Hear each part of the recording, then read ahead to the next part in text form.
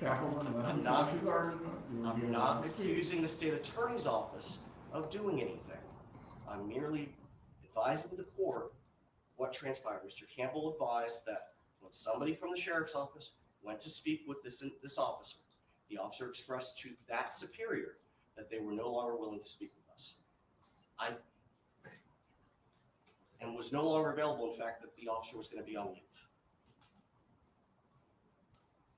Well, we can bring in under Sheriff Google, however, at this point in time, this does not invoke the court to need to go through an inquiry.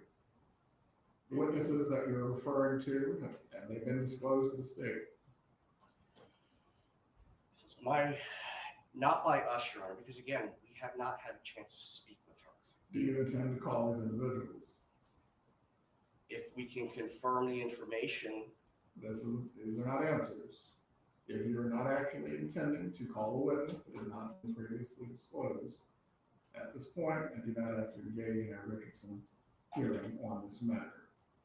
But as far as witnesses that you may be investigating or you may speculate have relevant testimony, until you disclose them, until you actually intend to call them, there's really not much I can do with this. If you wish for me to hear from the sheriff, I will. But as far as perfecting a subpoena and speaking to these people who are either not under subpoena or not listed witnesses, there's not very much I can do. Judge, it is the defense position that between 12:30 and when we got to the jail shortly before 5, somebody from the sheriff's office spoke with this officer and convinced her that it was not in her interest to cooperate with the defense. We are asking for the court's assistance because the rules. To do what exactly? So that we can at least speak with her to find out if she has anything that's admissible. The court has jurisdictional authority limits. For someone who is not under a subpoena, I just can't compel them to come here, go there, or do certain things. There is no subpoena for this individual. If they choose not to speak with you, so be it. But please bring in the undersheriff. He can speak to these matters that you've raised. Thank you, Your Honor.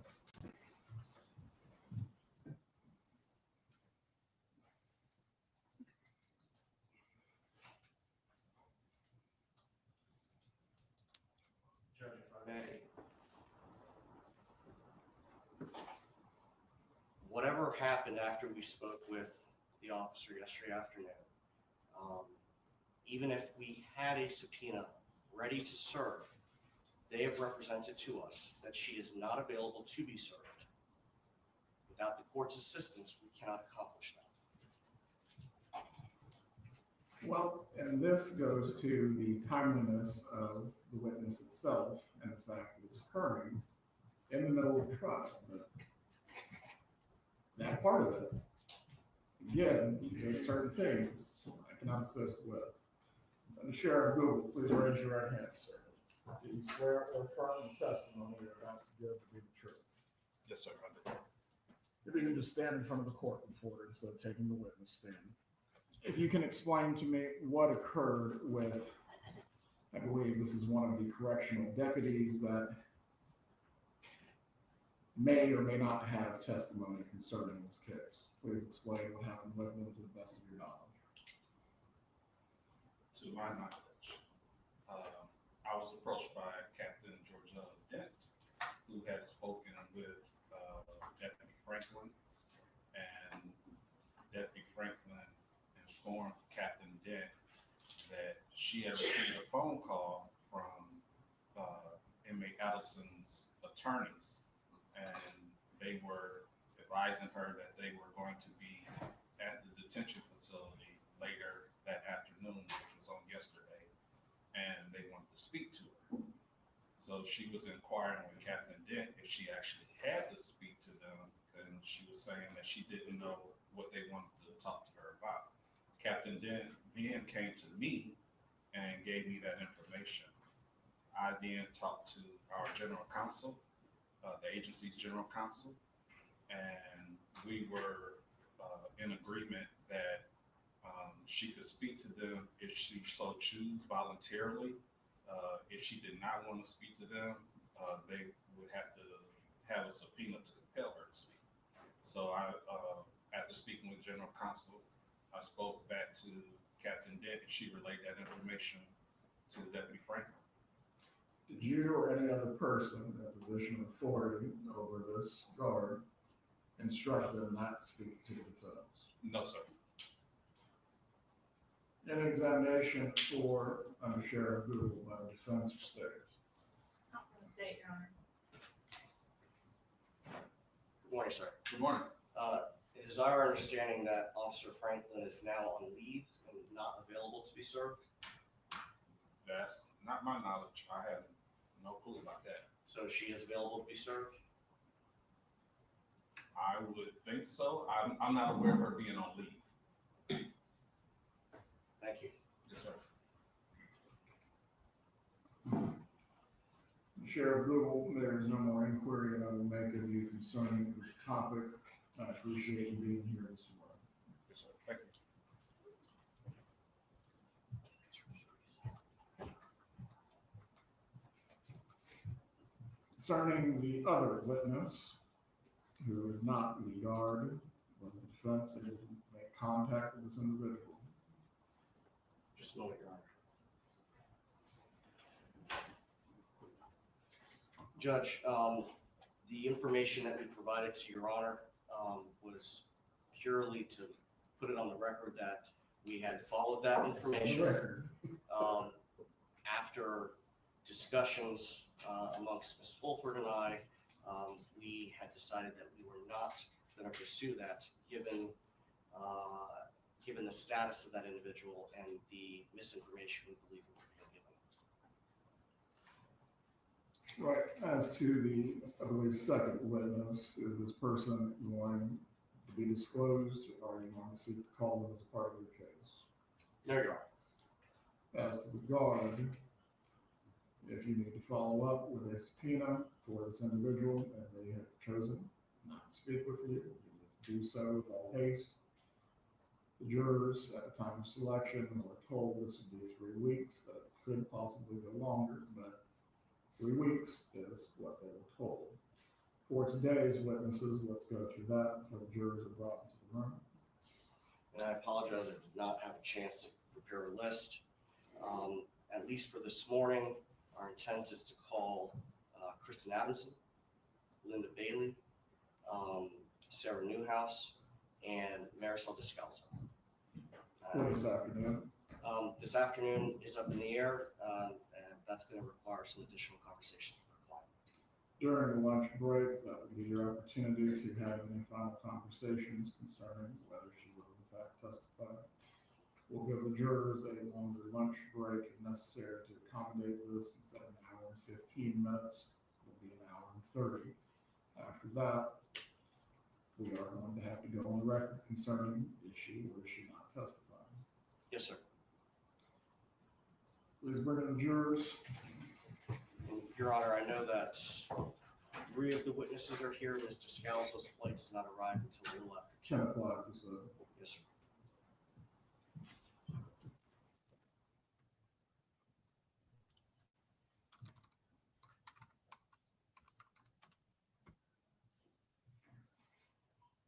Oh, Ms. Koppelman, I neglected to give you an opportunity to speak. If you actually wanted to be heard, please do so now.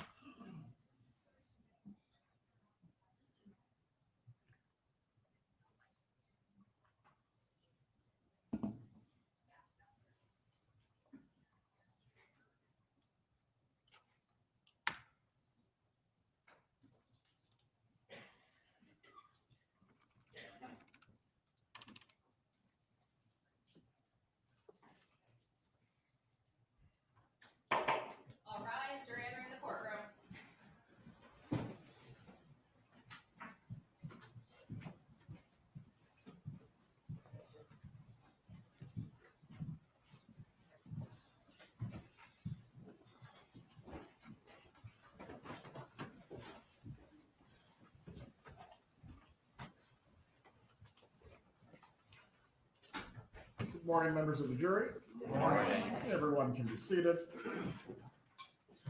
We are going to continue today with the defense's case in chief. Mr. Zellman, you may call your next witness.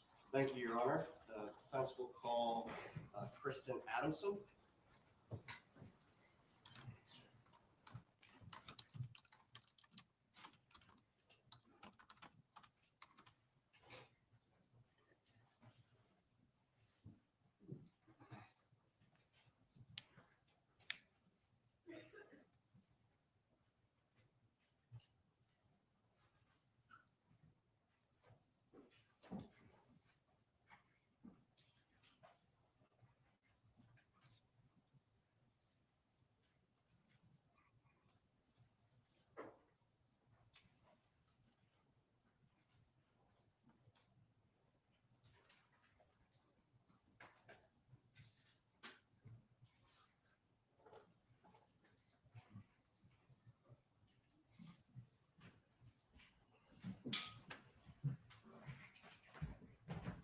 Please raise your right hand.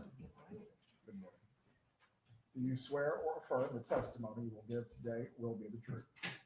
You may take your seat. You may examine when you're ready. Thank you, Your Honor. Good morning. Good morning. Can you please introduce yourself to the jury? I'm Kristen Adamson. And Ms. Adelson, how are you employed? I'm a lawyer. What type of law do you practice?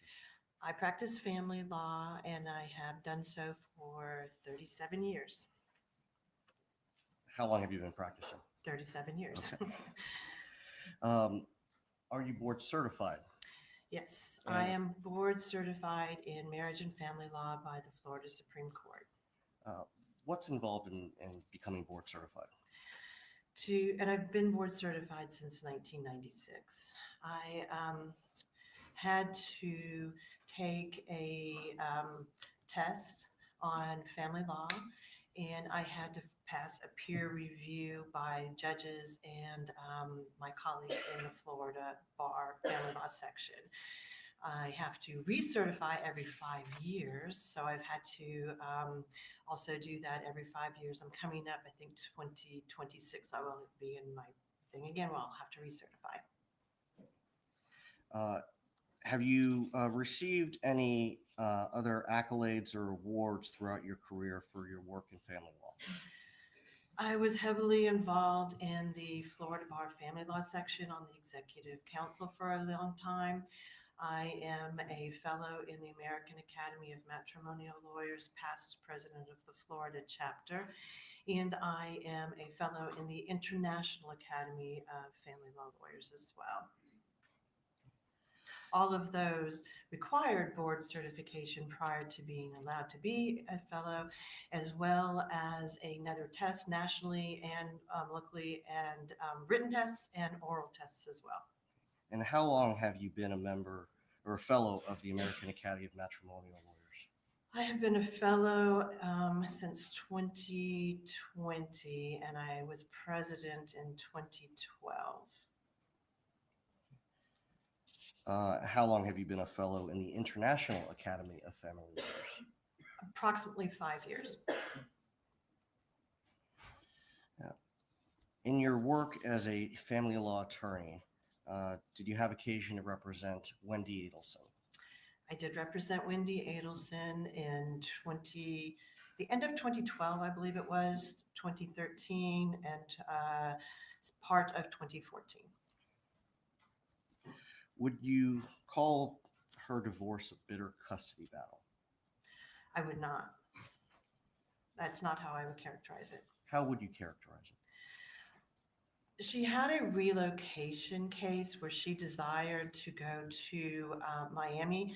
All relocation cases are a little bit more difficult than just regular custody cases because we almost always have to have a court determination on a relocation case because unlike almost all other family law cases, relocation is a win-lose thing. Almost everything else in family law is sort of a split the baby. Relocation is not. So we did have to go to court on that, and that going to court always is a little bit harder, but in general, this was more or less after that a run-of-the-mill kind of parenting issue kind of case. Is it unusual to seek, in your practice, has it been unusual to seek relocation? No, not at all. I have two right now. Now, speaking to Tallahassee, why is it not unusual? Why is it not unusual? Yes. It's not unusual because it depends on why someone is here in Tallahassee. Tallahassee has a lot of students with the university. They may graduate with a degree, have children, expect to be able to move somewhere else after they graduate. One person wants to leave, the other person doesn't want to leave. The two cases I have right now, that are not here in front of this court, so they're actually, one of them settled. But one of them, the mother received a potential job offer in North Carolina. The father lived here. She wanted to move to North Carolina. All of his family was here. Her family was not. She wanted to move somewhere else, so that was one. And another one that I have right now is a person wants to move to Pensacola. My client wants to move to Pensacola because her family is there, and the father does not want to because his job is here. So it's almost always about moving to be close to your family when a marriage dissolves. I mean, that even happened with my sister when she divorced in Florida. She moved to Atlanta to being close to my parents. It's a very common thing for people to want to move to be near their parents, no matter how old they are. Now, do you have parents who attend client meetings?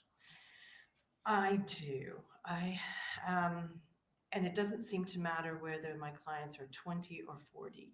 I have many cases where a mom or a dad or sister or somebody comes to almost every meeting I have, including mediations, and they're heavily involved in the divorce of their sibling or their child, regardless of age. It's just something, families tend to be enmeshed in their other families' divorces. They do.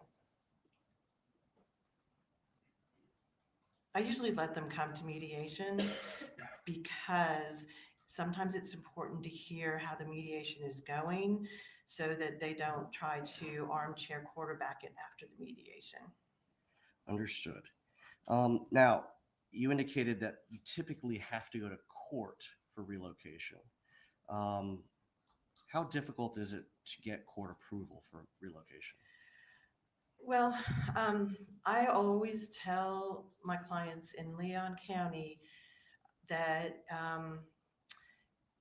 even though, according to the statute, there's no presumption that someone should be able to leave or not leave, I do think that there's a presumption against relocation. And I always tell my clients that it's a very hard thing to obtain a relocation. That you have to have kind of special circumstances, and there's a whole laundry list of statutory criteria that you have to meet to try to be able to relocate. And so we sit down and we go through the statutory criteria and determine whether or not you'll be able to do it. Most of the time, I tell them it's a 50-50 shot at best. Sometimes a little bit more, sometimes less. Did you have that conversation with Wendy Adelson while you were representing her? I did. Okay. And did you advise her of that same information? I did. Basically, I told her that if this is something that was important to her, this was her one shot at it. If you get divorced and then try to relocate afterwards, you're probably not going to win unless something really substantial comes up and changes it. So if she wanted to try to be able to relocate, this was her shot at it at best. So in other words, is it not that it's easy, but is it easier to try to obtain relocation in the initial proceeding or in a modification? In an initial proceeding. Now, the standard for a modification, what is that? Standard for a modification is a substantial change in circumstance. And at the time, that I had Wendy's case, there was also another component which no longer exists. But at the time that I had Wendy's case, you had to prove there was a substantial change in circumstances, that it was in the best interest of the child for a modification, and that it was detrimental to the child not to modify. The detriment part does no longer exist. Now you have to just prove been a substantial change in circumstance and that it's in the best interest of the children. But at that point, you would have had to prove that it was detrimental in some way to the children to modify. Is that why you advised Miss Wendy Adelson, if she wanted to try relocation, she should do it at the front end? Yes. Proving detriment is hard to describe to clients because they don't understand how substantial that really has to be. It has to be very substantial. Children are failing in school. Children are potentially being neglected or abused, or there's alcohol or drug or mental illness. Have you ever been successful in convincing a judge to grant relocation? I personally have only won one case in 37 years for relocation. So would you say it's difficult? I think it's difficult. Now, even though you've only gotten court approval for one with a client, have you been able to successfully negotiate for relocation in other cases? I have been able to negotiate relocation in other cases, sometimes through help of mental health professionals who will interview the parties and the children and make recommendations. Sometimes we'll have a guardian ad litem appointed to make a recommendation. We'll have a parenting evaluation or something like that that makes a recommendation. And if you have those things behind you, then it does help, because most people don't want to go to a judge if you have a mental health professional that says, oh yeah, relocation would be great. So we have been able to do it in that way. I also have been able to have relocations when you have an older child who really wants to relocate and the other parent doesn't object. Or sometimes you have, like in my sister's case, which I actually shouldn't have, but I did represent my sister. She moved to Atlanta, and then her husband was able to obtain a job in Atlanta and move up there to her former husband. So we negotiated all those things. And I think you said you explained all of this to Wendy. I did. Was she aware that the chances of success were low? Yes. I mean, I told her that this was her shot. I thought she had some good reasons. I would never have someone file a relocation if I didn't think they had a shot at it. So I think she did have a shot at it for many reasons. But including the fact that her parents were down there, that Professor Markel had a very flexible job. He had family in South Florida. These were very little children at the time. We did not have the presumption of 50-50 parenting, and she had done most of the parenting. There were lots of reasons I felt like she had a really pretty good shot at it. But I did tell her it's not going to be easy. Okay. Now, let's talk about family law rules of procedure generally. Do the rules require the exchange of certain materials in dissolution proceedings? Yes. And what are those? We have mandatory disclosure in divorce and modification proceedings, including custody and just regular divorce.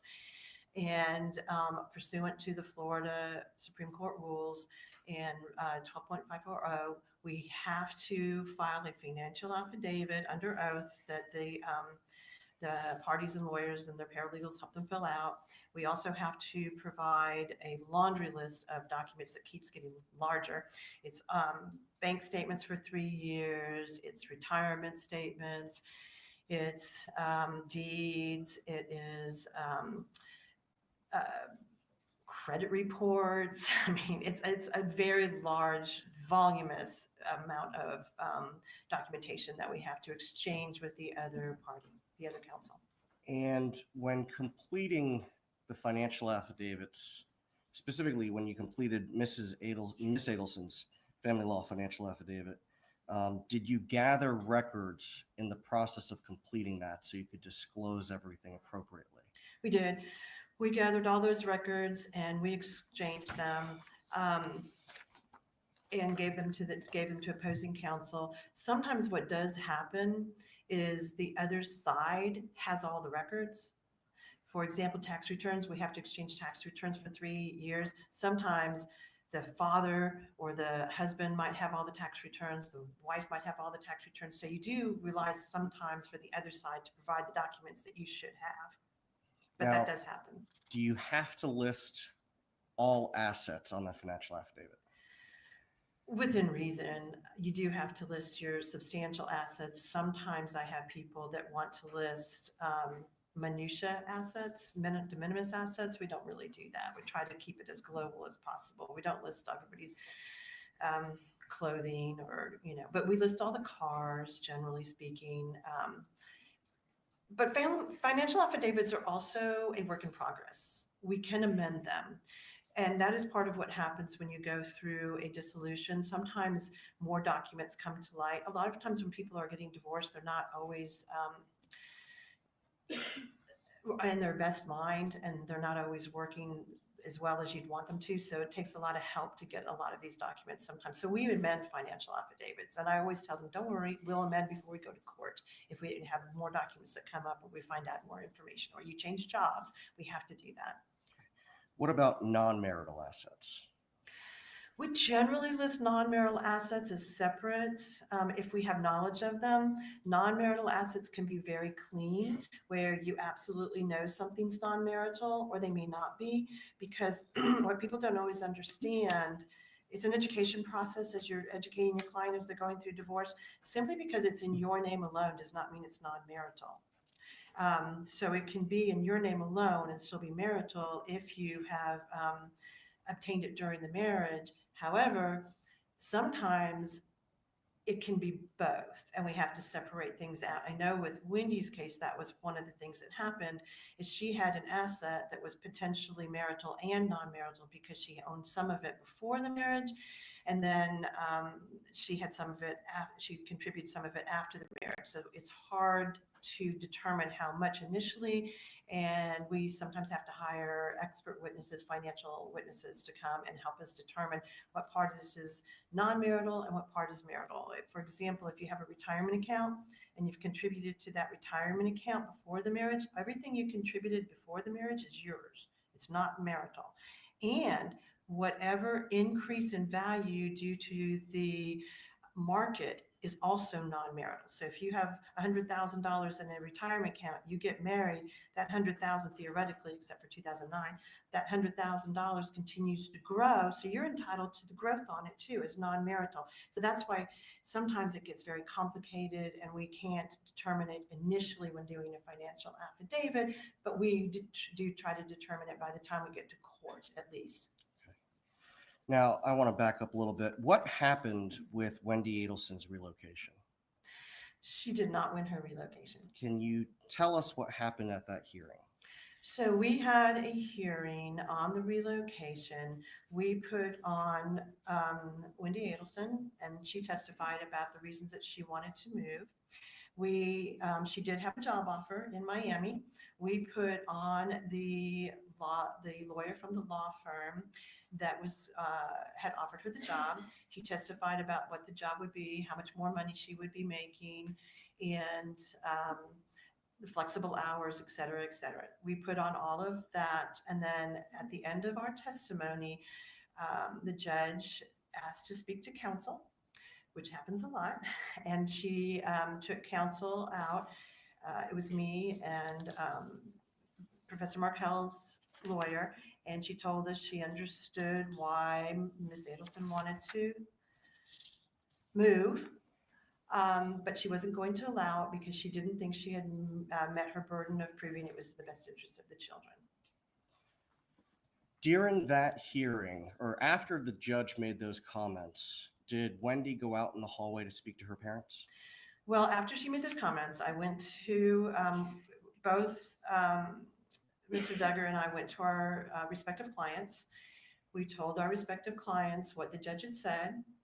And basically, if the judge had already determined this without hearing from Professor Markel, we didn't really have a chance of winning this at all because she'd already heard the best case of our case. So I talked to Wendy about that, and then Wendy's parents were there, and I actually spoke to Wendy and her parents, and then she went and spoke to her parents again, I think, if I can remember. It was a long time ago, but I think she spoke to her parents outside of my presence as well. Did Wendy ultimately stipulate to the withdrawal or the denial of that petition with prejudice? So what happened at that point was we went back into court. The judge denied Professor Markel's motion to dismiss because he had filed a motion to dismiss our pleading. She found our pleading to be sufficient, so she entered an order denying his motion to dismiss.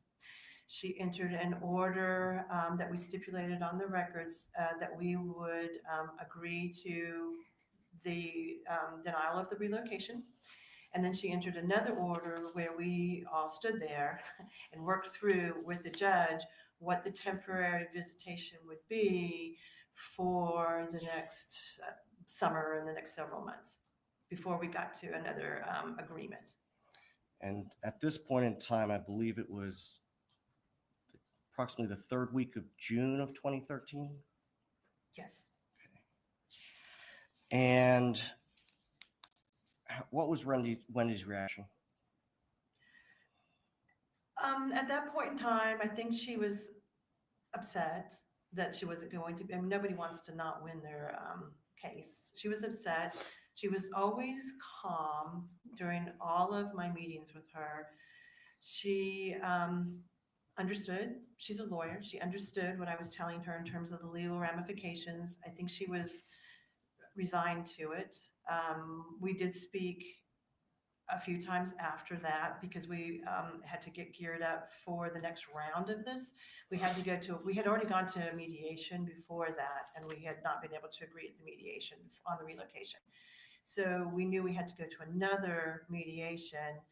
So I talked to her several times about the next mediation, which would be dealing with all the other parenting issues and the financial issues. So I did talk to her quite a bit after that, and she seemed resigned to it.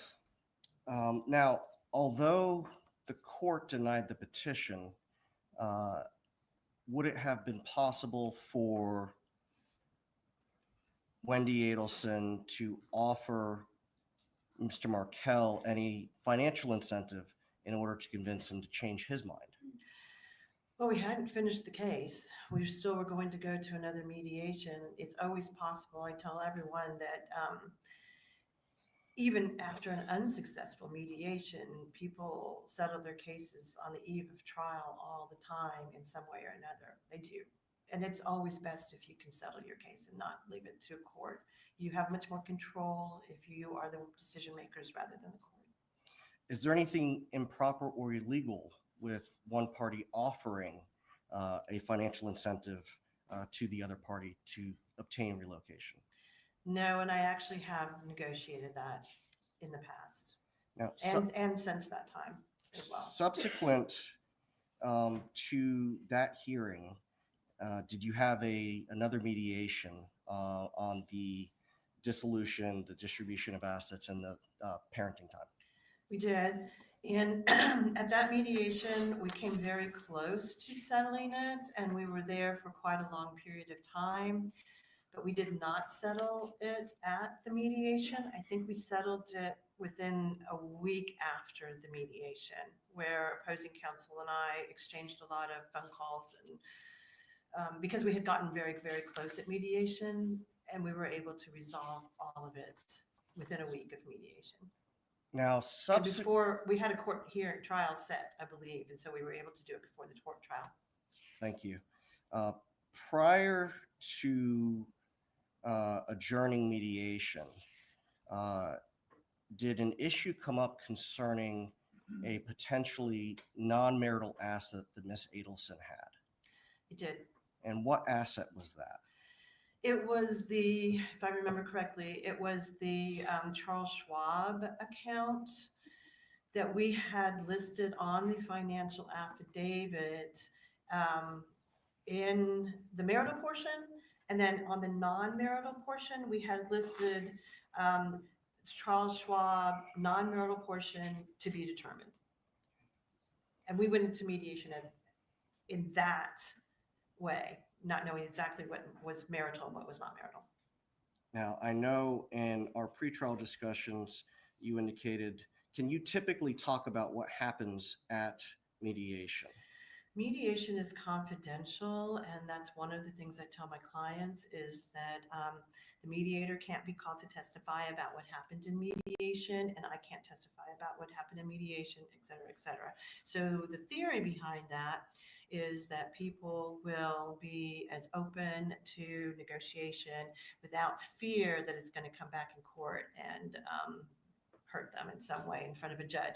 You can't talk about the settlement offers that were made. For example, in mediation, if they say, oh, but he offered to pay child support above and beyond child support, and then we don't reach an agreement, you can't come into court and say, but he made this offer. So it keeps everybody moving forward and not worrying about what the offers are.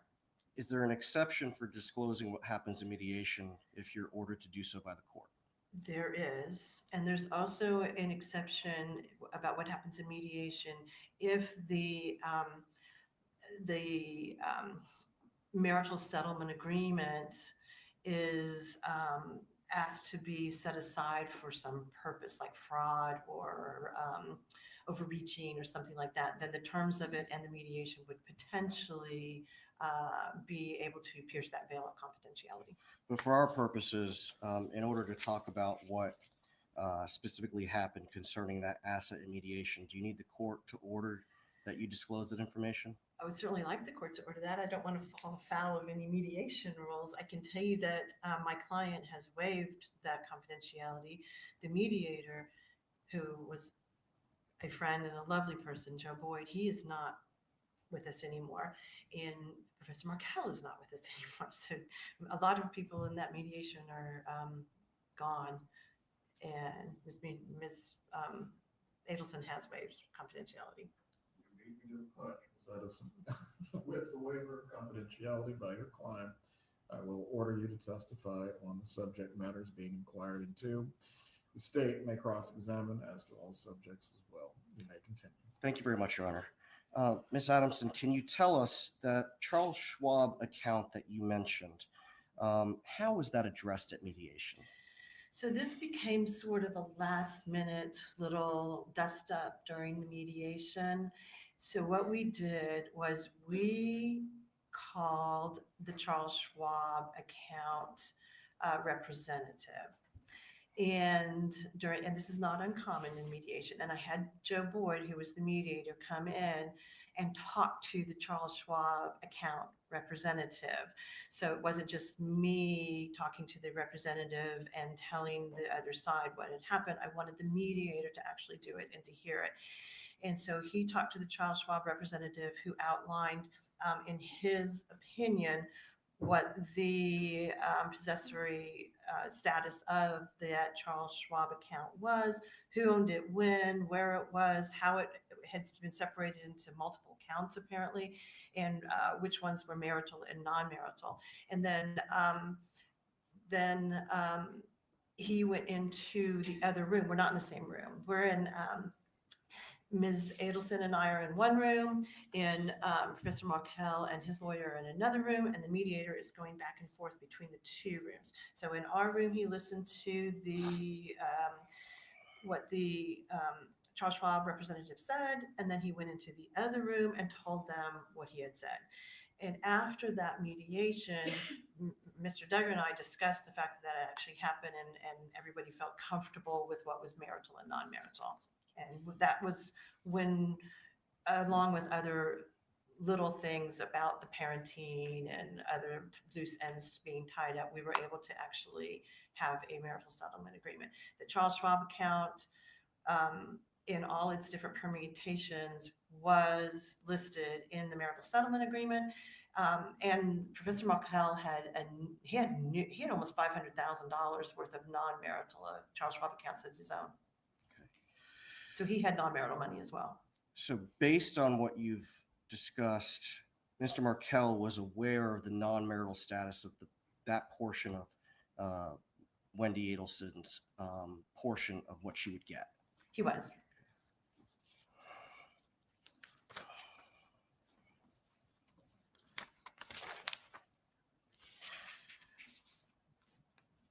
And as you said, shortly thereafter, that case settled.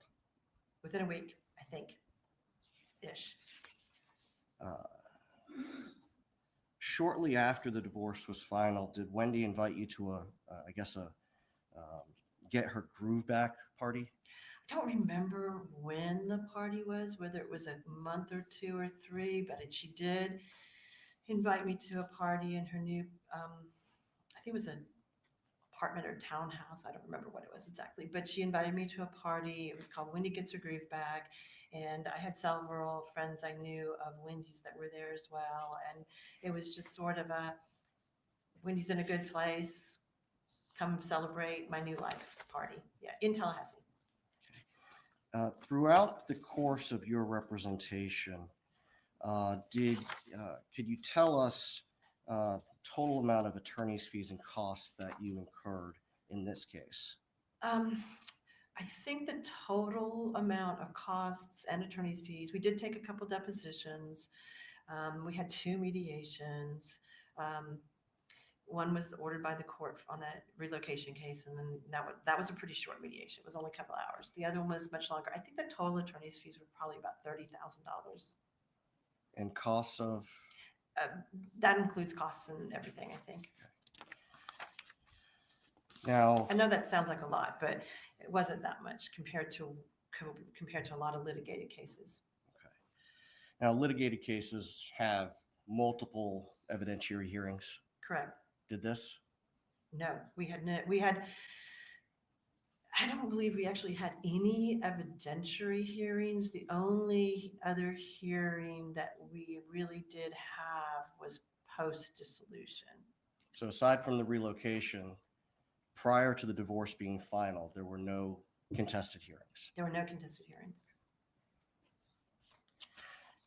Now, did the marital settlement agreement require that Mr. Markel pay Wendy and yourself certain sums? So according to the marital settlement agreement, Professor Markel kept the house. So he was supposed to pay Wendy for her part of the house. And all the other assets were divided equally so that he kept an equal amount, she kept an equal amount. He was supposed to pay, I think it was about $120,000 for his part of the house within 60 days. He had the money because he had more than $500,000 in non-marital assets, and he had also marital assets as well. He was supposed to pay me $10,000 in attorney's fees because he made a lot more money than Wendy did. And it's based upon, attorney's fees is based upon who has more resources, and he had considerably more resources than Wendy did. So that was part of the agreement. He was supposed to pay me $10,000. He was supposed to pay her $120,000, all within 60 days of the agreement, which was July, sometime 2013. July 31st. I think that's right. Did Mr. Markel pay the sums that he was obligated to pay under the settlement agreement? He was supposed to transfer, if I remember, from one of his Charles Schwab accounts to Wendy, the money. He gave her $50,000 of the $120 in a pretty timely basis, and then he just didn't pay the rest. And I don't like to file enforcement hearings on things like that because it takes a long time to get to court. It's not fun. It's just kind of, so I was pretty much once a week or once every other week asking opposing counsel if Professor Markel was going to pay. Did he pay? He did not. What did Wendy ask you to do to enforce that? At some point, I wrote a letter, I believe, to opposing counsel. So this was, first it's a bunch of emails and phone calls, and then it's a letter saying, please pay so we don't have to file an enforcement. A part of our marital settlement agreement, if we have to file an enforcement and we win, which we would have because he had to pay, then he would also have to pay additional attorney's fees for doing that. So then it just becomes more and more money that he's owes and he's not paying theoretically. So, and this was all on property issues. So unlike custody, we're not going to be able to, or child support, we can't put him in court or in jail. We're not going to be able to put him in jail or anything like that. We're only going to have to be able to go after his assets and things of that nature. It's a lot easier. People will just pay. So I finally filed a motion for enforcement saying he'd only paid $50,000. He owed the other money, and he owed me money, and I asked for a court hearing on all of that. Sounds like it was pretty straightforward motion that you filed. It was pretty straightforward. It was probably 4 or 5 paragraphs. Did that prompt Mr. Markel to pay? No, I did not. What happened? So then Mr. Markel hired a new lawyer. And his new lawyer filed a responsive pleading to that my motion, basically saying that he shouldn't have to pay because Ms. Adelson had breached the marital settlement agreement. How did he allege that she breached the settlement agreement? He filed multiple motions, but this first responses and motions, this first one, basically, if I remember correctly, was all about the money. And he said that he shouldn't have to pay because she had hidden the Charles Schwab money from him, and he used to have power of attorney, so he knew that she hid the money, which doesn't make sense because if he had power of attorney, he would know what the money was. So it didn't make sense to me. But anyway, that she had hidden that money and that she hadn't told him about several other of her retirement accounts, and therefore the marital settlement agreement was breached and he shouldn't have to pay her the money. So he filed a response, but did he seek to have the settlement agreement itself voided or set aside? He did not. So, and that is what I told Wendy at the time, is that is not a proper defense for not paying the money. Professor Markel, it was pretty obvious that he had actually written this pleading himself, and the lawyer just signed off on it. It had footnotes, which is not something litigation lawyers would do. It was voluminous, and it was very personal about what was going on, and Wendy and how I don't think at this point he alleged that he might have alleged that she had committed fraud. But an appropriate pleading would have been for him to file a 12.540. I know it's kind of technical, but basically, if you think that an agreement is reached and it is not in good faith, or there's assets that were not provided, then you must file within a year for a 12.540 to have the whole agreement set aside. You can't just say one good breach is another. And I filed a pleading basically saying that his motion should be dismissed because it was inappropriate. And You filed a motion to strike as a sham pleading? I did. I filed a motion saying this was an inappropriate pleading and it should be dismissed because it wasn't the correct way to go about doing what he wanted to do. And so I then tried to set hearings on those motions so that we could move this forward and everybody could get paid. In the process of doing this with his responses, did he file subsequently a pleading that further alleged fraud on Wendy's part? I think he filed at least 1 or 2 more pleadings that did that. And before we get to the final one, that you advised Miss Adelson along the way of what you just told us about the unlikelihood of his success. I did not think he was going to be successful in his response because it was an inappropriate pleading and it should have been dismissed, which I believe it would have been dismissed.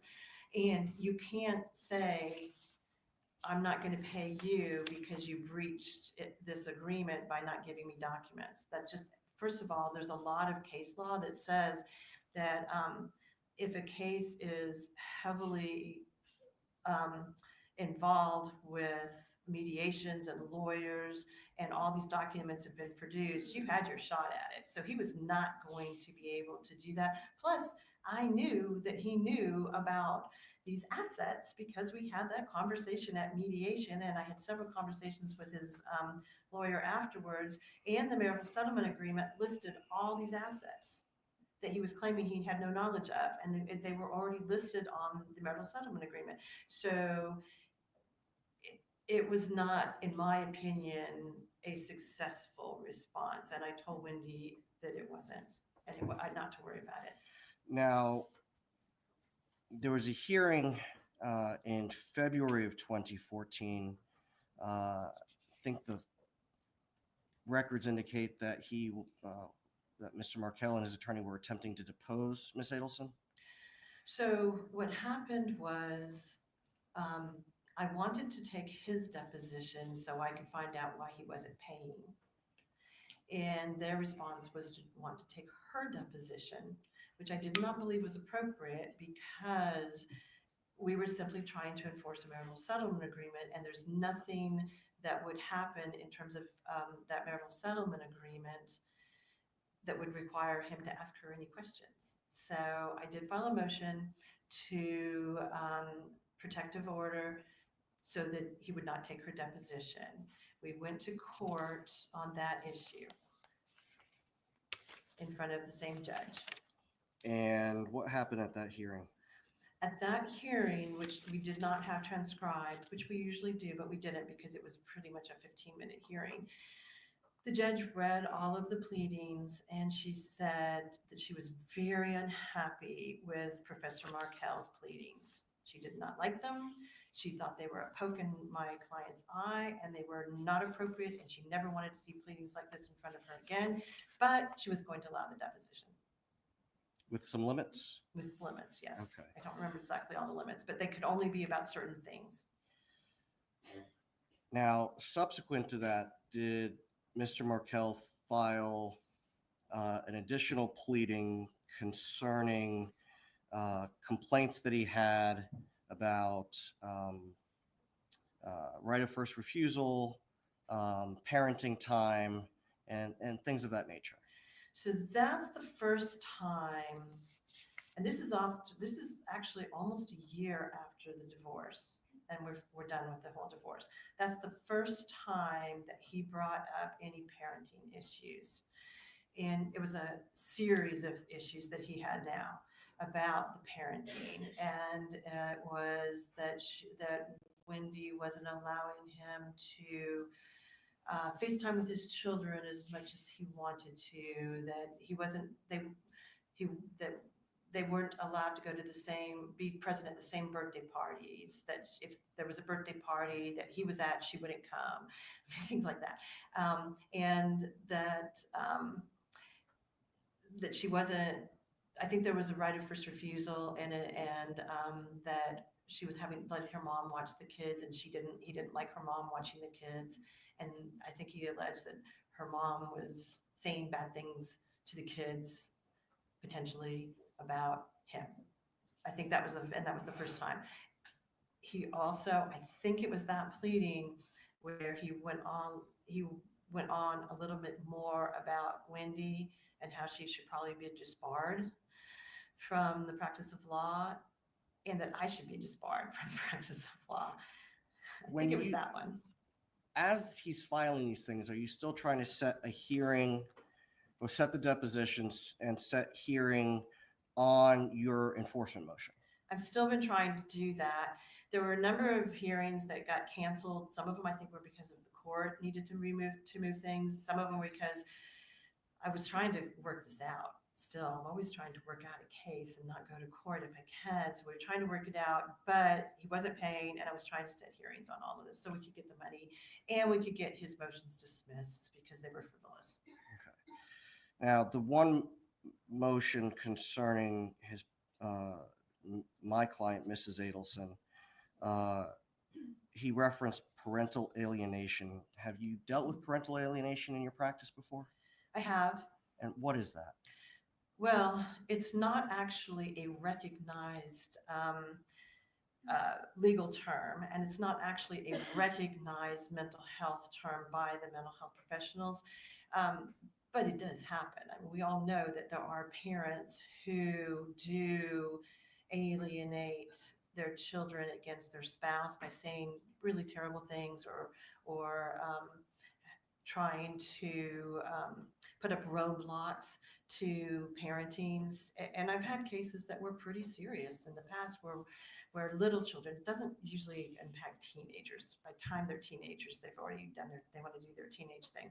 It really truly impacts not children this young either. It's usually like 7 to 9-year-olds that we deal with when we have parental alienation, where they've completely aligned with one parent inappropriately, and not because the other parent is doing something like abusing them or something like that.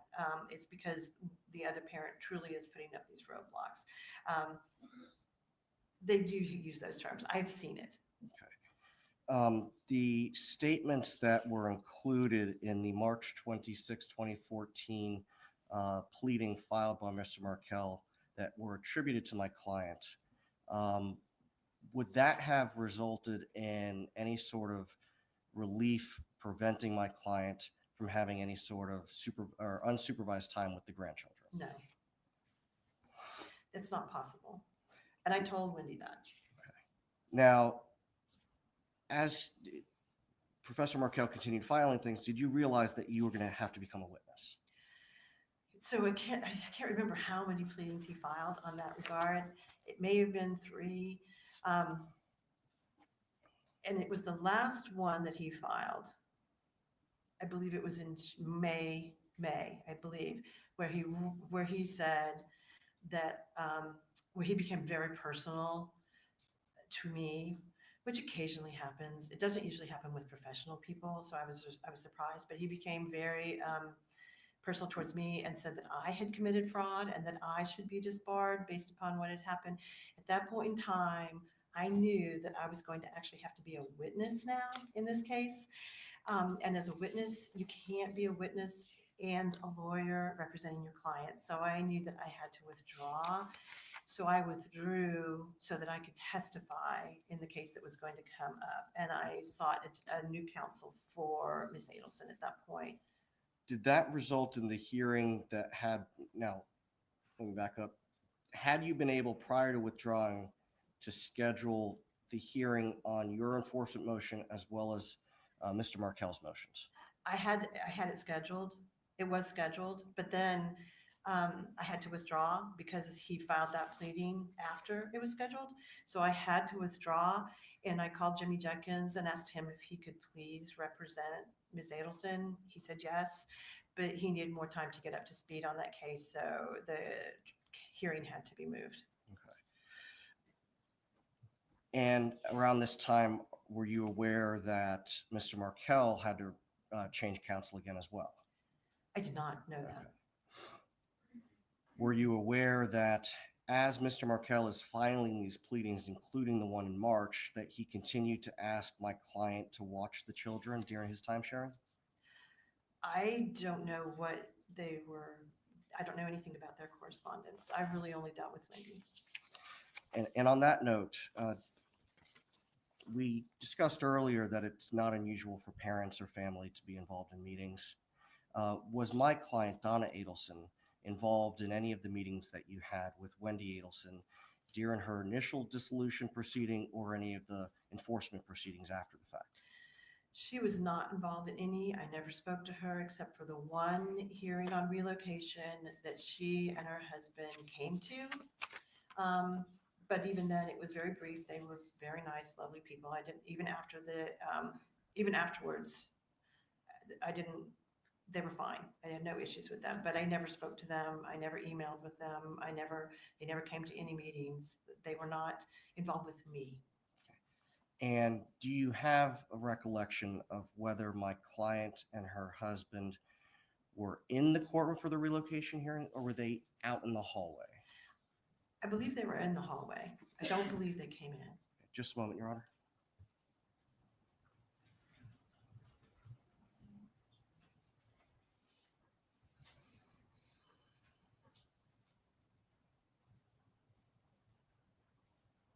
Nothing further this time? Cross-examination.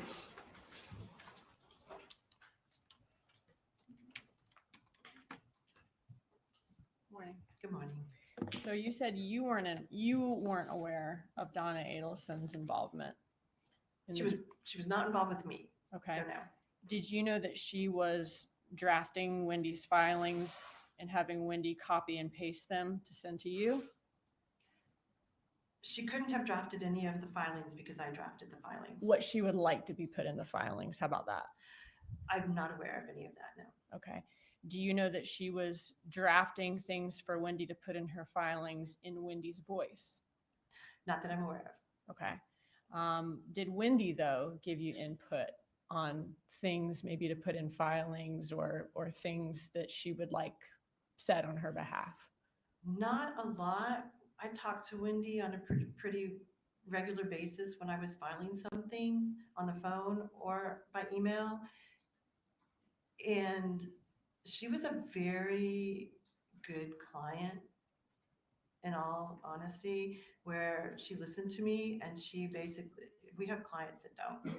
Now we have clients that give you chat GPT and want you to do chat GPT pleadings, so there's that. She wasn't that client. She would say something like, well, and my pleadings were very short. I mean, my pleadings were very, very short. They were to the point and like, no, dismiss this, that's not true. There wasn't a lot more going on in most of them. So you wouldn't have knowledge of Wendy sending pleadings to her mom and saying, let's edit this? No, because I wouldn't have edited it based on that anyway. Okay. I mean, maybe they did, but I didn't do it. All right. And I never heard about it. Okay. So this would have been between Donna and Wendy. If that happened, yeah. You mentioned that, of course, she had a shot with relocation, but given the situation in this case being that the kids were raised in Tallahassee, the parents' jobs with FSU, you were not personally surprised when the relocation was denied. I'm never surprised when a relocation is denied. Because it's hard to prove detriment at that Well, time. I'm always hopeful, Right. And I thought she had a good shot or I wouldn't have let her do it. I mean, I'm not going to file a frivolous motion, and I thought she had a good shot for a number of reasons. Regardless, though, of what you think, do you ever have clients or family members of clients who have unrealistic expectations of what the courts will allow or what you can do for them? Yes, Okay. Even given your best guidance? yes. Okay. That's not an uncommon thing. No, that's why parents are often involved in these cases and come to talk to me about what they think I should be doing. Yes, I get that a lot. Right. And at that relocation hearing, were Donna and Harvey Adelson possible witnesses? I've been trying to think about that. I think that that's probably why I had them sit outside, is because they Right. could potentially be witnesses in invoking the rule. However, I think we had come to either the close of our case. But you wouldn't know that until Right. you were done calling witnesses. Correct. So and- that's right. Yeah. Okay. So that's why they were in the hallway. That's why most they're in the likely. hallway. Yeah. Okay. Not because they didn't care or they weren't involved. Oh no, they were very nice. I mean, I met them. They were there when I got there in the morning. They introduced themselves. They were very nice. We did our thing. Came back and told them afterwards. Nobody yelled or screamed or cried or did any carrying on, which sometimes happens. So no, it was all very appropriate. Okay. Do you sometimes have clients or family members of clients who take the news harder than you do when they lose something in court? I don't like to lose either. So there's that. I don't like it. That's why I don't like to go to court if I think I'm going to lose. That's why I want to settle things. But sometimes they take it really hard, especially family if they're not there. They do. Okay. And you said Wendy was upset when she was denied the relocation, but she was calm. Oh, let me also ask you this. Wendy Adelson stipulated to the denial of the relocation after you found out behind the scenes from the judge that it was going to be denied. Correct. Okay. And she was upset about it, but calm. Yes. She's not screaming. No. No. Okay. And I have people do that. I mean, I've had to have my own clients taken by the bailiff out. I'm sure court. you've seen it all. And how did Donna Adelson feel about not winning the relocation? I don't know how she felt. I can only tell you that I came out, I talked to Wendy, and then briefly, as far as I remember, because I mean, it was 13 years ago, I think I talked to all of them and kind of told them what happened and what was going on. And, I didn't agree with the judge, but this is the judge and they get to make the decisions. And I think that Wendy went and talked to her parents without me and then came back and said, okay, we're good. We can go into court and we can stipulate, Okay. which is what I had suggested. So if there are emails of Donna Adelson being upset about and very disappointed and about it being denied or unhappy with your representation for some reason, that's not something she's telling you to your face. No. Okay. You talked about Dan Markel not paying what he was supposed to pay according to the settlement agreement. In Dan Markel's court filings, did he give, and I know you don't agree with those reasons, but did he give his reasons for not paying? He gave his reasons. Okay. Yes. And that included the fact of that he was accusing Wendy of noncompliance. That's true. Okay. Eventually, did you seek to have Dan Markel held in contempt of court? I did. It was part of my motion was to have him held in contempt of court and enforce it. That's not the kind of contempt where I can throw him in jail. Yeah, what does that mean, contempt of court? Can you explain that? So in a child support hearing or an alimony support hearing, if someone doesn't pay their child support or their alimony, we can have someone held in contempt of court and put in jail if we can prove they had the ability to pay, but they're just not paying. And then the court can put them in jail until they pay the amount they're supposed to pay, okay, because they have it. If it's a property issue, we can't really have them held in contempt of court because it's a property issue. And that was part of why Dan's pleadings didn't make a lot of sense, because he was mixing up property and child issues, and you can't do that. It's strictly property or it's kid issues. In a property issue, it would be a multi-step thing to have him held in contempt of court. He would basically, the judge would have to find that he was not paying, he's willfully not paying. And then, could I ask you a different question? Okay. I'm sorry. but even in a property situation, the court could put him in jail ultimately, but it would be multiple steps I would have to go through. It wouldn't be just one step. It would be difficult. What ultimately is the consequence of that is my question. So ultimately, the ultimate consequences, we would probably get a final judgment against him for the amount that was owed. Like a lien. And a lien against, and we would get a lien against the house, and and I have to do this often, I would send them to a debt collector attorney who would then have to file another suit to be able to collect that money, and then they would probably be able to go into his assets and get the assets. So it's a multiple stage process, which is why I just wanted him to pay the money and not make me do this. So if it was successful, probably a lien. Worst case scenario, he could go to jail. And then him being an attorney, though, could he lose his bar license possibly if he's held in contempt of court, or at least be in trouble with the bar? He could. I've had lawyers held in contempt of court over these issues before. I haven't had one lose their license yet. Okay. But they could. It is a possibility. Did you inform Wendy Adelson that you were seeking to have him held in contempt? Yeah, I'm pretty sure I probably did, because it's kind of a generalized form. It's a motion for contempt and enforcement. Okay. And then at some point, did he allege that Wendy Adelson should be held in contempt? I don't know of contempt. I can't remember if he actually said she should be held in contempt legally the way that I was using it. I think his pleadings were much more, Wendy should be disbarred. Okay. I mean, that's what he specifically said. Right. That she was committing fraud and she should be disbarred. Would you describe this divorce as contentious? I wouldn't describe the divorce as particularly contentious at all compared to most of the divorces I had. I mean, we settled it. I don't settle a lot of my cases where we actually go to week-long trials over things of that nature. I think it was like any divorce where there were ups and downs of moments where it was contentious and not fun. But for the most part, we kind of settled it. We settled it after mediation and it wasn't a problem. I do think that this whole issue of the enforcement got a little contentious. I really didn't understand it because he paid the first 50,000 fine. And then all of a sudden he decided not to pay the rest. And I didn't really get it and know why he was doing that, because the parenting stuff didn't come up for like several months afterwards. So none of what he was doing made sense. I think he just got upset with Wendy or something. I don't know what it was. Okay, thank you for that information.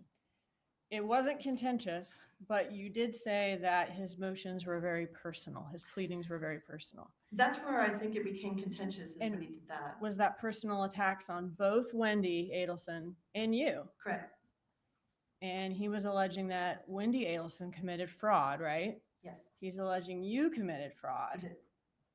It got so bad that you had to get off the case so that you could be a witness on Wendy Adelson's behalf, right? Correct. That's happened before, though. I mean, I've had that happen before.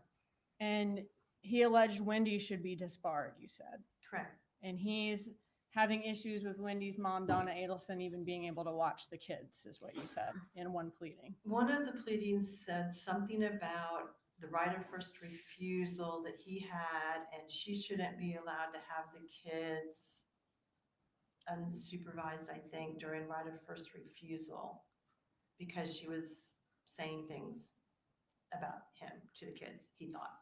And did the litigation between Dan Markel and Wendy Adelson continue even after you got off the case?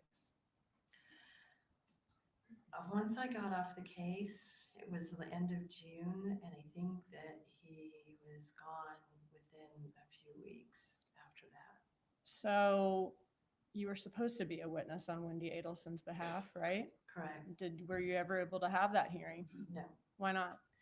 because I got a call from Jimmy Jenkins when I was in Tampa and something that he was dead. It was pretty shocking.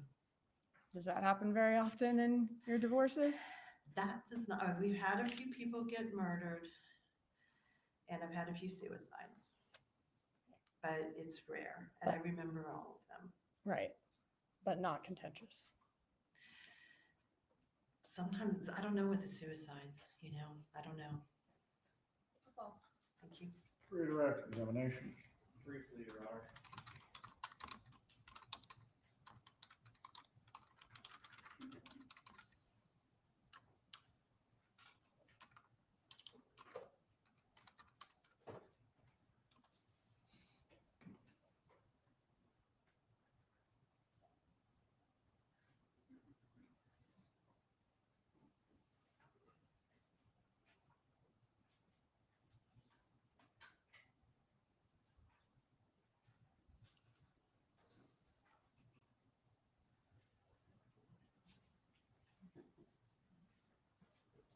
And first witness. You may. Ms. Adelson, I'm going to approach and show you, I'm sorry. States demonstrative A, I think it's exhibit 1, page 441 of the demonstrative. And then I'm holding 454, if you can hold that. Sure. Please. Okay. Is that the March 26, 2014 pleading that Mr. Markel filed? It appears to be. Can you turn to 454 that I had tabbed? Yes. Is that the prayer for relief for that motion? Yes. Can you direct your attention to the portion that reflects my client's, Donna Adelson's, time with the children? Does that reflect that Mr. Markel was asking that my client's unsupervised time with the children not interfere with his right of first refusal? I think you're talking about paragraph 6, where it says, enjoin the former wife from allowing the maternal grandmother to have unsupervised time with the children consistent with the right of first refusal. That was that right of first refusal. Yes. And to impose appropriate limitations to safeguard the children from being subjected to disparaging comments about their father.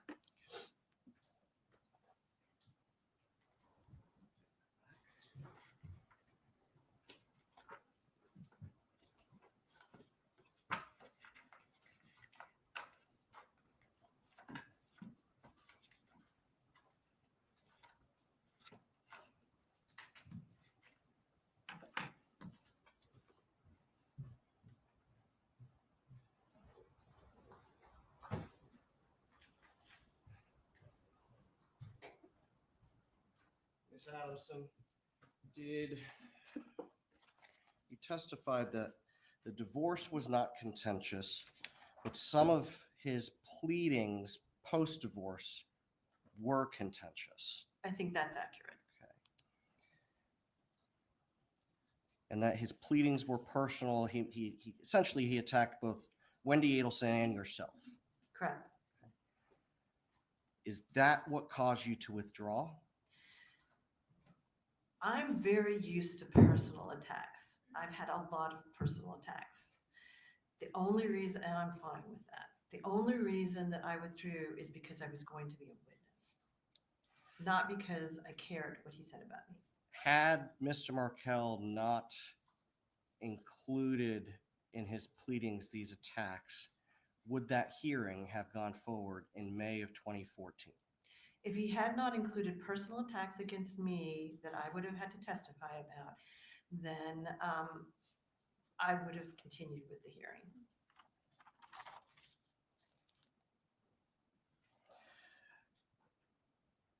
Now, after I want to go back to relocation. After the relocation hearing, my client Donna Adelson appeared to accept the court's ruling.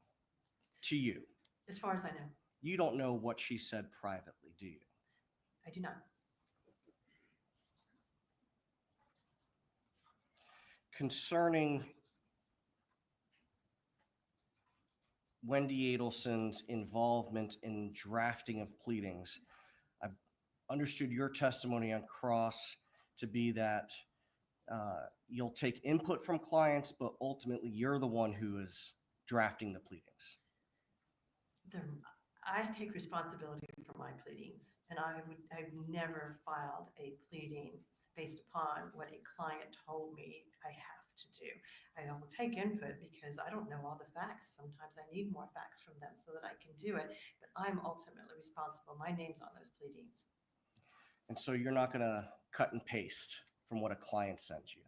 Well, sometimes if they send me really good facts, I'll sort of go, oh, these are good facts, and then I'll take the facts and I'll put them in, but not legal arguments or anything like that, no. So if you took facts that were provided to you by Wendy Adelson and put those in the factual statements or arguments concerning pleadings or memoranda, the law is still your own writing. The law is, and I don't really think Wendy, I don't remember that Wendy had much input into any of it, honestly. She wasn't that client. I have clients that are those clients, and she was not that client. I get a lot of chat GPT now, a lot, telling me what I should be filing. I don't think you're the only one there, ma'am. Had you not withdrawn to be a witness, the motion would have been heard in May of 2014. May or June, whenever it was set. I don't remember exactly when it was set. Okay. Whatever the docket says for whenever it was set, yeah. So if the docket reflects, I think it was May 15th of 2014, the hearing would have gone forward. Correct. The judge would have been able to make a decision on all the pending issues. I believe that's the case. Nothing further. Will this witness be recalled? Just a moment. We'll retain her, but she's free to go about her business. Thank you. You may step down. Please call your next witness.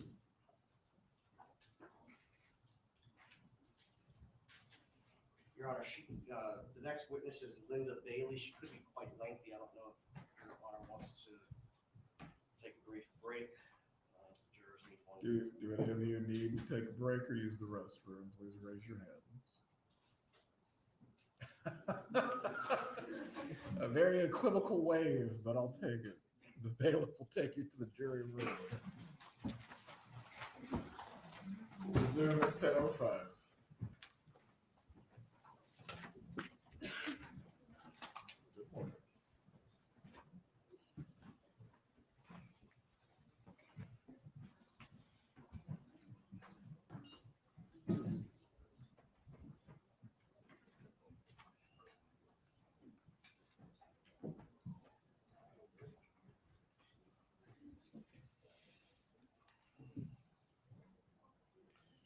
You can be seated. Does the witness have anything that she needs to set up? No, she's testifying based on her review of the file. She does have some notes with her if she can't remember something. That's fine. All right, please stretch your legs or use the restroom if you need to. We'll try to start again at 10:05. Thank you, Your Honor.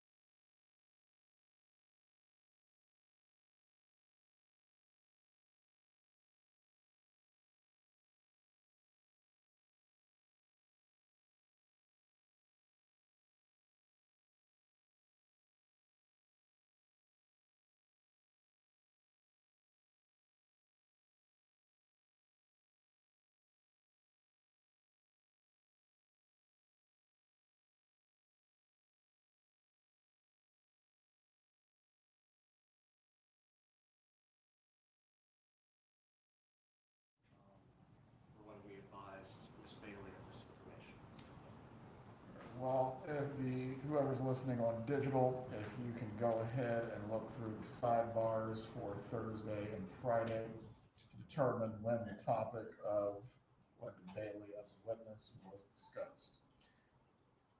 As I recall, I believe it was discussed that she would be permitted to be in the courtroom, whether or not there were any other matters that were discussed along with that. I cannot completely recall at this moment, but we'll review. At a minimum, Ms. Keppelman, exclusion is always the most extreme of remedies, and that is disfavored by the Supreme Court and the appellate courts. I don't know what remedy I could pursue, Judge. That was the only one that comes to mind. Well, And I'd like them to stop violating the rule of sequestration. That would be the remedy I would seek. as it related to the witness yesterday, I gave instruction concerning that. Concerning Ms. Bailey, we'll review the sidebar. At a minimum, you may question this witness concerning whether she has in fact tailored her testimony based on being in the courtroom. Judge, I'm familiar with this witness. I don't think she would do that, but as we know, the rules are in place for a reason. Oh, absolutely. Things can happen without us knowing they're happening consciously, so that's why we try to keep these witnesses isolated from each other. You can let the jurors know. I'm going to go to the court reporter's office to check the sidebar. From there, we will finish this matter and resume testimony.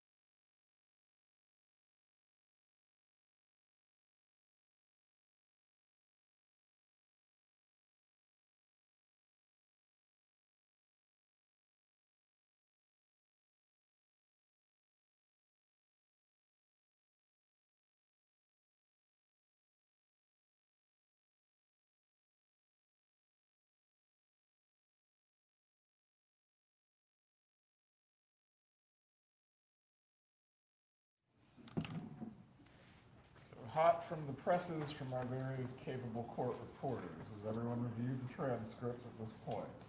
Yes, Your Honor. Yes, sir. Please make your argument. Judge, I mean, I think it's clear from the totality of this that I am agreeing for their experts to review the testimony of other experts, and that in reference to lay witnesses, experts are not going to listen to the testimony of lay witnesses. Mr. Zellman, Judge, on page 62, we specifically said Linda Bailey would like to be able to observe Kristen Adamson's testimony when she testifies. And then I addressed our forensic expert to share the transcript of Sergeant Corbett's testimony. Certainly, I see later where we're discussing as the lay witnesses, page 63, starting lines 11 through 14, as to the lay witnesses, so non-experts, other than Linda Bailey and Kelsey Y, to be able to observe witnesses. We were not asking for that. as to both the context and the discussion that's concerned an adverse expert listening or reviewing or listening to the testimony of the other expert. Ms. Adamson was called as a part of your case in chief. Ms. Bailey is being called in your case in chief. Ms. Adamson was not an expert. The state never agreed to what is being discussed now.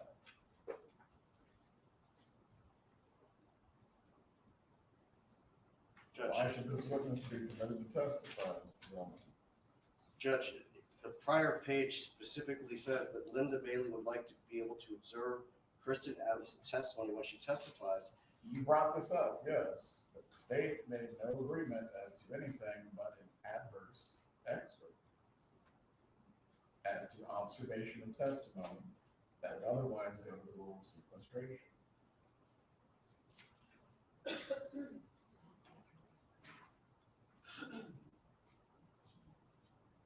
Judge, with respect to the context and the statements, we were obviously asking that. It's in black and white. I know what you asked. What happened though is the opposite of that. As to that, what is your argument now? Your Honor, exclusion of a witness is an extreme remedy, as you recognized previously. We took the court's, this conversation to authorize Ms. Bailey to be present during Kristen Adamson's testimony. And that is what we advised the witness when we spoke with her later in the week. But for this conversation, we would not have done that. This is the second time in this trial where a defense witness has been in the courtroom inappropriately in violation of the rule of sequestration. When this was addressed at sidebar, you brought up the topic, but the state only agreed as it related to your expert reviewing an adverse expert, their expert's testimony. That has not been the case today. Why have you not been more careful with this individual or even brought up this topic to make sure we did not end up in this point and place?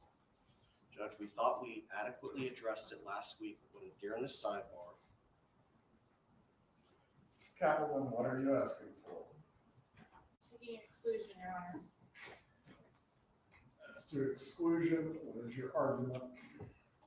That this is not the first time this has occurred, that this issue was addressed at sidebar, the ruling was clear, that witnesses, that our experts would be permitted to listen to, and only in that circumstance, and that particular exclusion, which we're all familiar with in the rules, the other side's experts. So I'm just a little miffed that here we are. I didn't ask for any exclusion the first time this happened, or really any remedy. But you did admonish the defense to not let it happen again, and now it's happened again. So, does the state get a fair trial too? Do we get a remedy when it's the second time that the rule's been violated? I think it's appropriate. So As to your point of the state getting a fair trial, Ms. Katherine, the court is bound by the rulings of the Supreme Court and the appellate courts. I don't get to make it up on the fly. Clearly, this has happened twice, but moving to exclusion, again, is the most extreme remedy.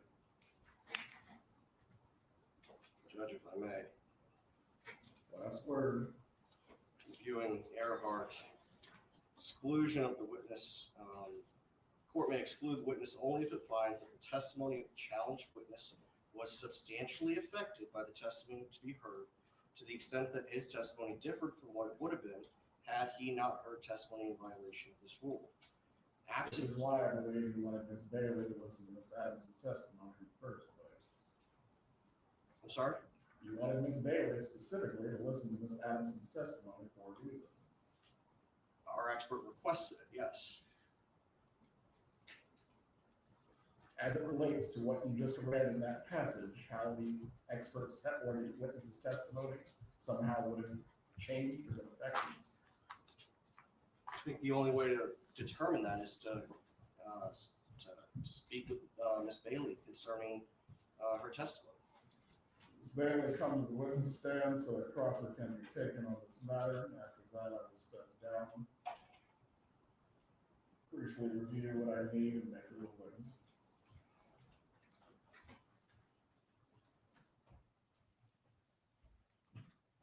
Please raise your right hand. Do you swear or affirm the testimony you're about to give will be the truth? I do. Please be seated.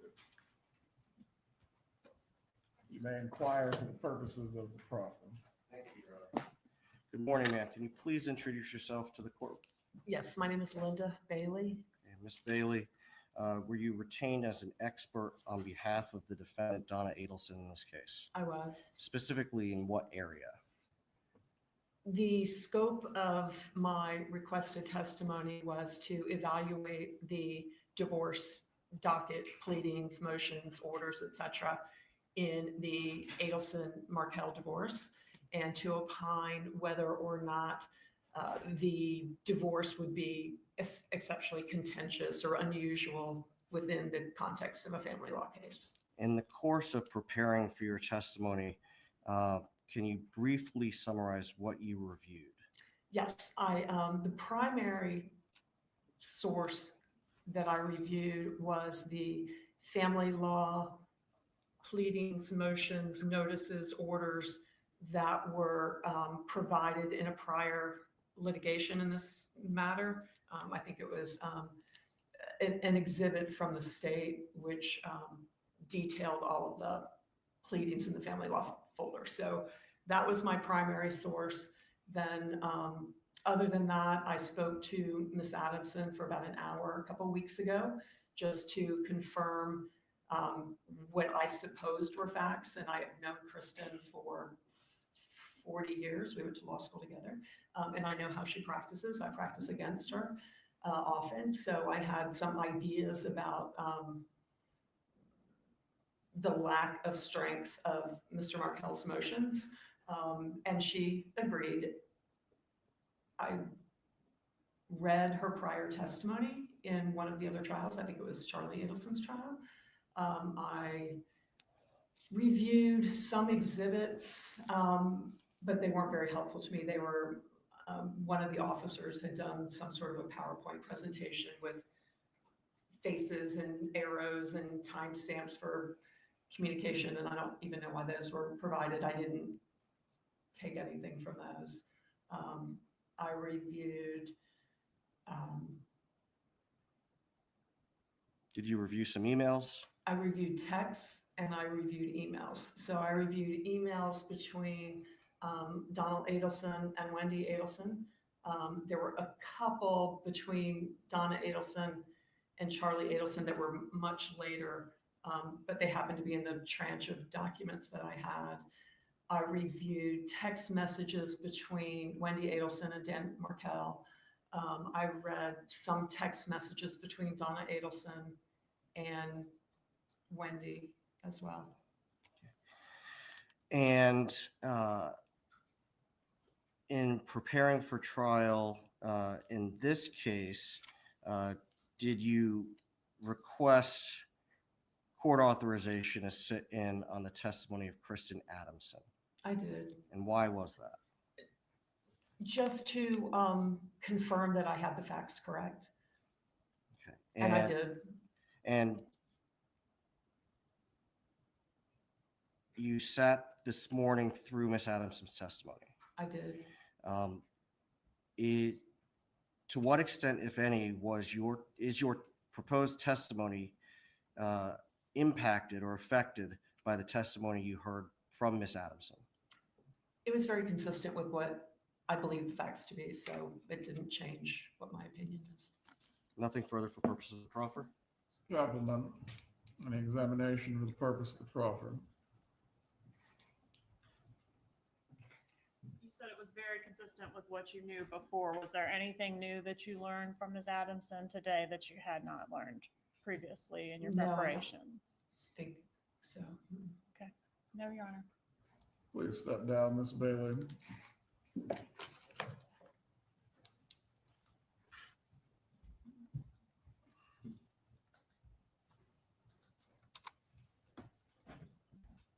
Return in a few minutes.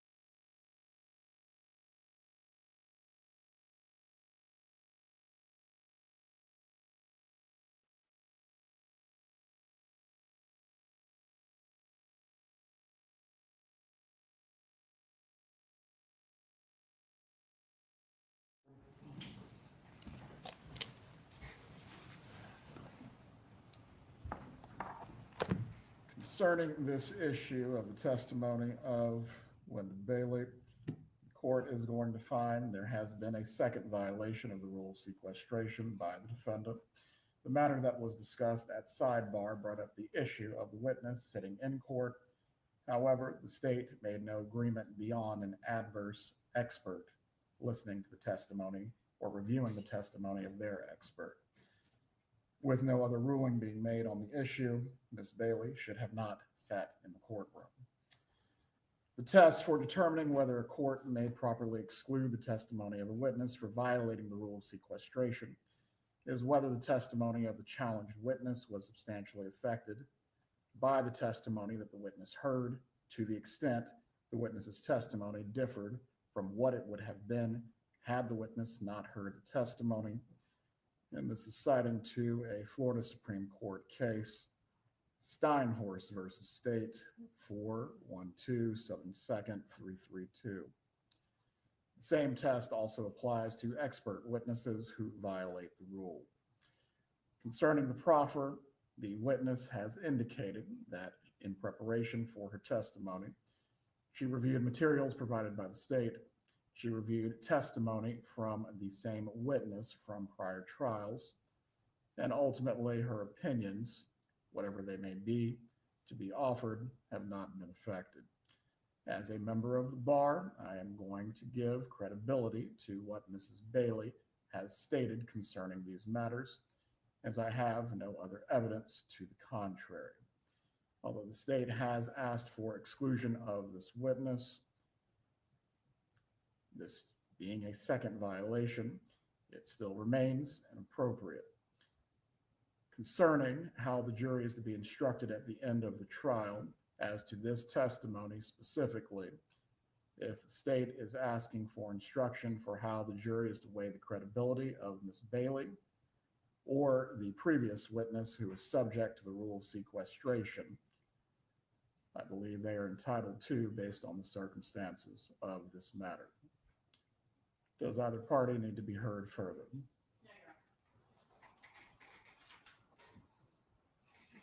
As long as the instruction that the court is going to give the state's going to specifically be asking for, ask the jury to determine whether the witness's testimony was impacted by what they observed. We can wrangle over the language at a later point. I have no objection as long as we can agree on the language. Please bring in the jurors. Ms. Bailey, please come to the witness stand.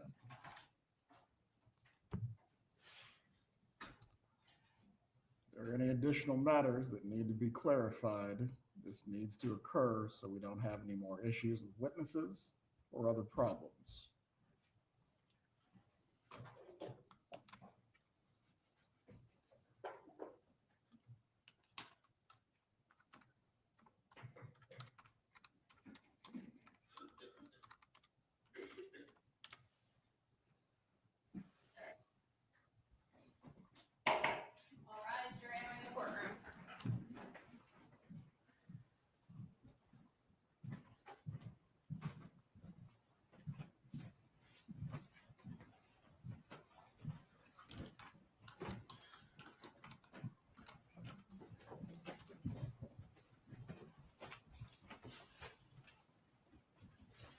Everyone can be seated.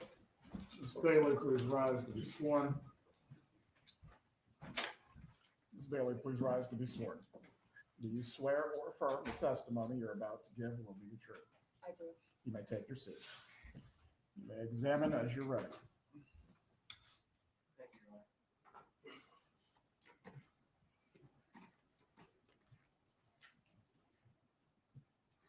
Good morning. Can you please introduce yourself to the jury? Yeah, my name is Linda Bailey, and I'm a family law attorney here in Tallahassee. Tell us briefly about your educational background. My post-high school educational background is I have a bachelor's in psychology from Florida State University in 1983. I worked for a couple of years and went back to law school in 1985 and graduated FSU Law in 1988 with honors. So math isn't my strong suit, but that's 37 years. 37 years. I went to school with Miss Adamson, so Okay. we've been practicing the same length of time. What type of law did you initially practice when you graduated? When I initially, during law school, and then after I graduated, I initially practiced criminal defense law. Then I brought in slowly a family law practice. And then in 1994, about 6 years into practice, I shifted my focus to solely family law and went on my own and opened my own practice. So since 1994, have you exclusively practiced family law? Yes. Can you tell the jury approximately how many family law cases you've handled since then? Oh, I tried to count those for this trial, and my best guess would be around 2,000. Do you have any certifications? Like Kristen, I am board certified in marital and family law. And what that requires is an application that's about 3/4 of an inch thick that details all of your trial practice, litigation practice, the type of cases you've handled, how many experts you've done direct exam with, cross-exam with, etc. Then once you provide your application, the bar does a peer review, and that includes sending very detailed questionnaires out to opposing counsels and judges in front of whom you practiced. And then based upon that peer review, they will invite you to take the exam. The exam is a 6-hour exam done in Tampa. And I think the year I took it, 41 people sat for it, and I think 9 passed. So it's a pretty rigorous process. Okay. Before we continue, the clerk had asked me to have you spell your name. Can you spell your last name, please? Yeah, Bailey. Thank you. How many board certified family law attorneys are there in the state of Florida? I believe there are about 274, according to the Florida Bar. And do you know what percentage of lawyers in Florida are board certified in marital and family law? I think less than 1%. What do you have to do to maintain your certification? Well, ordinarily, lawyers have to do a 30 hours of continuing education every 3 years. To maintain your board certification, you have to recertify every 5 years, and you have to do 75 hours of continuing education every 5 years. So there's an enhanced legal education, continuing education requirement. And then you also have to continue practicing in the area where you have a certain number of trials of a certain length of time that you also have to do within that 5-year recertification period. And you have to And they also send more peer reviews out every 5 years. So all of the other opposing counsels, other board certified lawyers in your community get a questionnaire, and they get to fill that out about their impression of working with you, and that goes back for your recertification. And judges also get that same peer review? They do. Do you have any other certifications? I'm a Supreme Court certified mediator, and that was probably the mid-aughts, 2006, 8. I can't remember exactly when that was. What's required to be a certified mediator? It's a 40-hour course. I went to Orlando Monday through Friday, and then after the course, you do co-mediations with other mediators, and then you have to do some supervised mediations, and then you're certified. They have the same recertification period, not as enhanced as a board certification, but you do have to take enhanced continuing education that might be a little bit different than you do for either your bar license or your board certification. Have you maintained your board certification since you were first certified in 2011? Yes, I have. Have you received any other recognitions during your career? Well, U.S. News and World Report puts out a Best Lawyers in America publication annually, and I've been recognized in that publication for many years. I'm not sure how many. They've also recognized my law firm as Best Law Firm in America, and recognized me as a woman in the law to watch. I also have been recognized as a super lawyer, which means the U.S. News and World Report bases their recognitions on peer review. And the enhancement at the super lawyer is it does peer review. It also looks at your practice, your certifications, your outside legal interests. Like, have you provided presentations? Have you taught? Have you done certain community service or pro bono work, that sort of thing? Have you taught? I have. I taught for several years. I'm going to estimate 5 years with the Legal Aid Thunderdome program. And that's really an incredible program where family law attorneys, now it's grown to do other disciplines. But at the time I was doing it, it was strictly to teach other lawyers who don't do family law how to do family law well enough to provide pro bono services, free services for people who can't afford lawyers. And my focus in that area of teaching was parenting plans, parenting schedules, relocation, those sorts of parenting related issues. Your Honor, we would tender the witness as an expert in family law proceedings. The state wished to voir dire the witness as to their training or experience. No, Your Honor. In objection to her ability to provide an opinion in the fields of marital family law. No, Your Honor. Members of the jury, the witness will be permitted to provide an opinion while she testifies in the areas of marital and family law. Thank you, Your Honor. In conjunction with your being retained as an expert in this case, can you tell the jury what materials you reviewed? Yes, my primary source was the divorce file between Wendy Adelson and Dan Markel. So everything from the petition that was initiated in September of 2012 by Wendy Adelson to the last document filed, which was, I believe, a suggestion of death. And did you review any other materials? I reviewed text messages that were provided to me. I believe they came through the state between Wendy Adelson and Dan Markel in the 2014 timeframe. I was provided, but didn't review thoroughly, text messages between Wendy Adelson and friends and other miscellaneous texts. There were some text messages between, I believe, her and her mother. But most of their communication, I think, was by email, and I reviewed the emails that I was provided between Wendy Adelson and Donna Adelson from maybe 2011 up through about 2017. I don't know if they were comprehensive because they were provided to me. Did you also speak with Ms. Adamson concerning her representation of Wendy Adelson? I did. I spoke to her for about an hour a couple of weeks ago to kind of confirm my impression of some of the motions that were filed. Now, can you indicated that you reviewed the court file. When was the dissolution of marriage action begun?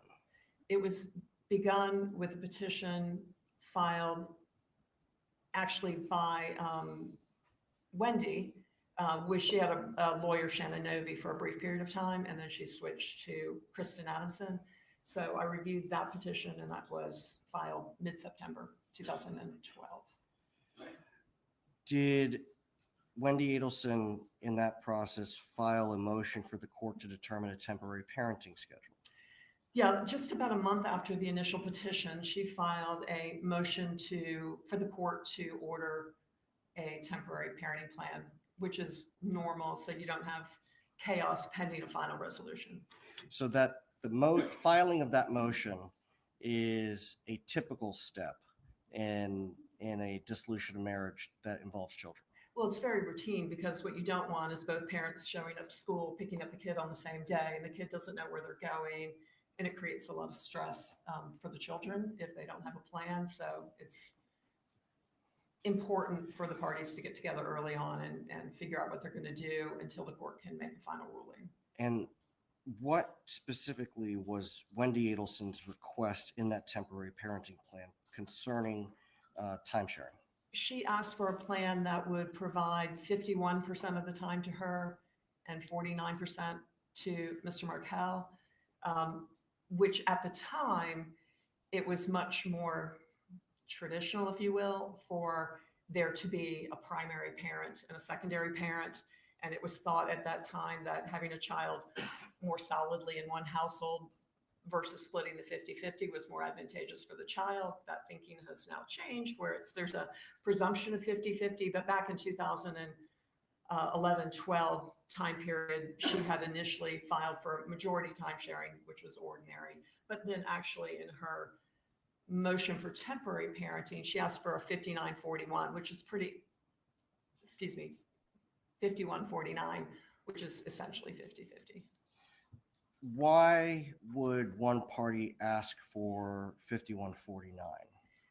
Really, the only reason I can think of would be for an IRS tax advantage, so you'd be able to claim the children on taxes. To claim them as dependent? As dependents, yes. Okay. Or head of household? Yes. Okay. Now, you indicated that a lot of times these issues, it's important to establish them early on. Did Wendy Adelson and Mr. Markel have to go in front of the judge to get a temporary parenting plan put in place? No, they worked that out on themselves, by themselves, or through counsel. So they worked out an arrangement that was beneficial for the kids and allowed them to have time sharing. Yes, my understanding is they worked out a 50-50 arrangement. Now, we're using the term time sharing. We also have, during the trial, heard the term custody. Historically, has the term custody been used in family law proceedings? Not for many years, not for many years. Gosh, it may have been a term back when I started practicing, but then it went to primary residence and secondary residence, and then it moved to simply time sharing. So there's been a change in the way we refer to it linguistically, because you don't want a secondary parent. You want all the parents to feel like they're full parents. So. Okay. And so the term custody is not something that is used in family law proceedings any longer. Not between parents. There's some, the term custody still lingers in some grandparent cases, which aren't applicable here. Okay.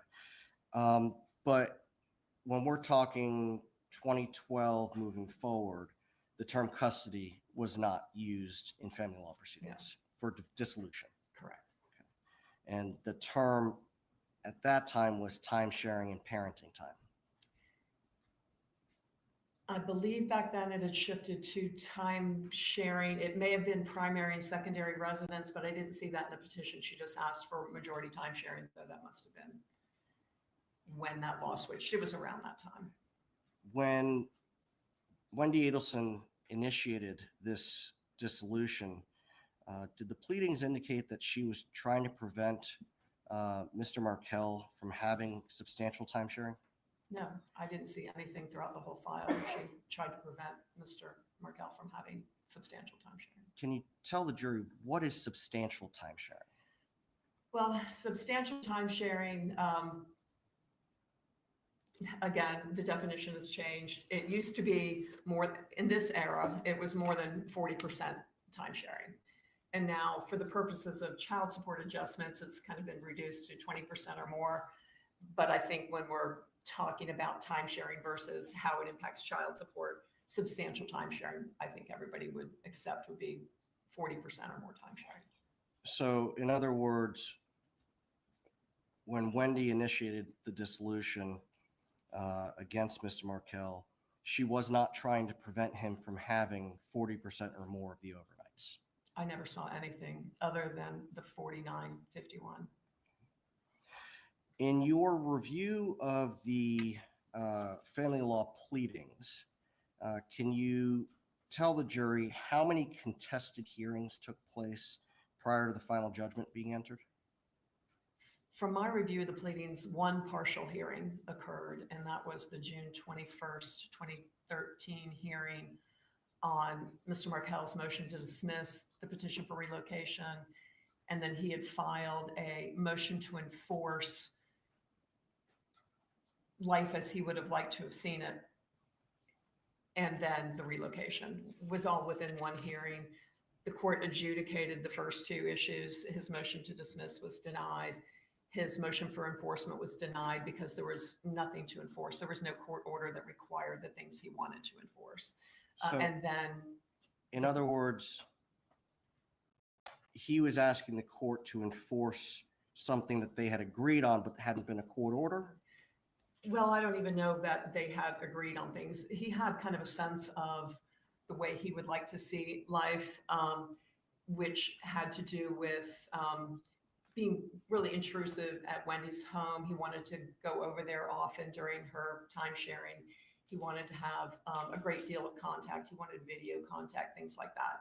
And so, and I think there was maybe a recommendation, I could be confusing this with a later motion, where the child care owner had made a recommendation about something and he wanted to enforce the recommendation from the owner of the child care. None of those were enforceable because they'd never been ordered by a court or even put into any sort of formal document. So that was denied. So let me understand correctly, he was asking for court authorization to be able to go over to Wendy's house? In that particular motion, I could look at my notes, but I don't remember exactly the detail. Ordinarily, when you file a motion for enforcement, you have a court order that says the other side has to do A, B, and C. And if you don't do A, B, and C, you file a motion to enforce. But you can't enforce an email communication back and forth where you said, you can have them on Tuesday, and then Tuesday you change your mind.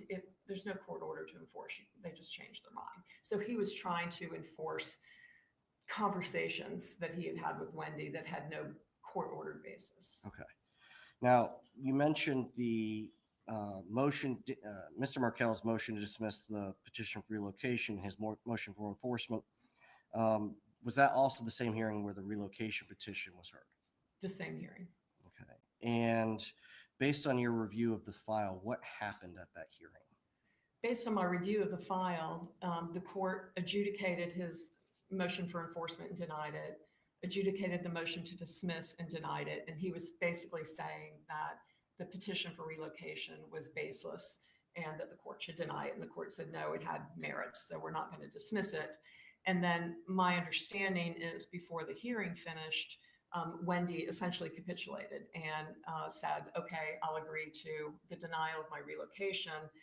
And what's consequential about that is if they could have continued the hearing, finished their testimony, and appealed the order. So by her capitulating and stopping the hearing midway, she waived her right to appeal the denial of the relocation.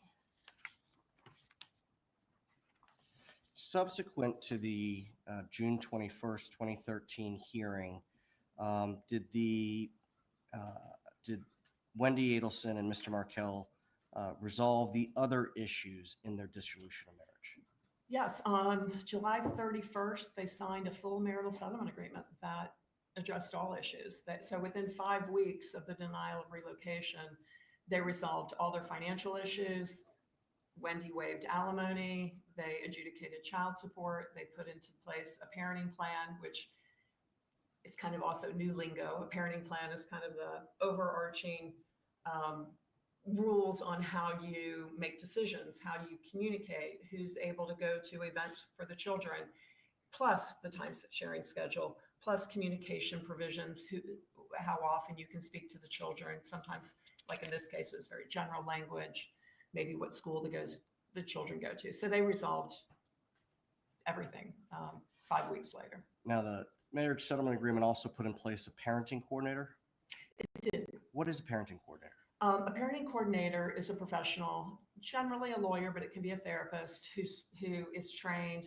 I think they do a 40-hour course too, but I'm not certain. And they have a certification. And what they're trying to do basically is teach people how to communicate, teach people how to be reasonable.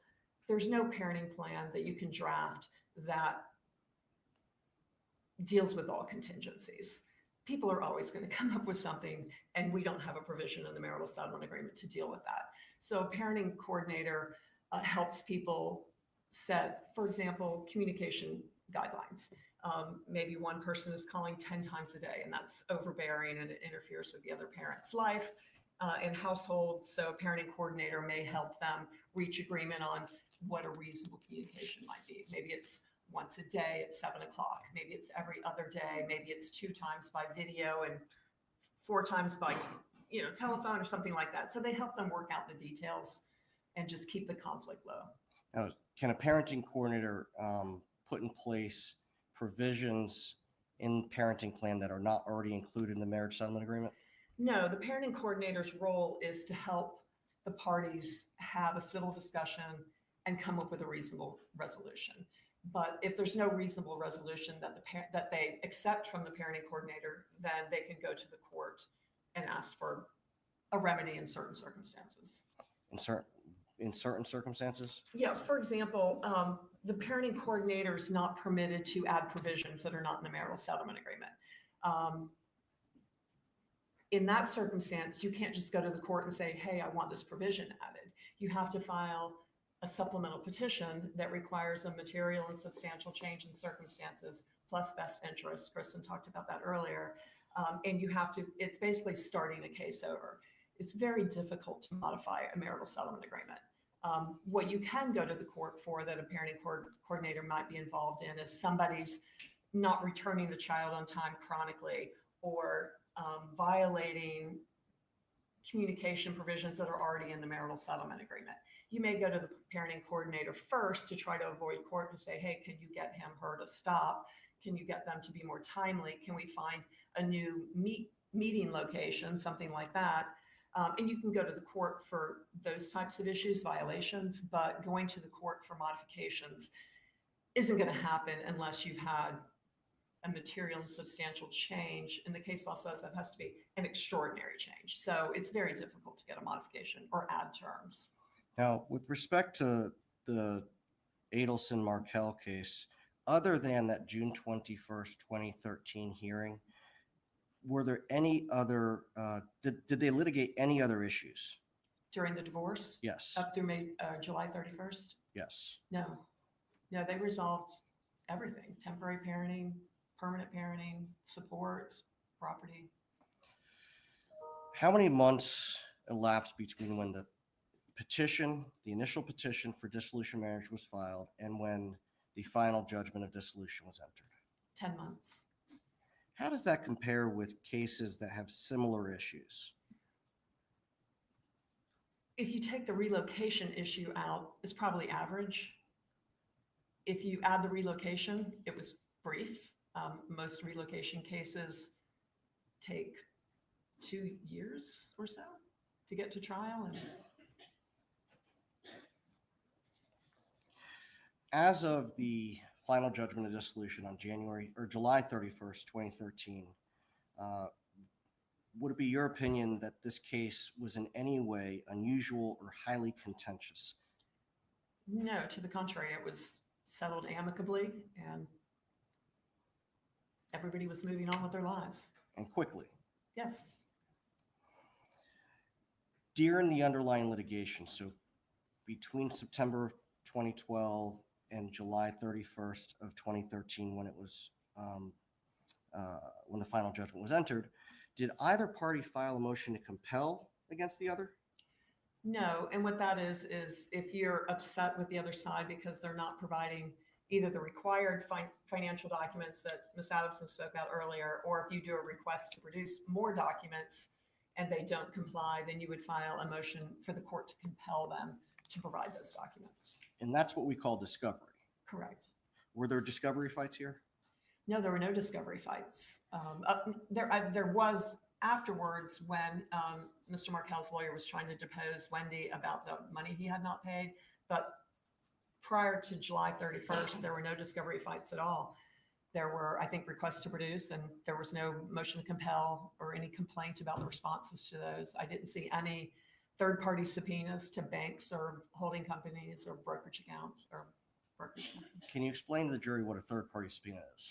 Yeah, so for example, if you believe that a party has an asset that they're not disclosing, and if you know, in general, sometimes we do kind of blanket ones, but generally if you know where those documents might be held, whether it's Fidelity or Wells Fargo or Bank of America, then you can do a subpoena. You do a notice first, and then you have to wait 10 days And then you can issue the subpoena directly to the bank or the person holding those records and ask them to provide you the records directly, so you don't have to get them from the other party. So oftentimes, not oftentimes, sometimes we'll have parties who just don't cooperate. They don't provide anything. We know they have retirement accounts. I have one right now, and he will not give us his retirement account because he does not want it split.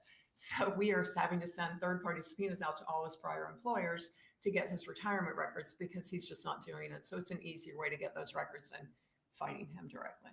And so in that type of scenario, you'd have to first subpoena his records from prior employers in order to get the names of the retirement companies, correct?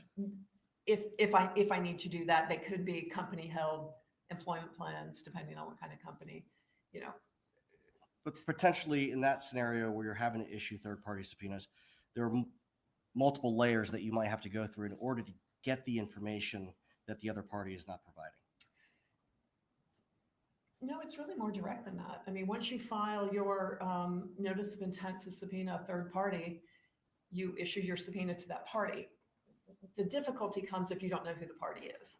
Then you might have to take a deposition and find out where somebody's been working.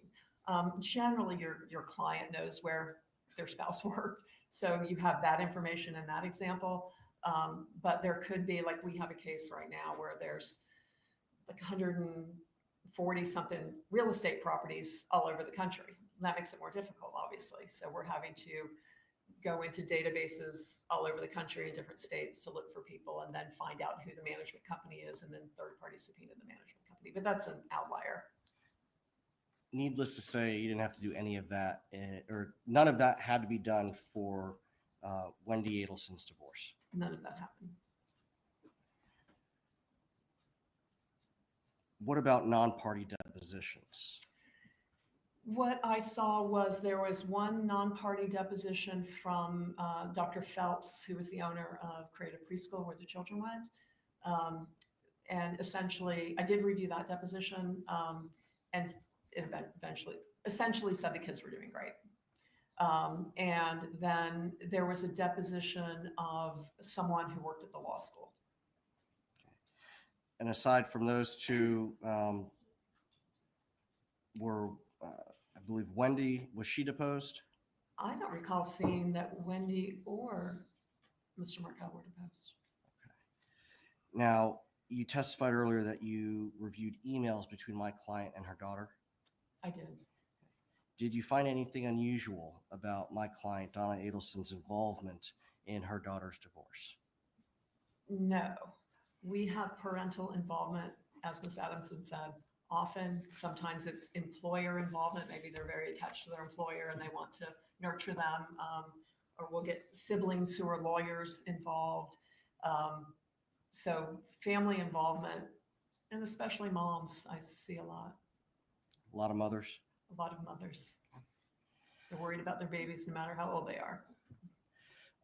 Now, in the emails that you reviewed, did you see my client's use of the nickname Gibbers to just to refer to Mr. Markel? I did. Did you find that especially provocative? No. I mean, gibbers means someone who speaks gibberish. And if you look at Mr. Markel's motions and memorandums and responses he filed in this case, it was somewhat applicable. He was very verbose. If you looked at his writings as a complete layperson, they may at first glance seem somewhat intimidating, but when you broke them down paragraph by paragraph, they were inconsistent. They didn't make sense. They referred to, in multiple situations, he was seeking enforcement of things that were not court ordered, even afterwards in the February 2014 timeframe. So he was very wordy. He would file a 16-page response, and then he'd file a 16-page memorandum that said the same thing, and then he'd file a motion related to that said the same thing. So he was, a lot of his, the things that he filed, papers that he filed, which were signed by his lawyer, but they were consistent throughout all the lawyers. So it appeared that he was drafting them, were very, very wordy and full of hyperbole. In that same vein, the lawyers that represented him, have you litigated opposite them in the past? I have. The pleadings that they signed on Mr. Markel's behalf, are those consistent with the pleadings that you've seen them author in the past? No, it appeared to me that Mr. Markel was drafting these pleadings because they just weren't drafted in a way you would draft them. And they didn't, again, make sense. They were internally inconsistent. For example, moving up to the February timeframe, he was complaining about fraud by Wendy Adelson and not disclosing accounts as if that impacted the settlement. But then he said, very shortly or in the same near paragraph that he knew she had these accounts because he managed one of them. And he knew about the other account as well. So all he had to do was do third-party subpoenas to Schwab. He knew a Schwab account existed. That was easy. And so you can't say fraud. I made a decision without knowing. And then in the next paragraph said, but I knew these accounts existed. That's why I know she's committing fraud. Okay. So in reviewing those particular motions, the one that he filed February of 2014, what was your opinion about the strength of that being granted? Well,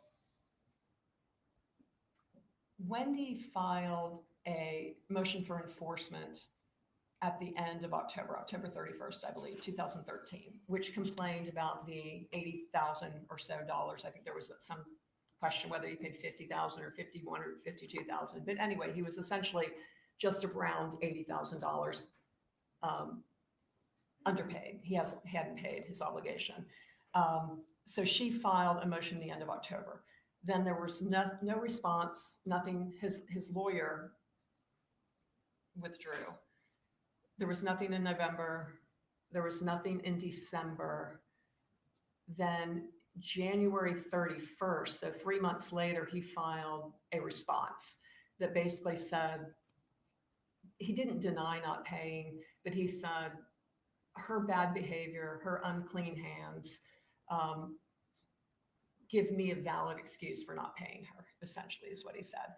And that is not legally, I don't think it was a very strong legal position. Okay, and we'll come back. We'll come back to that. Okay. I want to back up to the June 21st hearing when relocation was denied. Did my client in the emails you review appear to push back on Wendy and try to get her to do certain things? Well, what I saw from what I was provided in the hearing, I think was on the 21st, and there was a couple of days, maybe the 23rd through 26th, something like that, where Donna Adelson, maybe the reality of the relocation had set in, the denial, and she was upset. So she was sending emails going like, how can we undo this? Or is it possible to undo this? And then Wendy responded, I think at the end of that, Mom, I'm at peace. I'm good. And then they dropped off. There was no more communication that I saw And then between them. certainly after the July 31st final judgment, was there anything else where relocation was attempted or discussed? Not that I saw.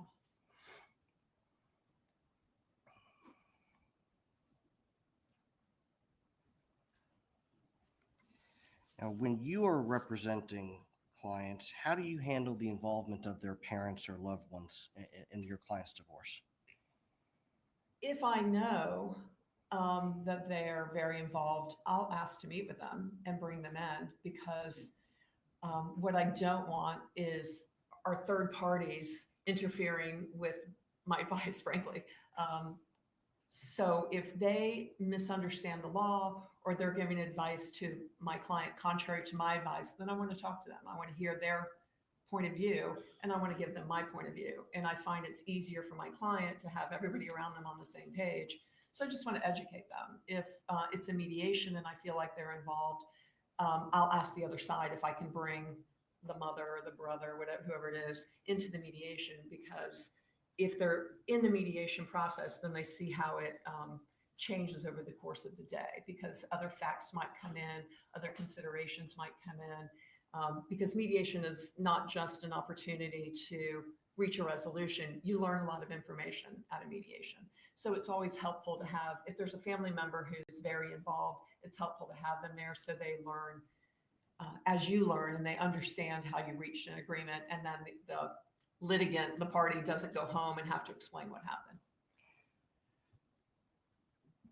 Do you have situations where clients, family members, or friends are offering advice and it's passed on to you?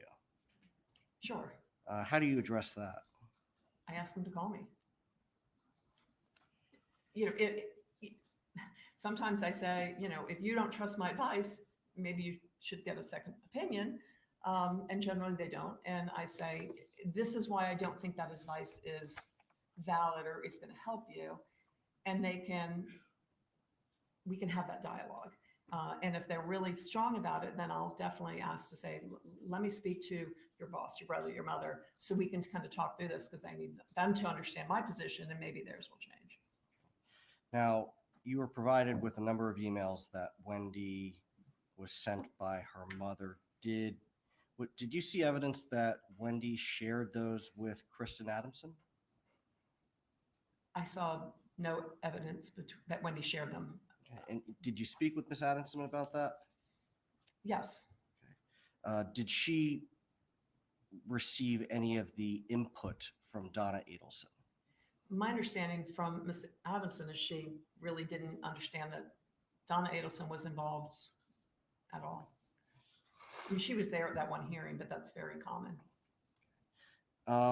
Did Wendy Adelson get the parenting plan that she was requesting in her settlement agreement? She did. The entire marital settlement agreement was very beneficial for her from all the way through.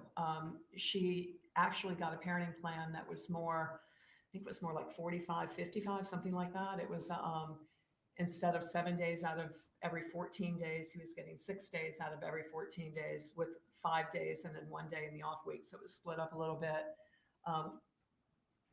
which was a typical parenting plan for that time period. So she got more parenting than she had really asked for. And that was to last 3 years. And then it went into 50-50. I think that got the youngest child to school maybe. So they did, until the youngest child went to school, she had about 55% parenting time.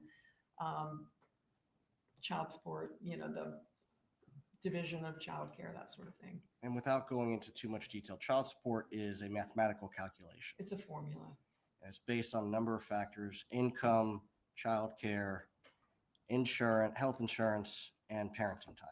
Exactly. And then Mr. Markel had asked for sole decision-making, for example, because he was upset if the children didn't eat kosher or whatever his complaints were. So he wanted sole decision-making, which is extremely difficult to do. The only time a parent gets sole decision-making is if the other parent is just incapable of making decisions, like drug addicted or seriously mentally ill, something like that. So that was really also telling that he was drafting that, because I don't know that either of the lawyers that filed on his behalf would have asked for sole decision-making. That's just rarely granted. And so she got shared parental responsibility. He didn't get any superior decision-making that he requested. He also requested for more than 50% of the marital assets, because he said he earned more and he created the assets more than she did, which is not a valid legal position. And she got what appeared to be equal value of assets. Of the marital estate. Of the marital estate, which was part of that $120,000 he was supposed to pay her. Did Mr. Markel get the 50-50 time sharing he was requesting? Not immediately. He had to wait 3 years for that by agreement.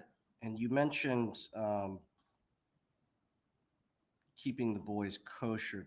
Was Wendy Adelson required that the boys keep kosher? That I don't know.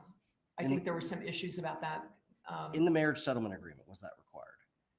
No. Was she required in the marriage settlement agreement to allow Mr. Markel to come over to her home during her time sharing? No. That would be extremely unusual. In the marriage settlement agreement, was she required to have the boys available for video calls? No. Was Wendy Adelson, throughout the litigation, requesting that the boys be available nightly for her to speak with them when they were with their father. No, Was Mr. Markel granted every Jewish holiday? no, I think he had requested that, but he was not. They alternated the Jewish holidays. Was Wendy Adelson required to continue counseling with Mr. Markel and follow the advice of those counselors? No, and that would be an improper order. The court can't delegate decision-making to a third party like a therapist. The court can't say, you need to go to your therapist and follow their advice. Was Wendy Adelson required, pursuant to the settlement agreement, to equally split time on each of her children's birthday with Mr. Markel? No, there was a general provision that each parent would get some time on birthdays, but there was no requirement that it be equal. And I really try to dissuade my clients from putting birthdays into agreements because kids don't want to see the parents fight every birthday. Were either parties prevented from allowing the children to see anyone else unsupervised in the marriage settlement agreement? No. I mean, the general premise was shared parental responsibility, which is what they have, meaning they have equal rights to get information, make decisions. The whole crux of that is you trust the other parent to make decisions that are healthy for your kids. Now, pursuant to the marriage settlement agreement, was Mr. Markel ordered to pay both Wendy a lump sum and Kristen Adamson a lump sum? Yes, he was ordered to pay $120,000 directly to Wendy Adelson and $10,000 towards attorney's fees to Kristen Adamson. In what types of cases is one party ordered to pay or agree to pay part of the other party's attorney's fees? When there's a disparity between assets and income, so it can be assets or income or assets and income. I think in this situation, Mr. Markel's income was twice or so Wendy's, and his assets, from what I understand, including the non-marital assets, were more substantial than Ms. Adelson's. In your opinion, was the marriage settlement agreement that was incorporated into the final judgment favorable to Wendy Adelson? Yeah, yes. Now, later, It was very fair. It was measured. I say that favorable only because he was asking for things that would have made it unfavorable and that were unusual requests. And at the end of the day, he gave up on those and they got a very typical marital settlement agreement. so from September of 2012 until the final judgment, July of 2013, as far as the litigation is concerned, it was not very contentious. Not at all. Now, after July 31st of 2013, did either side file any enforcement actions? Just the 3 months later, the payments for Mr. Markel were due within 60 days. So that would have had them due at the end of September. And so, taking Kristen Adamson at face value that she tried to work this out during the month of October, on October 31st, she filed a motion for enforcement of the 100, well, what's left of the 120, 70-ish, plus the 10 for fees. Okay. So Mr. Markel had 60 days to pay those amounts. Correct. And Ms. Adamson waited until 90 days after the agreement was entered, the judgment was rendered, and 30 days after the deadline, she Correct. waited to file. She did. And even that was a pretty ordinary motion. It didn't ask for any drastic sanctions. It didn't ask for jail time, anything like that, which couldn't have been ordered. It would have just, she's looking for a judgment that she can execute on. So you have to get a formal civil judgment from the court, and then you can execute on that by attaching other assets or garnishing wages, that sort of thing. I've had the court open up and get retirement assets and kind of claw them back from the marital estate to make the person whole who doesn't get paid. Okay. Now, in reviewing the emails between my client and her daughter after the relocation hearing, Did you see any correspondence trying to encourage my client, I guess it was after July 31st, to encourage Wendy to do anything about relocation? Not that I recall.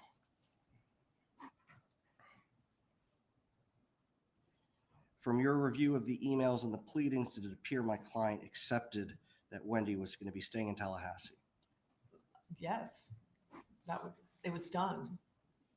When you say it was done, what do you mean? I mean, Wendy waived her right to appeal that by agreeing that the relocation would be dismissed, so.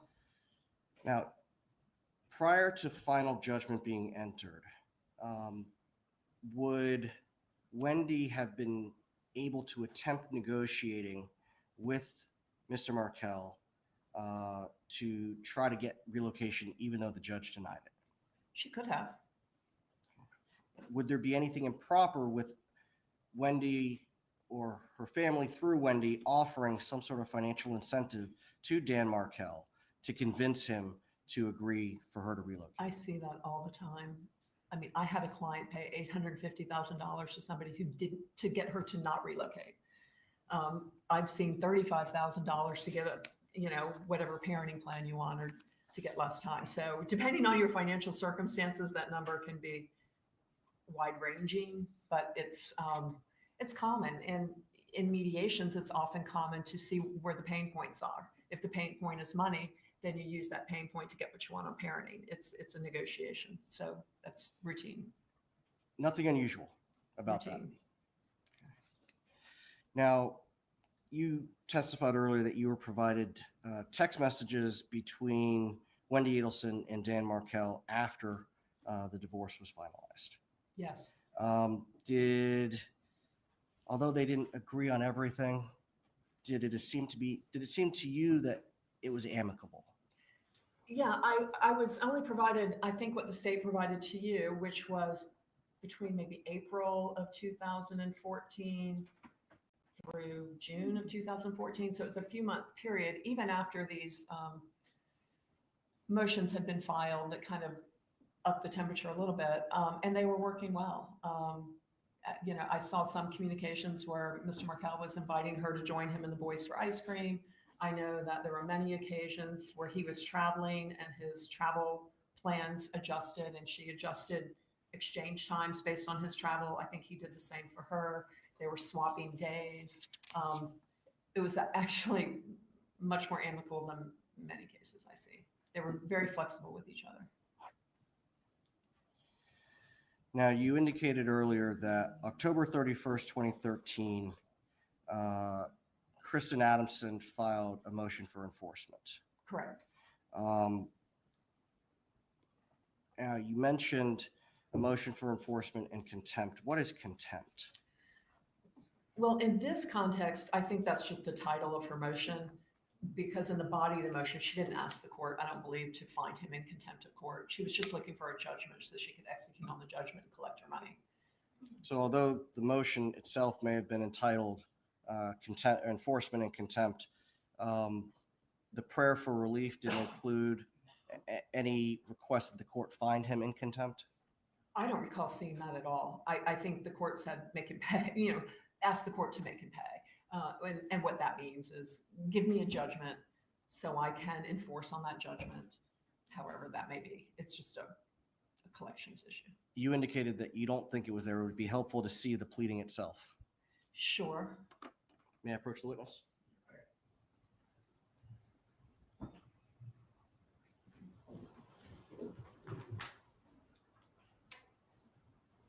Approach with courts 1 states demonstrative A, specifically page 338.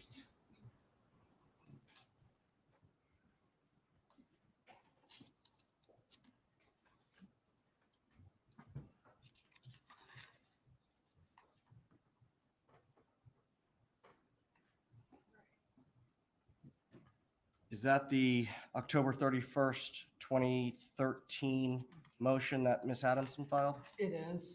Okay. And the body of the motion, does it seek anything concerning contempt? In the body, which does not control the ask of the court, which is called a wherefore clause. And under the wherefore clause is where you say what you want the court to do. Above the wherefore clause, it sets out the facts. He was required to do this. It was due by here. Here's what he's done. Here's what he owes. She's incurred attorney's fees. And then she says attorney's fees pursuant to this agreement are a form of support. The former husband should be required to show cause why he should not be held in contempt for failing to pay a form of support. So that's accurate in the sense that the money owed to Wendy is not enforceable by contempt. The $10,000 fees can be enforceable by contempt. So she says that above the line, but then the wherefore, what she asked the court to do is enforce the marital settlement agreement, require him to immediately transfer to the former wife the remaining amount due to her pursuant to the marital settlement agreement, together with statutory interest on the same, order him to immediately pay the wife's attorney's fees of $10,000 and award her attorney's fees for this action. So all she's asking, she's not asking the court to hold him in contempt here. She's just asking the court to order him to pay it immediately. And the sanction for him would be he'd be required to pay the attorney's fees to Kristen for having to file this motion, and he'd be required to pay statutory interest on the unpaid amounts from the date it was due until the date it's paid. So that's his full exposure.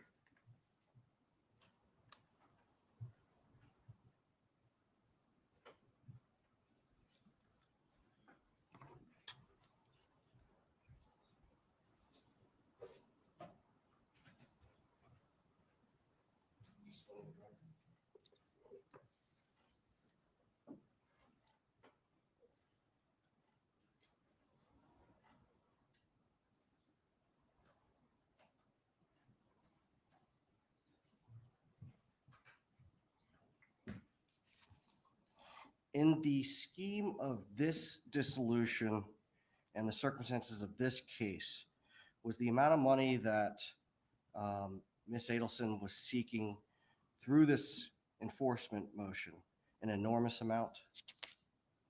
I didn't view it that way. I viewed it as kind of an annoyance that she had to go through these hoops to get the money because he had the money and he owed the money, but it wasn't going to put her out on the street. Did you believe, is your opinion, that that motion for enforcement that was filed on October 31st, 2013 had merit? Absolutely. And what were the possible repercussions to Mr. Markel? He would have to pay more. He'd have to pay more in fees and more in statutory interest and more to his lawyer to fight it. That was it.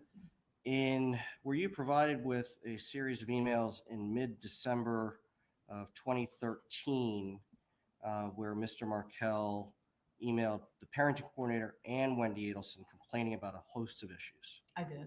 Okay. Was one of those issues one where the boys allegedly said that grandma referred to him as stupid? Yes, he brought that complaint up to the parenting coordinator and to Wendy in the same email in December 18th, maybe, of 2013. From your review of that correspondence, what did he want to happen? My recollection is he was asking Wendy to be mindful of that and to be alert and make sure it didn't happen. Did he ask that my client not be around the children unsupervised? Donna Adelson, no, he did not ask for that relief. According to what you reviewed, when did those quote stupid events allegedly occur? According to the email, he said there were 2 or 3 occasions in November where the kids said something like, "Grandma thinks you're stupid," or something like that. Did Mr. Markel file any action, any motions or supplemental petitions in November or December of 2013? Related to that allegation? Yes. No. Now, the motion for enforcement filed October 31st, when was that set for hearing? It was initially set for hearing in February, and I believe that was set in December, and it was the certificate of service, which is the bottom of the motion. You file a certificate that says where you have sent this document, to whom you've sent this document, and it went to Mr. Adelson's new lawyer in December. Mr. Markel? I'm sorry, Mr. Markel's new lawyer in December. And then nothing happened. All of January went and nothing was filed. And then the end of January, which at this point is 3 months after the motion was filed, a response was filed. And then the response basically said, yes, I owe the money, but I don't have to pay it because Wendy had these other financial violations. And then she referred to the Schwab account that you've heard about, a retirement account, I think. And then 2 weeks later, I think it's February 14th, he filed a motion for contempt against Wendy. In that February 14th, it was kind of a companion document to the January 31st response. Again, he would do multiple filings on the same issues. He again just addressed, but a little more vehemently, the allegations of financial fraud. It was only a financially focused document.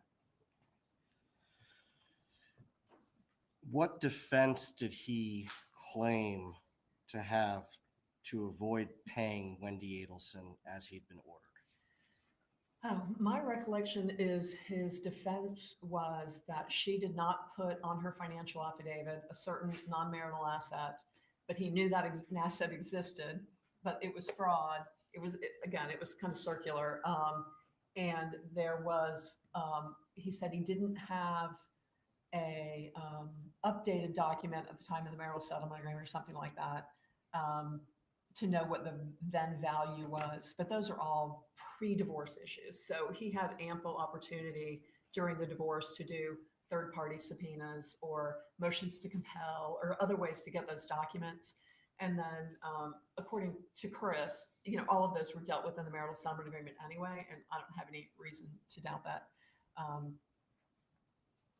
But yeah, he was just trying to say one good breach deserves another or something like that. And it wasn't legally supportable. That's not a valid defense. Pardon? That's not a valid defense. I wouldn't make that defense, no. Now, if a party in an action believes that there has been fraud in the underlying, securing the underlying agreement, is there a way in which they can contest that? There is. If you're alleging fraud, and if it's fraud in the financial affidavit, you don't even have to do it within the first year. But there's a rule that Ms. Adamson referred to. It's called 12.540. And that's where you can move to set aside the marital settlement agreement based on fraud. So if you find out later that they had won the lottery before you and didn't disclose, or that they had some stash of gold bars somewhere or whatever, you can come back in and say they didn't disclose that. But it has to be material. And so the case law is pretty clear that the fraud has to be an actual fraud that impacted the agreement. For example, I think there's one case that talks about maybe there was a minor $3,000 to $5,000 tiny IRA or something like that that was never disclosed. They just had forgotten about it. It was very small in relation to the rest of the assets. And the court said that didn't really impact anything, that we're not going to set aside an agreement based upon that. In other words, it's a high hurdle. Sure, and it had to have impacted you. In this instance, it was clear from Mr. Markel's own motions, he knew about these assets. So I think his fraud allegation was completely baseless. Now, in some of his emails and filings, he was asking for 100% time sharing, more restrictions, more access to the kids. Did he ever present a proper pleading to the court to try to get those things? No. What happened was he did the January 31st response, and then he did the motion against Wendy on the financial issues February 14th. And then towards the very end of March 26th, after Kristen had filed a motion to dismiss his fraud motion as being a sham pleading, essentially, I guess he kind of ramped it up a little bit. So he filed a motion complaining about parenting. And it had maybe 10 different points. It was very long. Each point was maybe a page long of different paragraphs. And in that motion, almost all of the related violations were not violations at all. There were no court orders. requiring her to do what he wanted her to do. So he talked about, he wanted a certain number of video calls and she didn't give him enough video calls. Well, video calls weren't required. He asked for a certain number of phone calls and a number of phone calls wasn't required. He was asking for, there was some right of first refusal. He didn't like that when Wendy's parents would come to town, that she would maybe go have dinner with friends and let them spend time with the kids. Or she would let them stay home from school so her parents could spend time with them. And they were little babies. And he didn't like that because he wanted to be able to go to the childcare during her parenting time so he could see them every day. And I think the childcare person had asked him probably not to do that, but he wanted to do that. And he wanted her to go to like a therapist and follow the therapist's advice on basically doing what he wanted her to do. So it was a lot of noise trying to enforce something that wasn't a provision to enforce. There was no underlying court order to enforce. And is that the pleading that Ms. Adamson filed a motion to dismiss about? That may have been, I was thinking she filed it against the February 14th, but I could look at my notes and clarify if you'd like me. If it would be helpful. It would be helpful.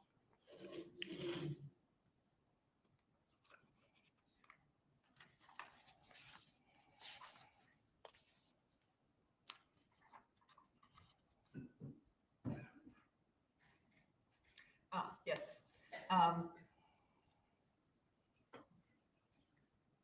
Yes, it looks like on April 11th.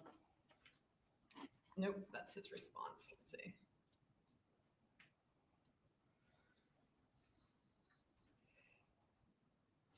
Yes, it was before it was based, my recollection was correct. She filed a motion to dismiss on March 10th. To dismiss the motion regarding the fraud that he alleged on February 14th. And then I think as a response to that motion to dismiss, then he kind of amped it up with this motion to enforce that dealt with the parenting issues. And the motion to enforce that dealt with the parenting issues, is that the March 26, 2014 Exactly. motion? Correct. And then that was all set for hearing for May 15th.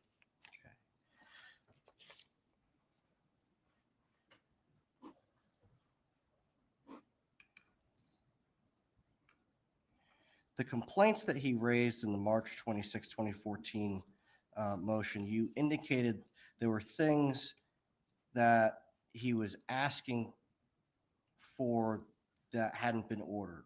And are you referring back to the marriage settlement agreement? There were conditions that he wanted that weren't actually in there? Right. He was trying to enforce his view of what this post-divorce parenting should look like. But there was no court order that required her to make the children available to him during her parenting time. I think one of the complaints was he wanted one-on-one time with the kids and she should be ordered to let him take the kids during her parenting time one-on-one. There was a couple of different provisions about communication. I think like the 8th point he made well into this very long motion was he brought up the stupid allegation from November, and this was the end of March. So I didn't see anything in his allegations that had any recent problems with him being disparaged or by anybody calling him any names. So he mentioned that. I think it was his 8th of 10 points in that motion. Was it in that pleading that he was asking for sole decision-making authority? Yeah, I believe it was. Would there have been a basis for the court to grant that? No, he would have had to go through that supplemental petition that we talked about earlier, where he would have had to show material and substantial change in circumstances and that it was in the best interest. And there's no indication he would have been successful there. And he didn't plead it correctly anyway. Now, with respect to the complaint about my client allegedly saying that she hated Dan Markel or she called him stupid, was that allegation a feature of his motion? No, it was buried, like I said, 8 points down, 8, 10, 12 pages down. Just a few paragraphs of his motion? Yeah, 3 paragraphs. Was there any indication that those claims were true? No, and I don't think he could have proven that because he's talking about what purportedly a 4-year-old may have said to him. And I think even in his motion, he says, I don't know if this is true or not. I don't know if Wendy was present or not. But I would like Wendy to make it stop if it's true. Did this motion, the March 26, 2014 motion that the state has called the grandmother motion, did that request that my client not be permitted time with the children? No, Did Mr. Markel request that my client's time with the children be restricted? the only thing he requested, and he had the first right of refusal, maybe 0.4 or 5, and then he kind of tied in this grandparent thing on 0.8. But what he appeared to be upset about mainly was when she came to visit and they kept the children home from school, that he couldn't go visit the children at school. So he didn't want her having unsupervised time as it related to the first right of refusal. He wanted the kids to go to school and not be left alone with the grandmother because he wanted to see them. The same thing with the evenings. If she went out to dinner because her mom was in town and it gave her a chance to run out and see a friend or something, he wanted Wendy to have to call him so he could watch the kids even though mom's there to watch them, which that's not the purpose of a first right of refusal. I was just about to ask that. What is the purpose of that? Well, the purpose is if a parent is unavailable and can't provide care for a child, then you offer the other parent the first right to take care of the child. It's not if my rule, or what I tell my clients is if you can't make it to the hospital, if you can't meet the ambulance at the hospital, it's a first right of refusal. You need to have a parent available who can take care of any emergency. It's not to prevent the kids from having sleepovers or spending nights with grandma or anything like that. That's a normal part of a kid's upbringing. And so you don't want them to never be able to spend the night with grandma or never be able to go to a friend's house because they happen to be in a divorced family. Those are just decisions each parent makes within their own household. So a first right of refusal typically is triggered when the other parent is unavailable, out of town, that sort of thing. Okay. Now, have you ever seen a scenario where a court prohibited a grandparent from having unsupervised time with their grandchild? Only in one occasion I can think of, and he was a convicted child molester. What is your opinion about the persuasiveness of the March 26, 2014 motion that Mr. Markel filed? I think it would have been similar to what Ms. Adelson described the judge saying in the middle of the relocation hearing, which is don't file things like this. I don't think it would have been well taken by the judge at all because it was a complete waste of everyone's time and money and emotion because it was baseless. It didn't tie to anything. Now, even if his allegations have been true, would the court have been permitted to modify the terms of the marriage settlement agreement based on his filings? No. Why? You have to do a supplemental petition if you want to modify terms of the marital settlement agreement. You can enforce terms, but you can't modify terms. In reading the motion, does it appear to be intimidating? No, I think when I was making notes, I put insert eye roll here. It was a lot of words, and he was obviously wanting life to look like what he wanted it to look like, but that wasn't reality. So it's just a matter of breaking down each allegation and addressing them. Should Wendy Adelson or my client Donna Adelson have felt threatened, or would they have felt threatened based on that motion? They shouldn't have. And that's one of the reasons I wanted to call Kristen because, again, when I read that motion, I was kind of taken aback that a lawyer would have signed that and allowed that to be filed. And I thought it was kind of nonsense. And I wanted to get Kristen's take on that and see if she agreed. And she did. And she said that she had advised Wendy of that. And that's what I would have expected from her. In the emails or text messages that you reviewed, did you see any communication that indicated that my client Donna Adelson was aware of that March 26, 2014 motion? No, not what I was provided. I saw early during the divorce period that Wendy had sent her mom a couple of documents. I know the petition for relocation that Donna helped make suggestions to beef up the facts, which I thought were pretty helpful suggestions. Because like Ms. Adelson said, relocation is extremely difficult and you really have to have as many facts as you can to support yourself. So I saw that there was some editing and some input on that petition. But after the divorce, I didn't see any communication about sending pleadings. I don't even know that I saw any reaction from the financial motion, but certainly not from, I saw nothing communicate, either that she communicated the motion to her mother or that her mother reacted to it in any way. I didn't see any responses. Would Mr. Markel been able to sustain his burden of proof for that motion? I'm sorry, say that again. Would Mr. Markel have been able to sustain his burden of proof for that motion? No, I don't think so at all. You know, if you're talking specifically about like point 8 about calling him stupid, his only evidence is a 4-year-old child. Otherwise, it's hearsay. And I don't think a judge is going to talk to a 4-year-old child about whether their grandma thinks their dad's stupid. It's just, there's so much worse that goes on. That's not significant. In your experience, what do judges typically do when this type of allegation is raised? My experience is the judge tells everybody to behave themselves and sends them on their way.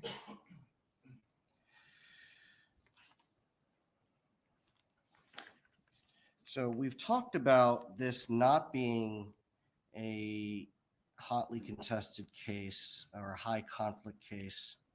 How many pages are in the court file? I think there's roughly 570. And again, a lot of those pages are kind of repetitive documents filed by Mr. Markel that might say the same thing. Like he'll do a motion, then he'll do a memorandum that says the same thing, then he may do a response that says the same thing, or in different orders. So 570 though.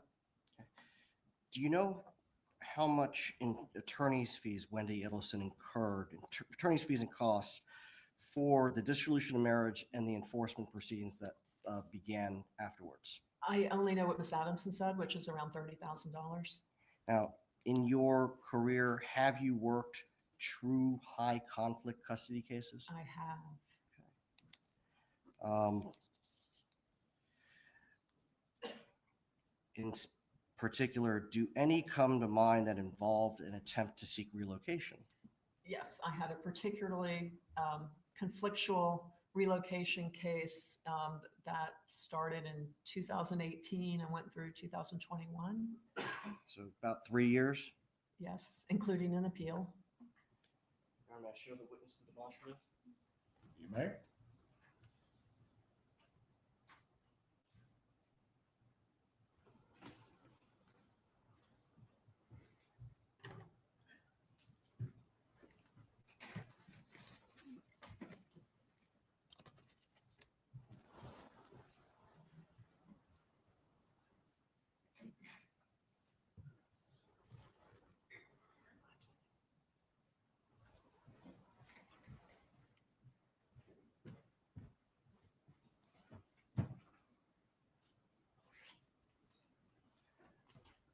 Volume 1.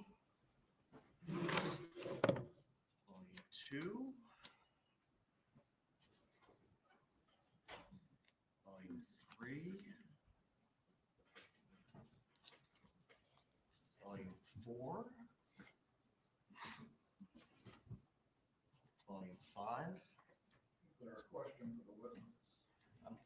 Do you recognize this file? Yes, I think I forwarded this to you. And these 10 volumes, a example of a hotly contested relocation case.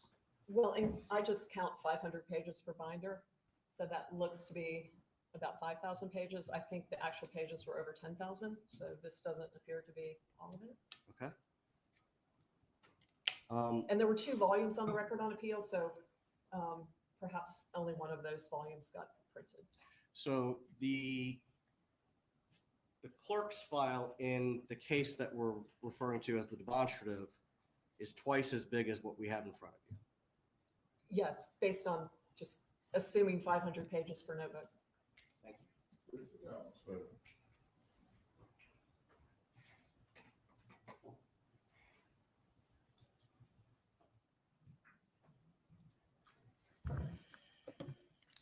Can you tell the jury what the issues were in that case? Gosh,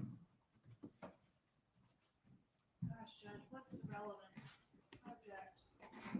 Sustained. Judge, may we approach? No. Judge, we're entitled to make a record. I believe I have the, Members of the jury, the bailiff will take you to the jury room.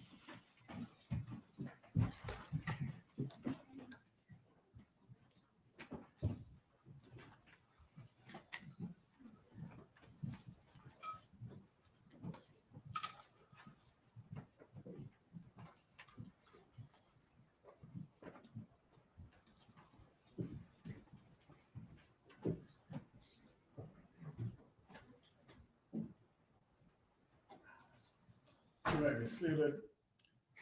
The relocation issues within this case are certainly relevant as to a separate other case.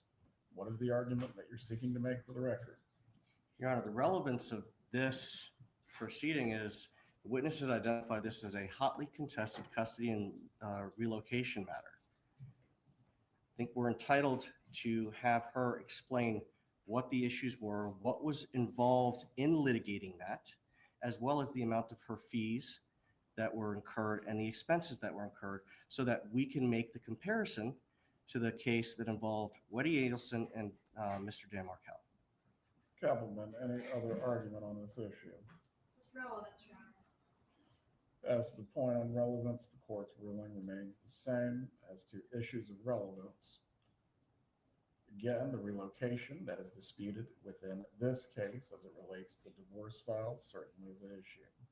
As to any other case files, this witness may testify concerning her experience, but we're not going to go through this case file in its entirety. Please bring back in the jurors. Your Honor, that was not my intent to go through the case file in its entirety.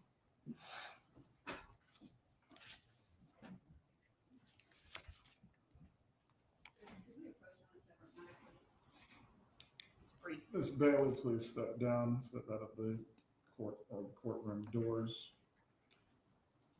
If you can radio Deputy Bunk to leave the jurors in the room, please approach.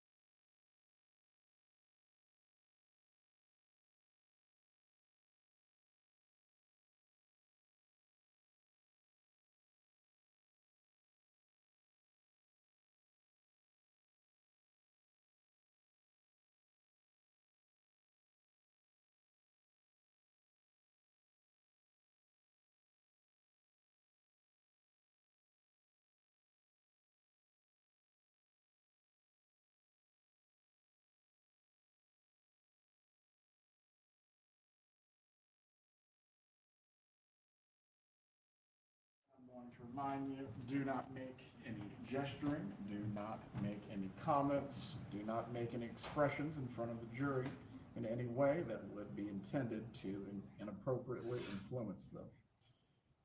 Jurors using the restroom.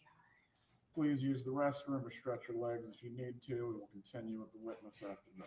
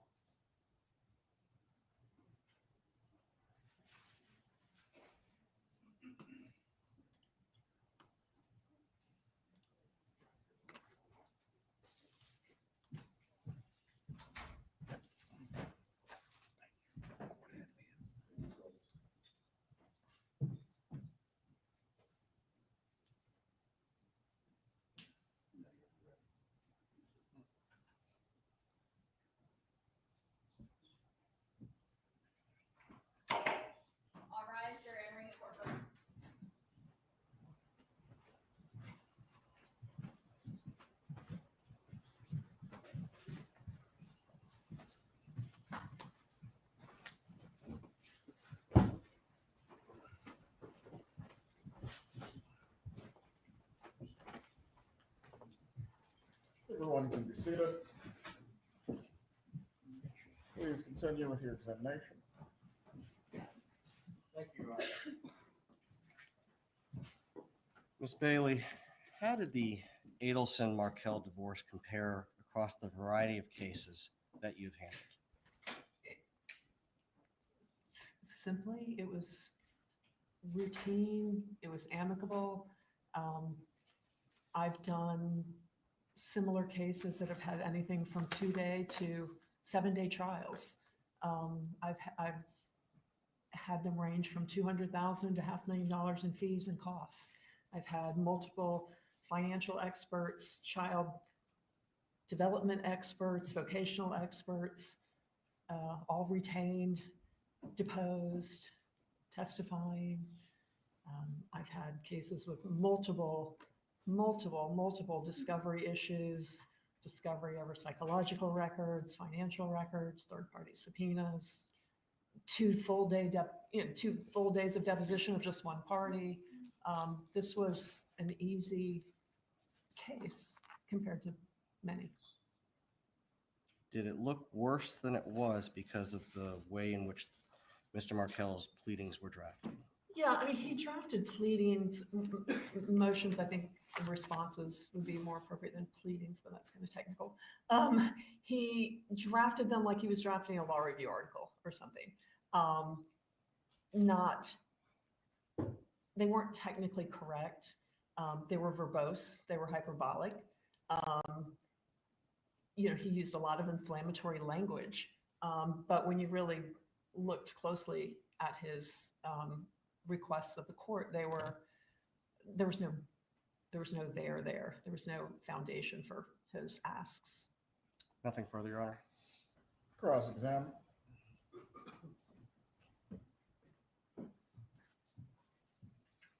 What is it you were asked to do in this case?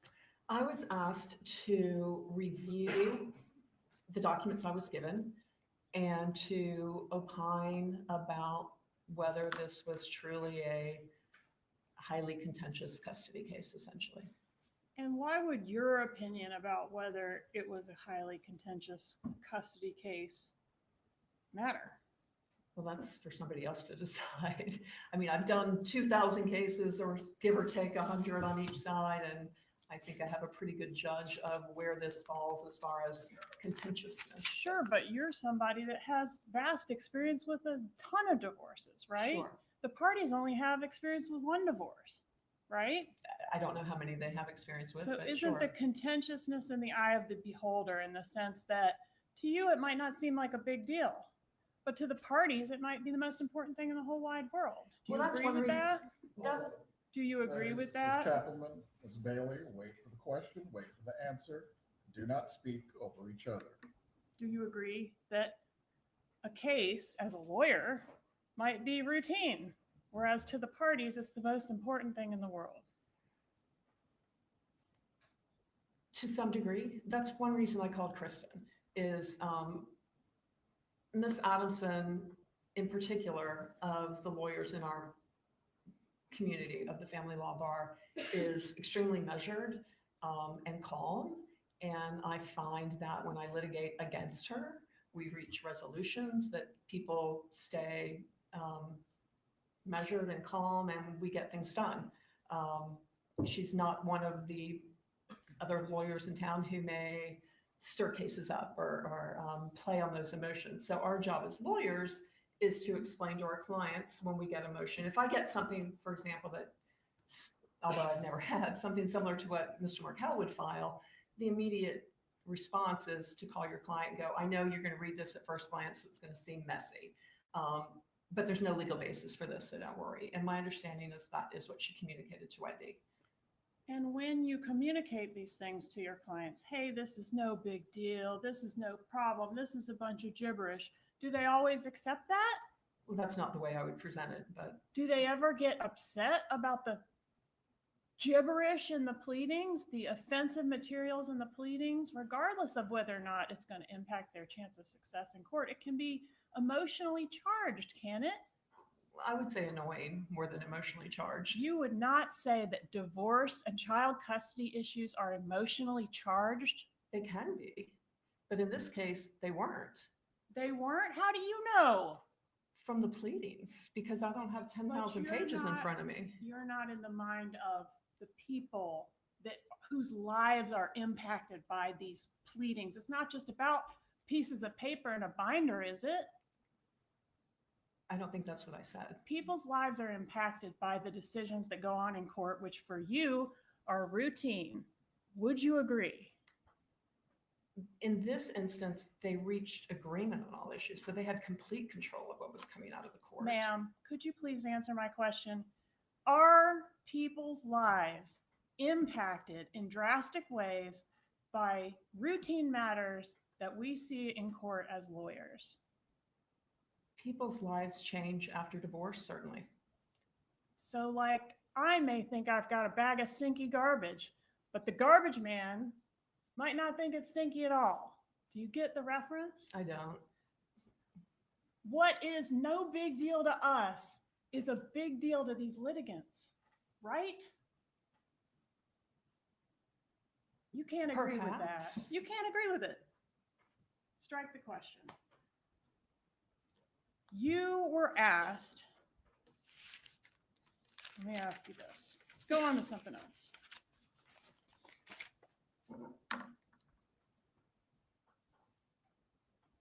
Have you ever had people get murdered or commit suicide based on the issues that are going on in your family law I've litigation? never had anyone murdered. I had in one instance, a Middle Eastern person committed suicide just because there was a divorce, and that was shameful.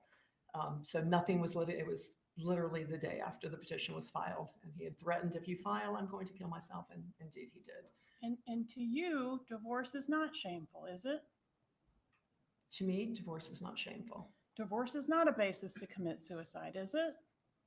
Not according to me, but I didn't grow up in Iran or wherever this custom or feeling. Exactly, Ms. Bailey. To Derived. that person, it was a reason to commit suicide, right? Apparently so. Aren't these issues raised in these pleadings potential fuel to make people upset? Potential fuel to possibly make people upset. Yes, ma'am. For example, you were asked about what we've called the grandma motion. You say, oh, it's no big deal. It wouldn't be granted. It was buried in there. But the allegation is grandma is disparaging me to these kids, and I won't tolerate it, right? Couldn't that be upsetting to grandma? You'd have to ask grandma. I don't. Exactly. It shouldn't have been. There was no proof, It shouldn't have been, in your opinion. in my opinion. But in your opinion, divorce is no reason to commit suicide, right? True.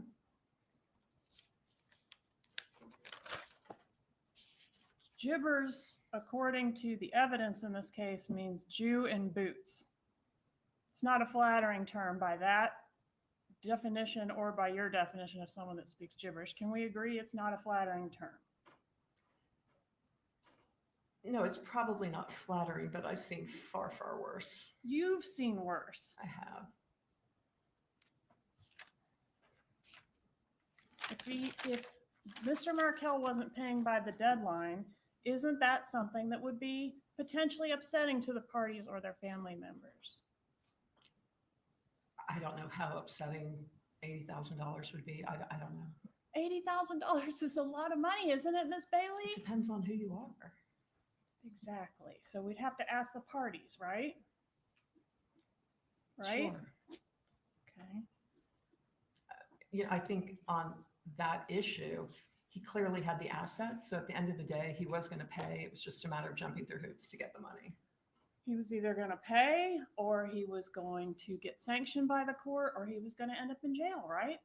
I don't see any possibility he was going to end up in jail. Okay, well, you sat in the courtroom during Ms. Adamson's testimony, I did. didn't you? I And Ms. did. Adamson said that that was one alternative, an extreme alternative, obviously, but that's what contempt means, right? But that Ultimately. wouldn't even come into play until the motion for enforcement, and then he didn't abide by that, and then the judge asked him to do something else, and then he didn't abide by that. But I think jail was pretty far-fetched. Well, as long as he pays. Ultimately, the teeth is you go to jail. No, that's not true. It's not true. Okay.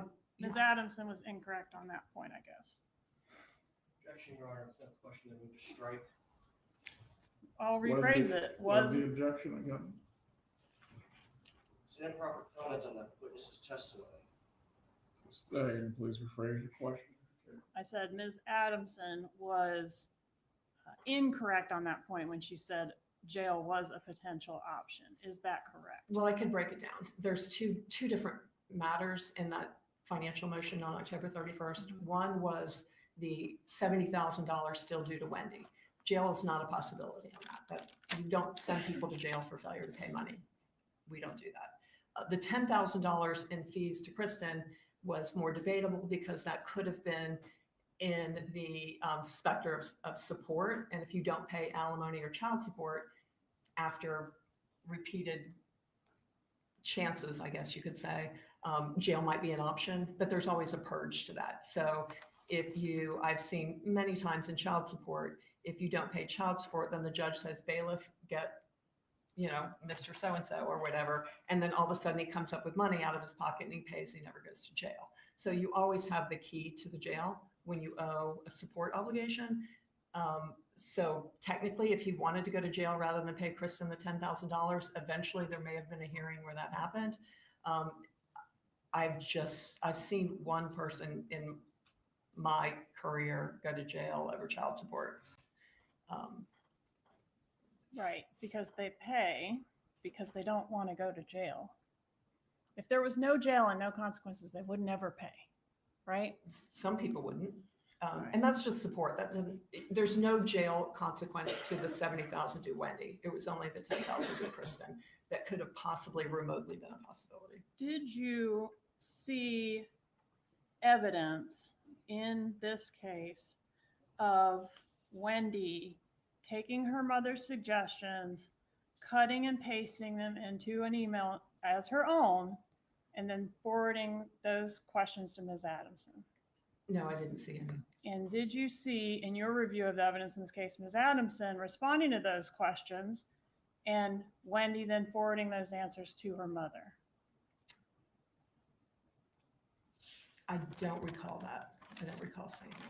Did you review the communications from Donna Adelson, both in the form of email and text messages, that suggest that she was in fact extremely disappointed and upset about the outcome of the relocation motion? I did. In probably the 5 days after the relocation, which was, say, 4 weeks before the ultimate settlement in July, there were a flurry of emails where she was obviously upset. Did you review Mrs. Adelson's communications after July 31st that suggest she's consistently still upset about this? I wasn't provided. So you were, I'm sorry, finish your answer. You weren't provided any? I wasn't provided after the flurry, right after the relocation, before the final judgment was entered in July of 2013. After July 2013, I don't recall seeing any emails from Miss Donna Adelson about the relocation. Did you see any emails from her at all post settlement? Not until maybe December. It was a while. October maybe. Okay. Several months.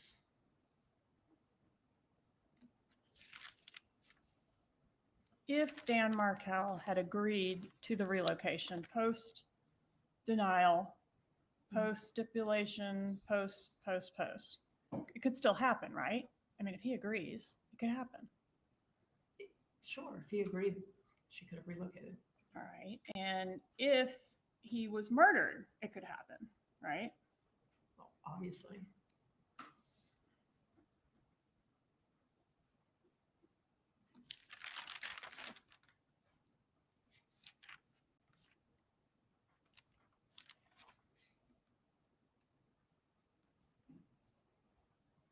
So you categorized Dan Markel's pleadings in a lot of different ways: baseless, untrue, unenforceable, gibberish, nonsense, suggestion of unethical filings on the part of his lawyer to sign off on them.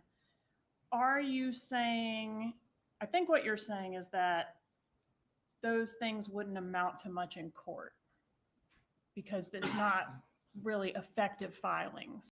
Is that what you're saying? What I'm saying is his motions post July 31st were not based in the law. And I don't think that allegations about accounts he knew of not being on an early filed financial affidavit would amount to fraud. And it certainly wouldn't excuse him not paying what he was supposed to pay under the terms of the court order.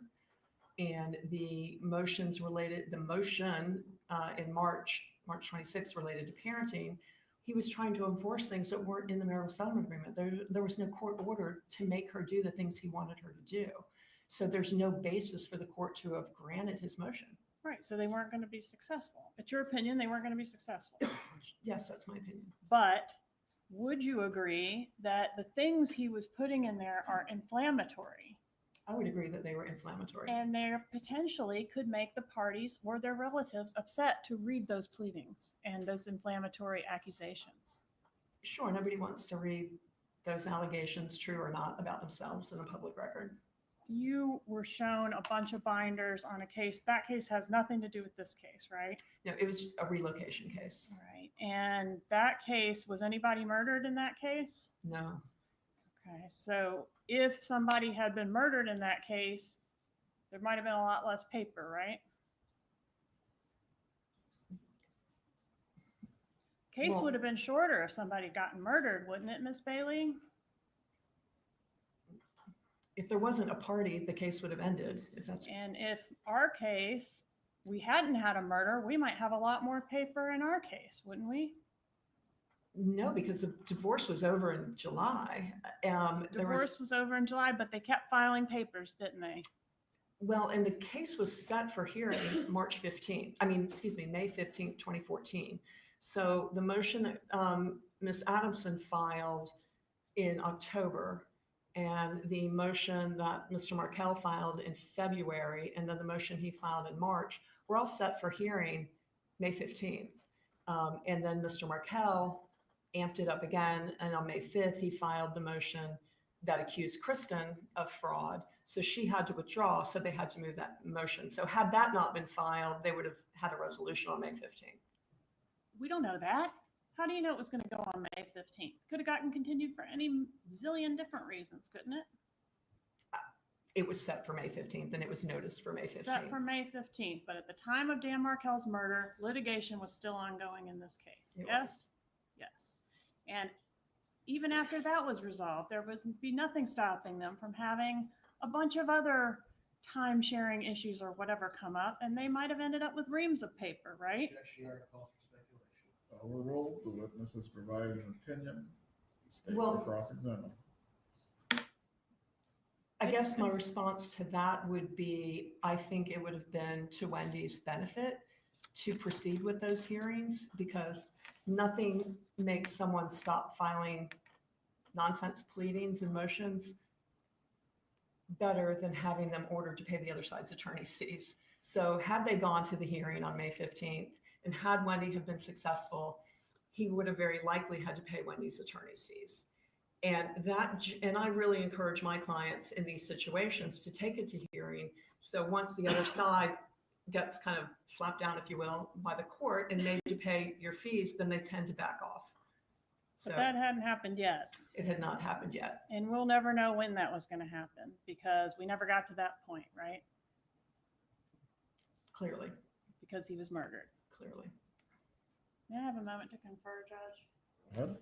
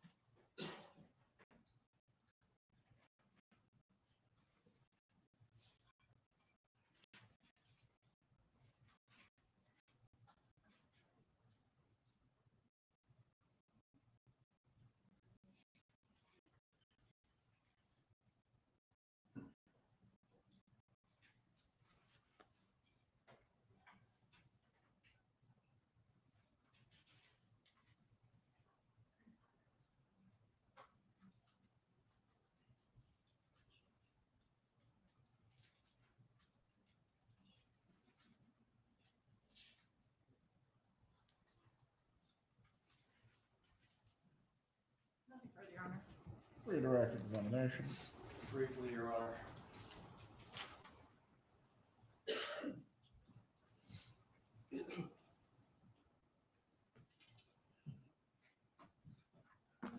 Ms. Bailey, you sat through Kristen Adamson's testimony earlier today, correct? I did. Did that in any way influence your testimony here this morning? No, there was no new information. Nothing further. Will this witness be recalled at any point?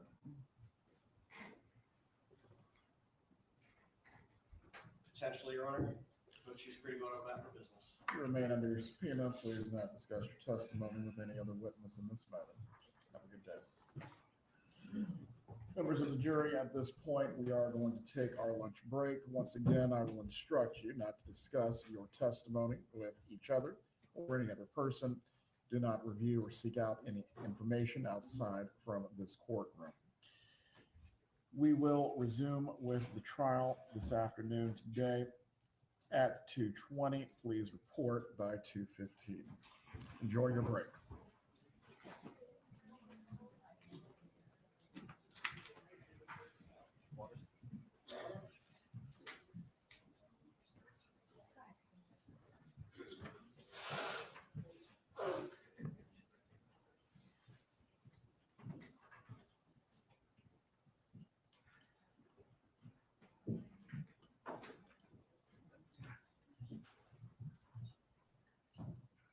Everyone can be seated.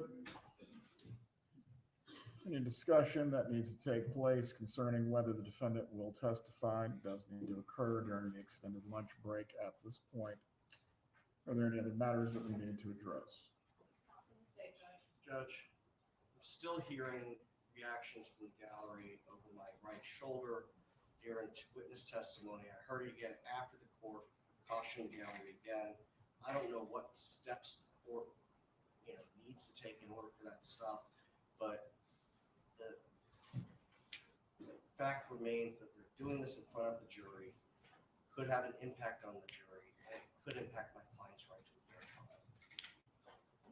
Well, this is a public trial. I cannot clear the courtroom. However, who do you believe you heard making comments or in some way doing something that was intended to distract the jury? That person can be removed. Are you able to identify them? They're behind me, Your Honor. No, all I can identify is this coming over my right shoulder. Please be seated.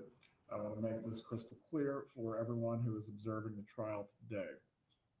Should I or the bailiffs in any way notice that you are engaged in a disruptive behavior that is intended to improperly influence the jury, you are going to be removed from the trial and subject to contempt. I cannot make this any clearer at this point. Please report back at 2:15. Once the jurors are assembled, we will continue with the trial. Ms. Desclazo, I believe, is still to be called by the defense. Yes, Your Honor. Mr. Scalzo and Ms. Newhouse are slated. Concerning the rule of sequestration, the remaining witnesses understand they are not to be in the courtroom. I'm not aware that they have been, Your Honor. Please scan the courtroom to make sure none of your witnesses are present so we do not have any continuing violations of the rule of sequestration. I don't see any witnesses in the courtroom, Your Honor. Please return at 2:15.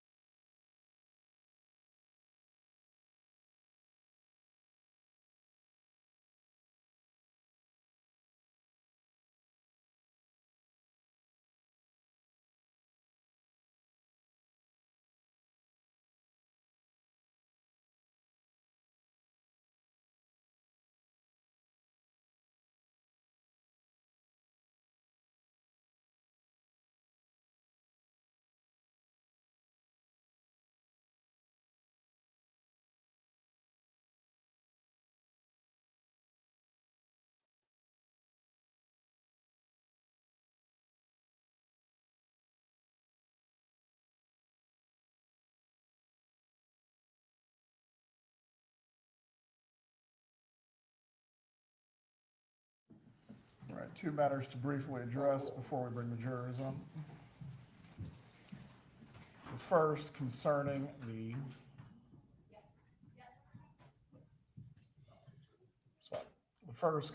the waiver of attorney-client privilege as to the testimony of Ms. Scalzo.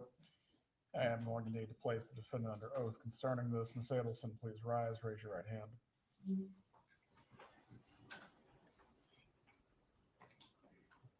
Raise your right hand, please. Do you swear or affirm the testimony you're about to give will be the truth? Yes. You can lower your hand. You understand with your former, or I guess I don't know the relationship exactly, but someone who has previously represented you concerning their testimony today, are you waiving attorney-client privilege concerning what they will testify about? Yes, I am. Concerning that, Mr. Zellman, do you wish the court to make any further calls? Yes, Your Honor, the waiver is specific as to the counsel that our client received from Ms. Scalzo. Well, if you need to discuss with her what she's waiving, that's fine. I don't believe you can waive on her behalf.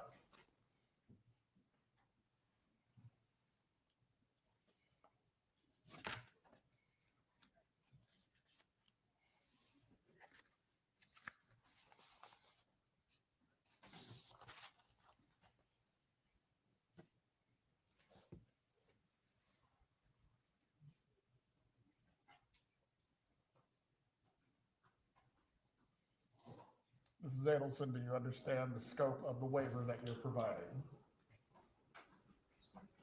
Do you understand the scope of the waiver that you're providing of attorney-client privilege? I do, Your Honor. What is that scope? The information that was discussed after my son's trial regarding my travel in the state of Florida. Is the defense planning to examine this witness on any other topics than what has been identified as the scope of the waiver? No, Your Honor.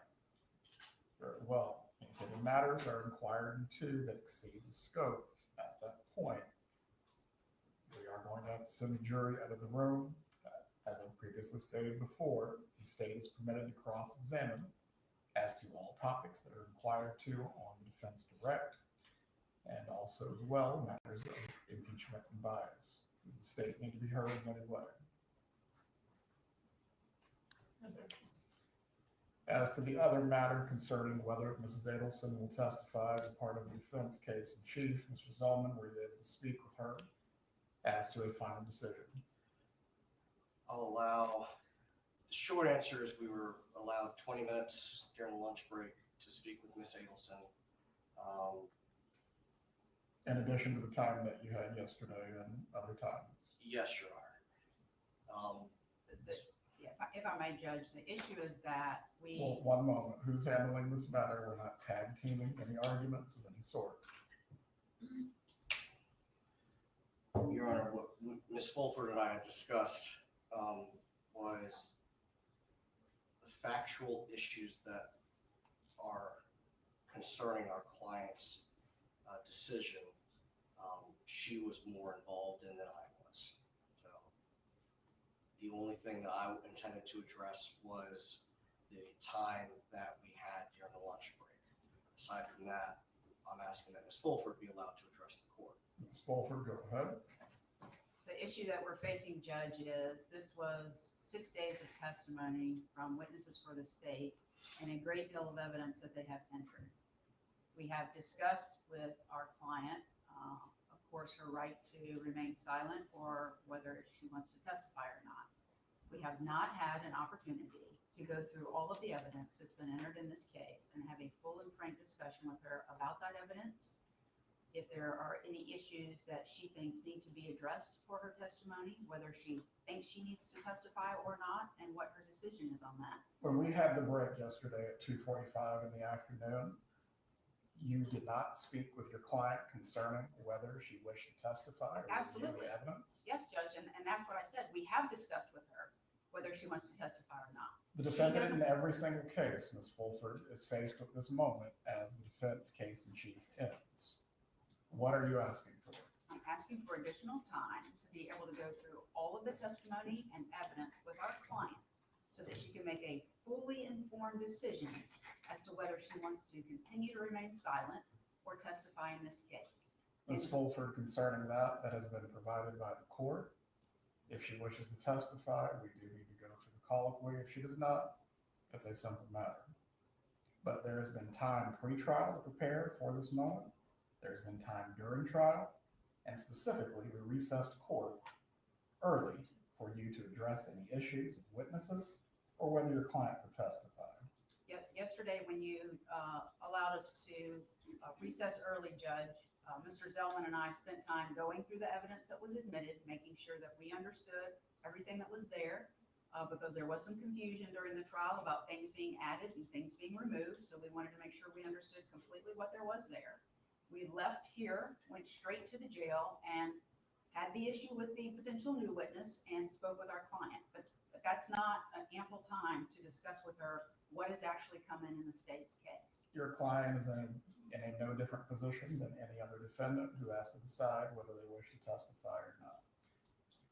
I will give you 5 additional minutes to discuss this matter. From there, the defendant is going to have to make a decision of whether she is going to testify or exercise her right to remain silent. Please check with the jurors, let them know that we will get started momentarily.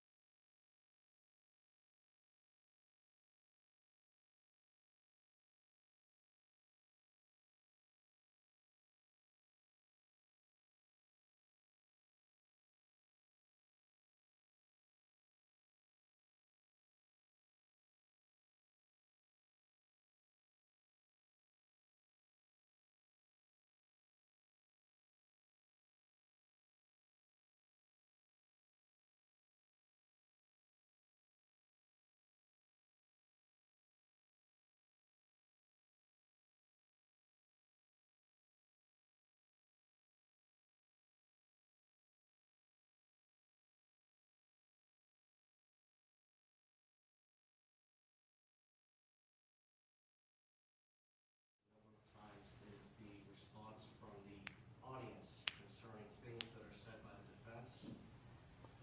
And although the proceedings are public, that has not stopped peanut gallery from their comments and laughter. We are respectfully requesting that the court allow Ms. Adelson to participate at sidebar, as she is entitled, and for us to address additional issues that are weighing on Mrs. Adelson's decision. Please approach. We are not going to do this for very long.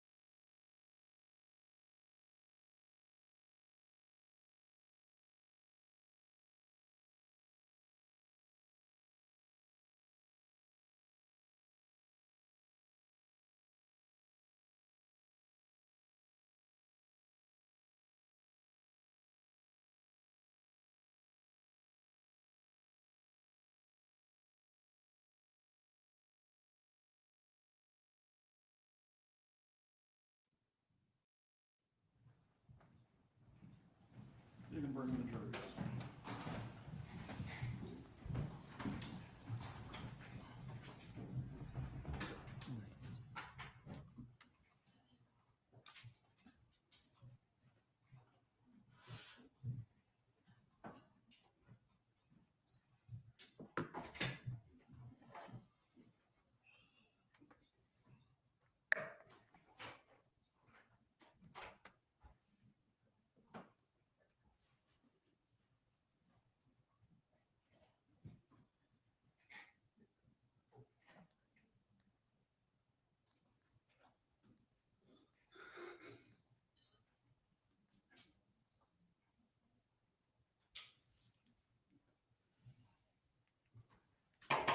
All rise, we're entering the courtroom.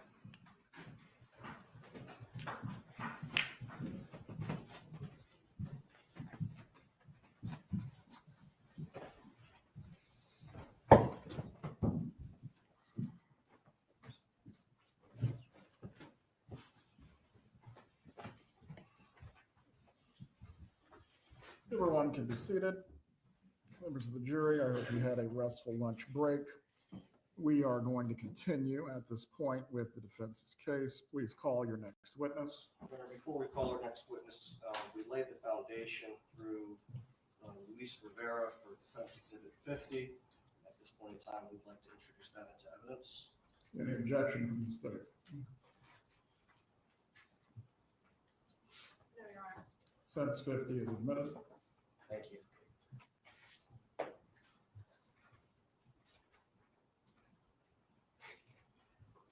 this point in time, the defense would call Marisol Descalzo.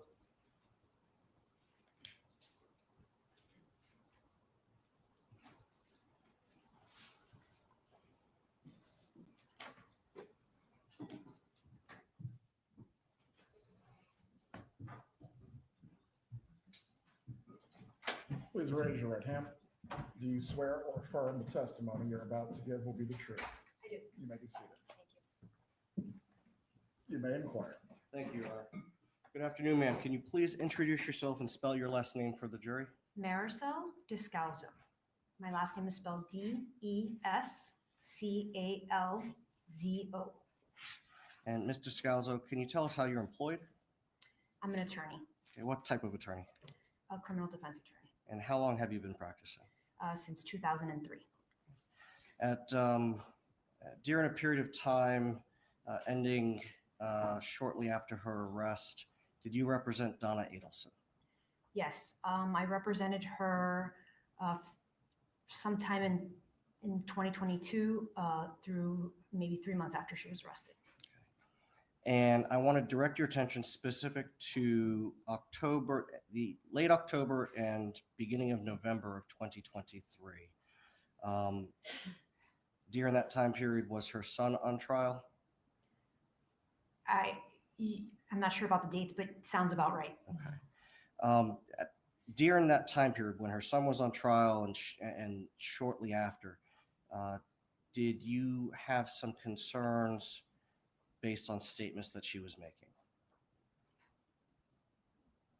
Concerns about Mrs. Adelson's mental state, yes. Yeah. Can you tell us what those were? She had made numerous statements about terminating her life if her son, Charlie Adelson, was convicted. Did that cause you to take any steps or actions to determine what you needed to do? Yes. And what were those?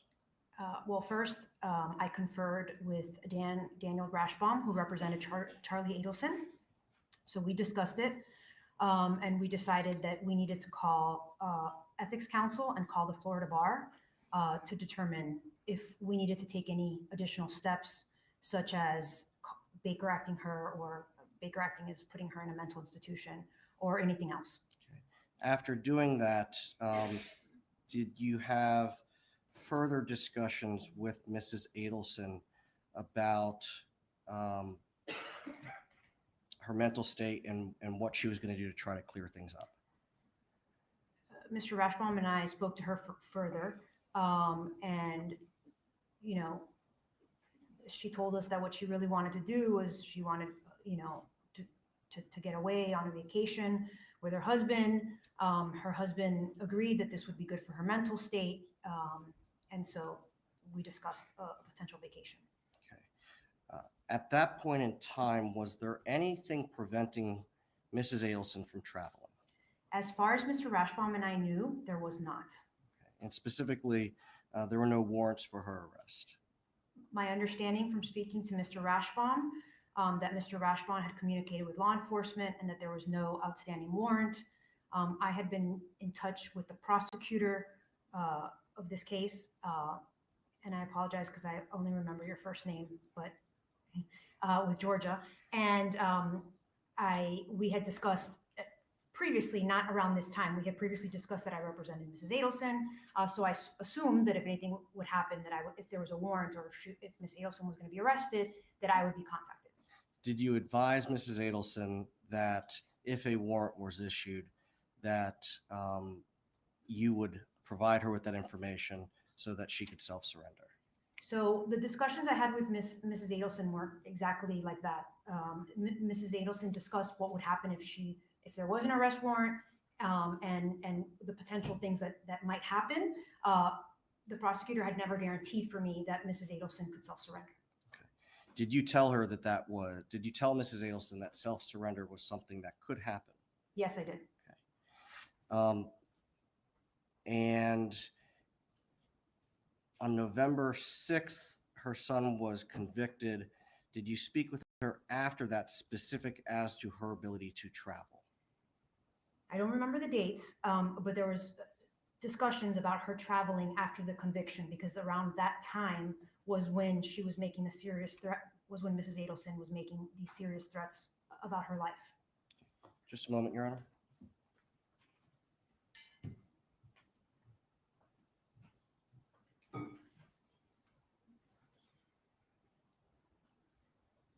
Nothing further, Your Honor? Cross-examination. Yes, sir. Good afternoon. Good afternoon. Now, if someone has a warrant, is it up to the defendant or the suspect, the person who has the warrant, to dictate their terms of surrender? I don't think so. It's up to the law enforcement. It's usually up to law enforcement to decide how or where to apprehend that person, right? Yes.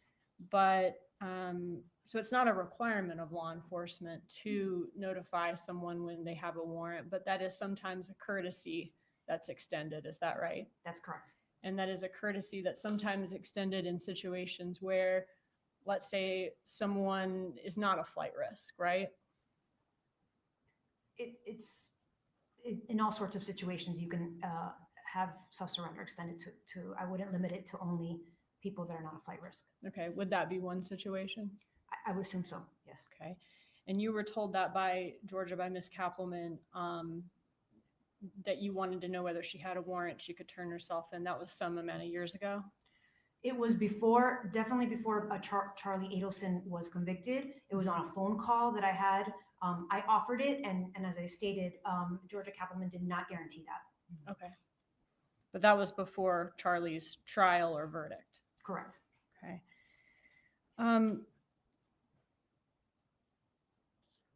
After the verdict, or I guess during the trial or after the verdict, did you disclose to anyone in the state attorney's office that Ms. Adelson was suicidal? Of course I didn't. Okay. No, I had an attorney-client privilege relationship with her, and I don't think that would have been appropriate. Sure. And why was she suicidal? Because her son had just been convicted, and she was worried he was going to spend the rest of his life in prison. Was she also worried about getting convicted herself? I don't believe that was even crossed her mind. She was only worried about her son. Okay. Are you aware of a text message where she said that she was afraid she was next, but don't worry, she would take care of that? I'm not. I'm sorry. Was that a text message to me, or? I don't believe so. Yeah, I don't have any knowledge of that. Okay. At the time of, were you present when Dan Rashbaum told her that she may make it to the airport in time, or she may get to the airport and not be able to make it out. Mr. Rashbaum and I don't believe that that was a telephone call. I don't believe that that was in person. And I was on a call, and I myself also told Mrs. Adelson that we did not know whether there was, that we understood there wasn't a warrant, but that didn't mean she couldn't get arrested at the airport. Okay. When you suggested, I guess, was the suggestion that you said that she take a vacation? I don't believe I suggested it. I believe that that's something that was being discussed between Mrs. Adelson and her husband, as something that would help her with her mental state. Okay. So that's something they suggested, but not you. Correct. I did not suggest that they take a vacation. Okay. Did you know at the time that the vacation that they were suggesting, they were considering Vietnam, China, or Korea? I did not know the location of where they were going, Okay. and it was never discussed with me. So at that time, you didn't have knowledge that they were specifically looking for non-extradition countries? I did not know one way or another where they would vacation to. If Donna Adelson was overheard by law enforcement debating between either committing suicide or fleeing to a non-extradition country, do you think that would change law enforcement's stance that she could turn herself in? Objection, Your Honor, calls for speculation. Overruled. The witness has opined on this matter. I'm not law enforcement, so I'm not sure, and I've never been in law enforcement, so I'm not sure. I can rephrase it. Would you expect that to change the stance? If I was law enforcement and I heard a target of investigation discussing a flight, As her attorney, okay, would you expect if she's overheard debating either committing suicide or fleeing to a non-extradition country that she wouldn't be expected to be able to just turn herself in on a warrant again after that? I don't know. I think it would take, to be honest with you, I'm a criminal defense attorney, so it would be case by case. Probably that would make the bond hearing a little bit more difficult if those conversations were overheard. But every prosecution is different, and maybe the prosecutor would agree. I don't know. Okay, 1 second.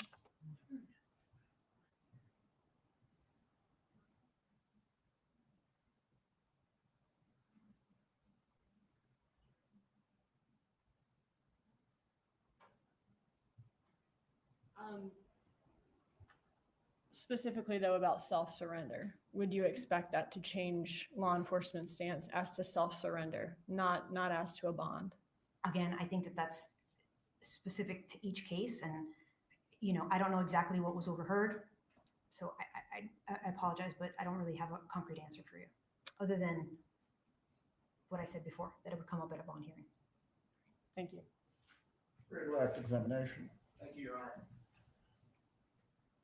Mr. Scalzo, prosecutor asked you about fleeing the jurisdiction. My client talked to you about a vacation, correct? That is correct. It was not fleeing the jurisdiction.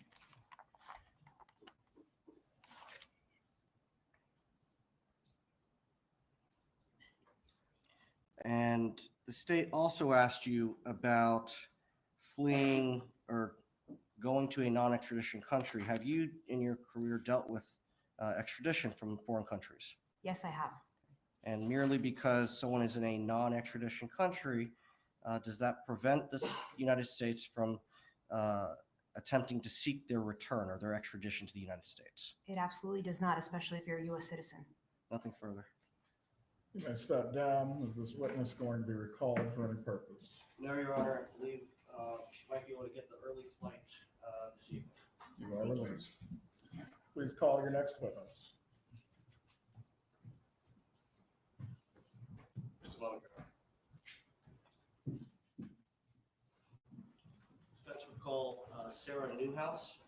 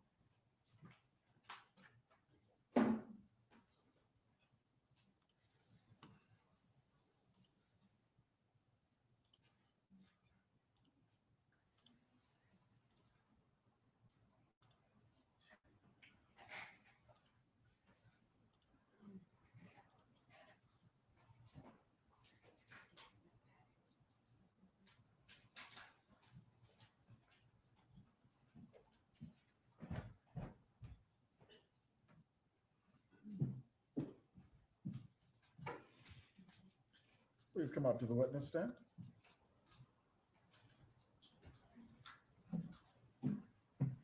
Raise your right hand now. Do you swear or affirm the testimony you're about to give will be the truth? Yes, sir. You can take your seat. Please speak loudly and clearly. You may examine. Thank you, Your Honor. Good afternoon. Good afternoon. Can you please introduce yourself to the jury? Yes, my name is Sarah Newhouse, and I am currently the Behavioral Wellness Coordinator for the Police Department. Back in 2014, I was the victim advocate. You're a victim advocate for the Tallahassee Police Department? Yes, sir. Okay. And in your role as a victim advocate, what does that entail when you work for the police department? Typically, it's following up with victims that are victims of crime, usually persons crimes, homicides, suicides, sexual batteries, domestic violence, things of that nature. And it's providing support, kind of being a middle person between them and the police investigation team. And in that role as a victim advocate, were you working on July 18th of 2014? Yes, I was. Okay. Did you have occasion to get assigned to be the victim advocate for Wendy Adelson? Yes, I did. And were you present for the vast majority of her interview with law enforcement? I was. Were you also present when Wendy Adelson called her mother, Donna Adelson, towards the end of that interview? I was. And did you have an opportunity to listen to the portion of the interview where Wendy Adelson called her mother? I did. And I'm going to show you what is marked for identification purposes as Defense 71. Did you have an opportunity to listen to this exhibit? I did. Okay. And is the portion of the recording true and accurate reflection of what you remember from July 18th of 2014 when Wendy Adelson called her mother? It is. Okay. When Wendy Adelson called her mother, do you recall Donna Adelson's reaction to being told that Dan Markel had been shot? Yes. Did this upset her? She sounded shocked, I guess would be the word that you'd say. And it appeared that this was the first time she was hearing about it? Yes. And did she make any statements that you could hear from where you were sitting? I don't recall if I could hear other than reviewing the video, but it sounded like a normal amount of upset given a crisis situation. At this point in time, I move into evidence Defense 71. Any objection? Judge, I haven't reviewed this exact item, but based on what the defense has represented to me is on there, I don't have an objection. I do want to review it on the break and reserve the right to object. So subject to that objection. A lot of qualifications. Well, there's just, Members of the jury, we're going to take a brief break. The bailiff will take it to the jury room.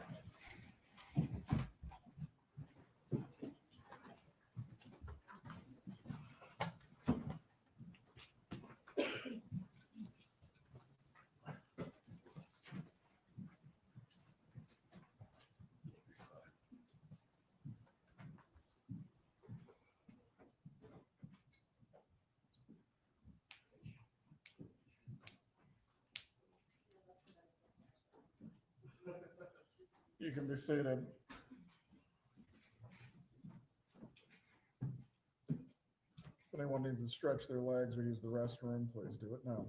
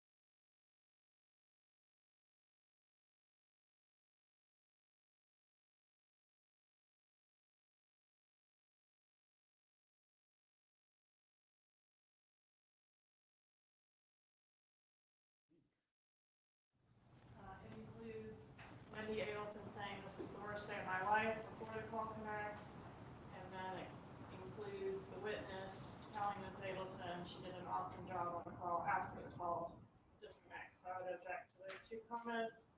I'm fine. I understand they don't tend to publish it right now, so subject to those objections, no objection to the exhibit once those things are removed. Mr. Zeldin? As I indicated to Ms. Dugan when Ms. Katherine was watching it, I got to remember how I snipped it, but I don't have a problem removing the comment before and the comment after before it's published for the jury. That defense 71 will be admitted. The proper redactions will need to be made. You can bring back in the jurors.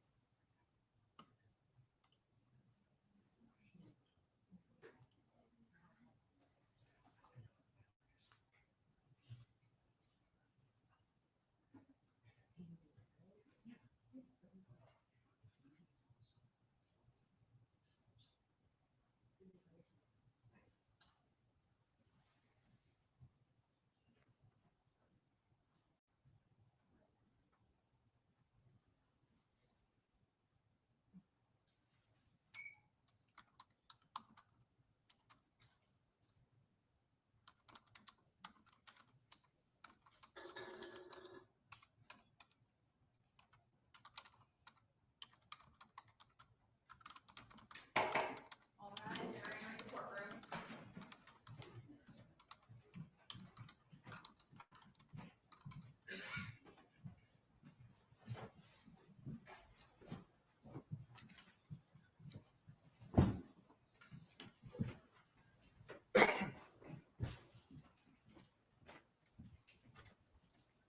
Everyone can be seated. Defense 71 is admitted at this time.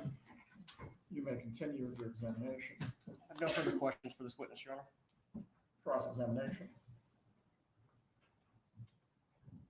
Did you hear any weeping or wailing going on at the other end of the phone during this phone call? Not that I recall, no.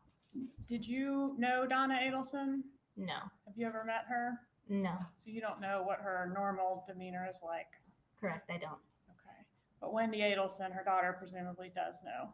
Correct. Do you remember Wendy Adelson making the comment after that phone call that she handled that well? Objection, Your Honor. That's hearsay. That's exactly what was asked to be removed from the file. Please sit down. As to the hearsay, sustain. No further questions.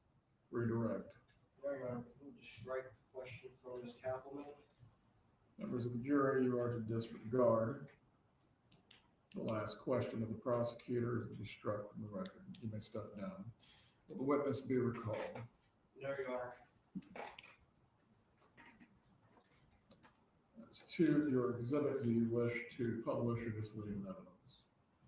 Not at this time, Your Honor. I do need to make the edits that were requested outside the presence of the jury so that it removes the two references. That could just take a few minutes.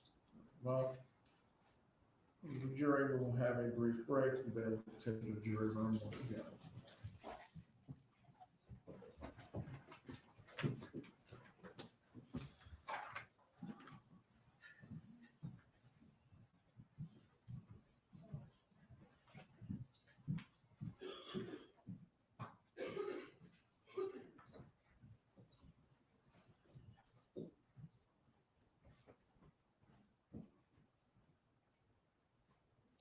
Everyone can be seated. Please make all necessary redactions and changes at this time.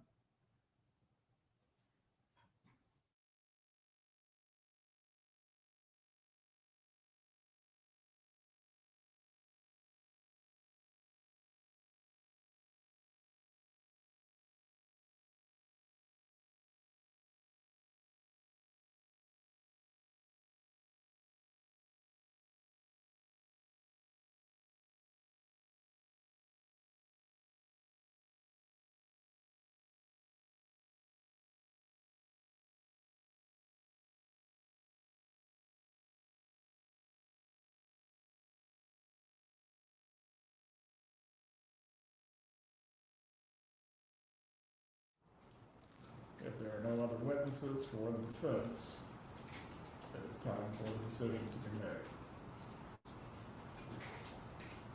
I can tell the court that co-counsel and my client are deep in conversation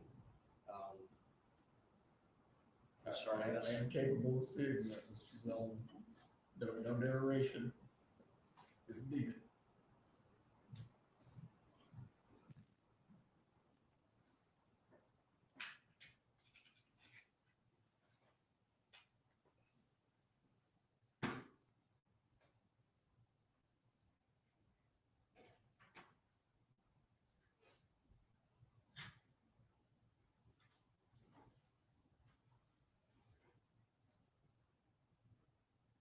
Mrs. Kappelman wants the defense rest as the state intending to place or put on any rebuttal case. I think not. If they rest without calling any further witnesses, that could change if Mrs. Adelson decides to testify. Very well. At this point, I do need a decision. Mrs. Adelson, please rise. You've been placed under oath earlier this afternoon. Mrs. Adelson, I will advise you concerning your rights. You understand that you have the right to remain silent, and the jury will be instructed that your silence cannot be held against you in determining the merits of this case. Do you understand this? I do understand. Do you also understand that you have the right to testify as a witness in your case in chief on your own behalf? Yes, Your Honor, I understand. You understand if you do choose to take the witness stand, you will be cross-examined by one of the prosecutors. Yes, I'm aware of this. You understand that your credibility will be placed before the jury like any other witness. Yes, Your Honor, I understand. Have you been able to discuss with your attorneys the two rights that the court has placed before you? Yes, we discussed the rights.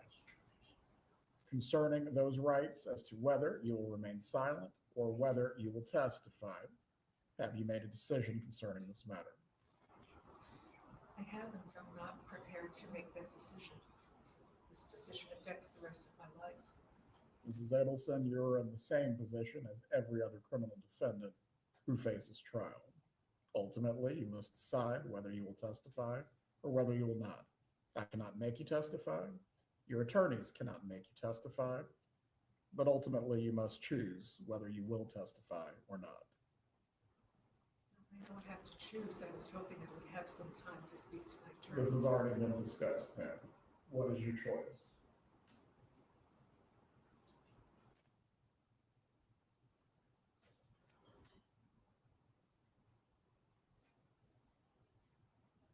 Judge, since I was handling prior witnesses while Ms. Fulford was speaking with Ms. Adelson, can I have a few minutes, please? What exactly are we going to accomplish that we have not been able to since the trial started, pre-trial, the long recess yesterday, or even the lunch break today? That's what I'm trying to determine, Your Honor. I will give you exactly 5 additional minutes. From there, Mrs. Adelson has to make a decision whether she will testify or whether she will not. Thank you, Your Honor. If anyone in the gallery needs to use the restroom or stretch your legs, this is your opportunity at this point.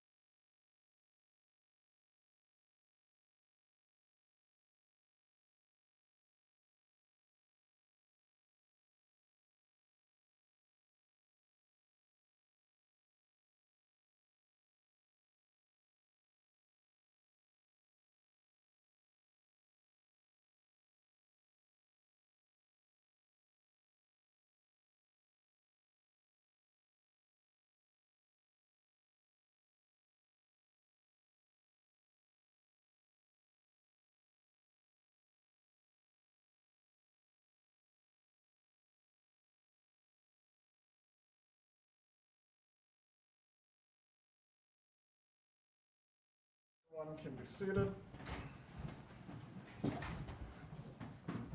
Mrs. Elman, Ms. Fulford, Mrs. Adelson, the extra time that you have been provided, that has come to a conclusion.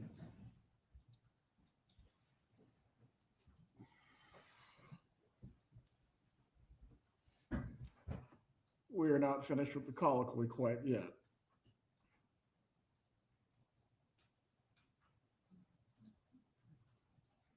I am not talking for the sake of talking. Before we have to move into any contempt, we do need to move on.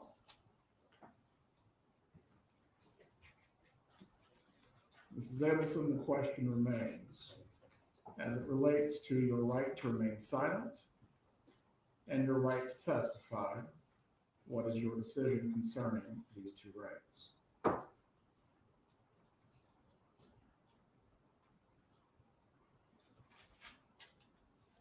This time I don't want to testify. Very well. As I've previously stated, the jurors will be instructed that your silence cannot be held against you in any way. We will bring the jurors back out. The defense will rest its case on the record. Ms. Kappelman, you indicated the state will not have rebuttal. Did say that, Judge. May I have a moment to confer with the counsel? Go ahead.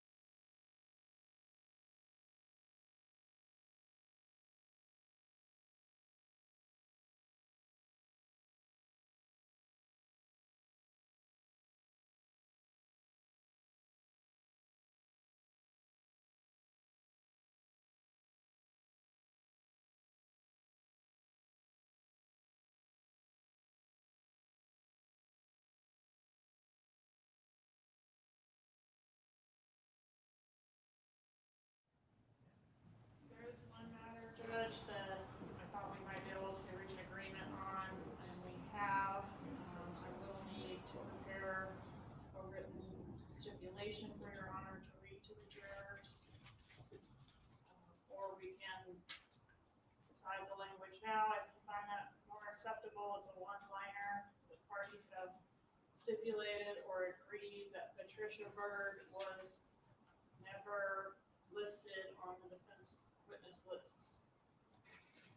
As to that, prepare the stipulation in writing. It needs to be signed by counsel for all parties and the defendant.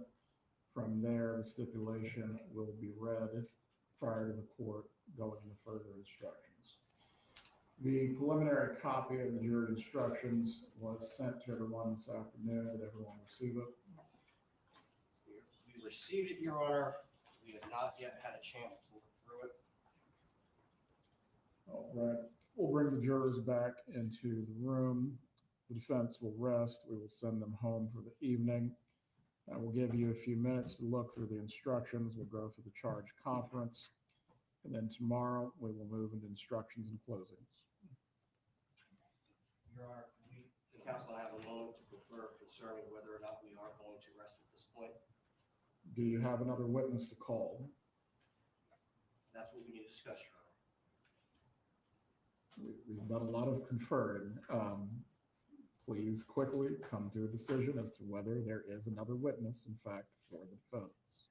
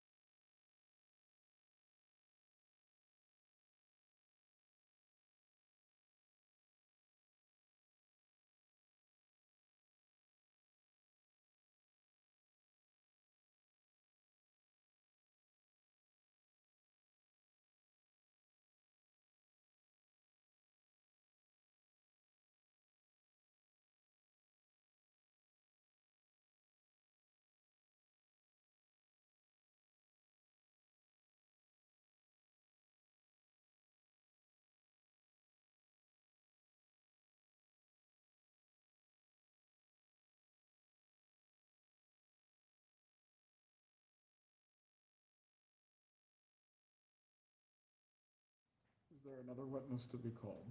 Your Honor, we are going to be tendering 2 exhibits to the court to introduce. I believe that both qualify under hearsay exceptions. The state's indicated that they're objecting. If I could just have a moment.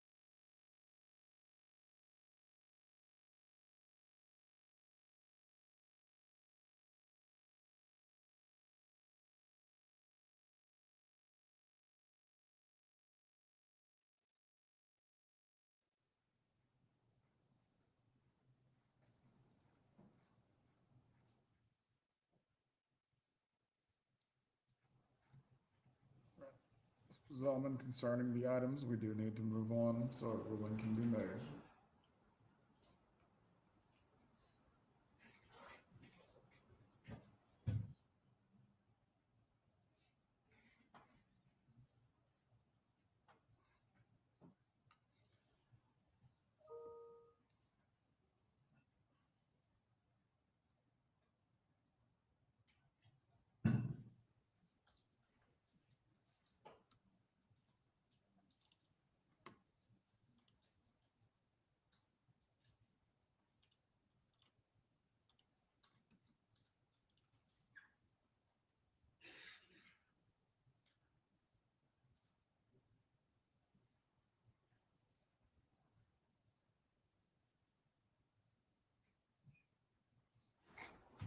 Your Honor, yesterday, the state, or I'm sorry, not yesterday, but earlier in the case, the state introduced excerpts of the 2014 calendar that belonged to my client, as well as the 2023 calendar for my client.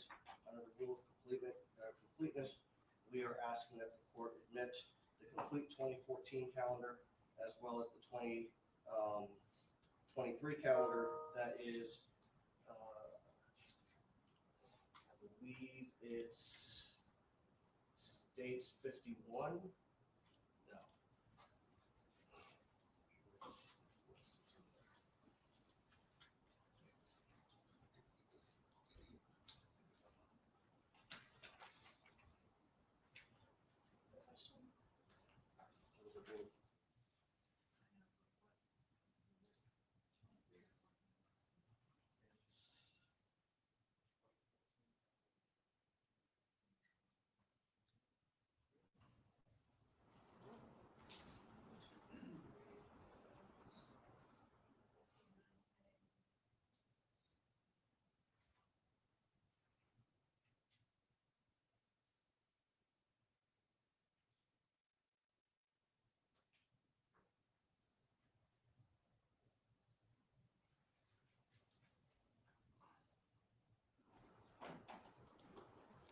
Cattleman, concerning these items, what is the state's argument?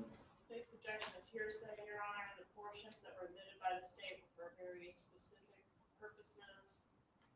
The rest of this item is not needed to add context to those individual entries. It's a day calendar, it's not a narrative. I don't think there's any argument for completeness. There's tons of self-serving hearsay in those documents, and the state objects. Your Honor, with respect to the 2023 calendar, the state introduced a few pages that listed my client identifying items that she was going to sell. Based on the questions that were asked, the implication from that is that my client was selling these in anticipation of fleeing the country. Contrary to that, there are a ton of pages going back to January 9th of 2023, where my client lists those very same items to get prices to sell, to sell, to sell. So it is misleading to just put in those couple of pages that the state put in on the 2023 calendar for purposes. Who was going to lay the foundation concerning the items that you wish to admit? Foundation's already been laid by the state, Your Honor. It was I seized by. believe as the inculpatory matters, yes, as to whether or not she was planning to sell something in January of 2023, what witness testified concerning that? Judge, the implication from the state's admitting those pages is that my client was selling these in anticipation of fleeing. Under the rule of completeness, we should be entitled to introduce the additional entries from the calendar showing that it didn't just start around the time that she decided to travel to Vietnam, but it happened previously. Not for the truth of the matter asserted, not that she was. Hold on, these are not recordings. A book with several entries is somewhat different from a recording. As it relates to recordings, the rule of completeness, I believe, serves a different purpose in the manner that you're describing. As to each page of this planner, all of the information is not inculpatory. So to that end, what witness has laid a foundation for the pages that you seek to admit that are separate from the inculpatory information? All we're seeking to admit are the pages from the 2023 calendar that list those additional items. List the items that the state has already put into evidence as my client intending to sell them prior to leaving the country. I've printed out the specific pages and I prepared a copy with highlights to be able to present to the jury during closing. But it's not the entire, we don't have the entire 2023 calendar. It's been marked for identification and it's in the clerk's possession. So these are just the pages with those entries. As to that, I will reserve whether the rule of completeness will drag across the pages that you're seeking to admit. I'll do some additional research. But again, every item that appears in the calendars does not have a relevant or probative hook to this matter. If there is not a witness that will testify or lay a foundation concerning this, I will reserve for now. Depending on the court's ruling, you may argue in closing. It's the same argument as the 2014 calendar. Just a moment.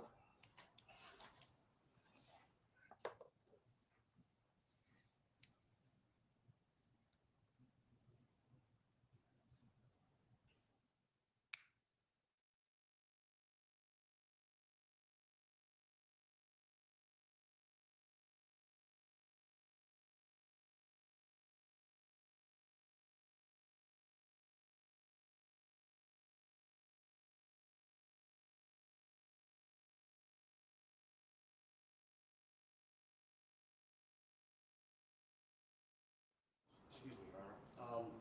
The argument for the 2014 calendar would be the same under the rule of completeness. Obviously, there are things in here, and I said this to Ms. Katherine earlier, that include personal information that would have to be redacted. Prior counsel provided a scanned copy of this to the state. If they could send that to me, I could identify the items that I think should be redacted. The specific purpose of offering the 2014 materials has to do with planning the 70th birthday party of our client's husband and the specific entries that she made identifying the tasks that she was going to carry out for that. Again, is there any witness who will testify to these matters, or you're just offering them as rule of completeness? Rule of completeness, Your Honor. Ms. Kappelman, any additional argument that you might already made? The only entry from the 14 planner that was admitted, has been admitted so far in this trial is the page that shows The license plate the number? license plate number, sir. And so I don't see how birthday party planning adds to the completeness of possessing the license plate numbers. I would object. In addition, I think this exhibit is in a little bit different posture because the 2014 planner in its entirety has not been identified at all. Only that page was identified. 23 planner was identified as by a witness as it being seized from the residence. I will reserve ruling as the 2014 planner as well. Beyond that, if the court does permit these items to be admitted, the defense will be able to admit them prior to any instructions and closings, and you'll be able to argue them if they are admitted. Yes, Your Honor. And for the record, what I've done is I've marked the 2013 excerpts as defense, the 2023, sorry, as defense 51, and the 2014 as 76. Please leave them with the clerk. Judge, if Your Honor does rule that those items are admissible, the state would request complete redactions of all the items that are not related to the specific purposes the defense articulated. Certainly no objection to that, Your Honor. Please bring in the jurors. And Judge, the state has made the, I want to check the redactions on this video.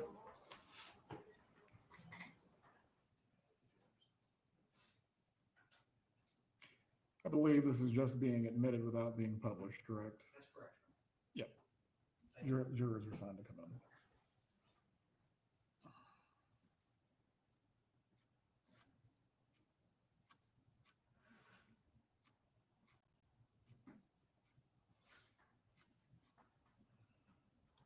All right, you're entering the courtroom.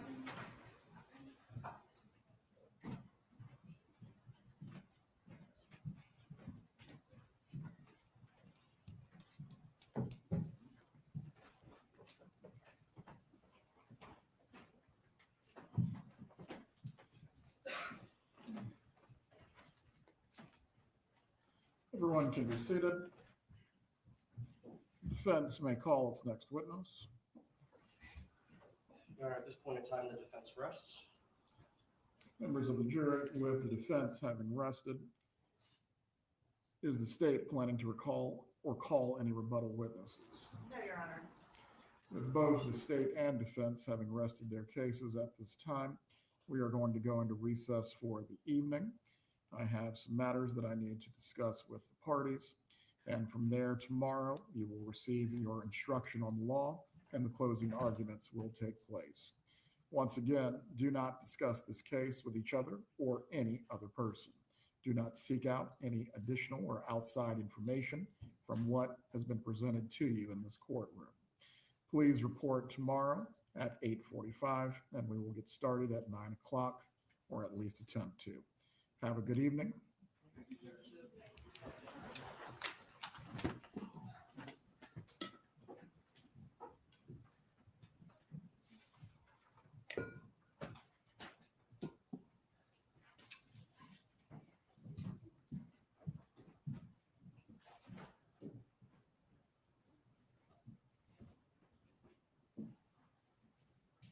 Everyone can be seated. Please open your copies of the jury instructions. My custom in going through the jury instructions is to go through each one. Any requests or changes that are being asked for by either party, we will address as we go through each instruction. Let's start with 3.1, Introduction to Final Instructions. Are there any requests or changes being sought?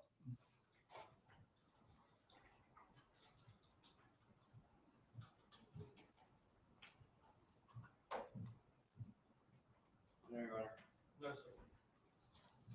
3.2, Statement of the Charge. Any requests or changes?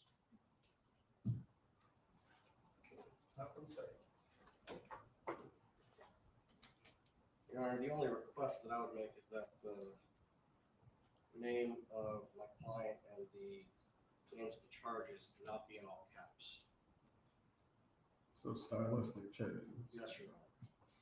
State, do you wish to be heard? No, sir. I will make that change. Let me make a note.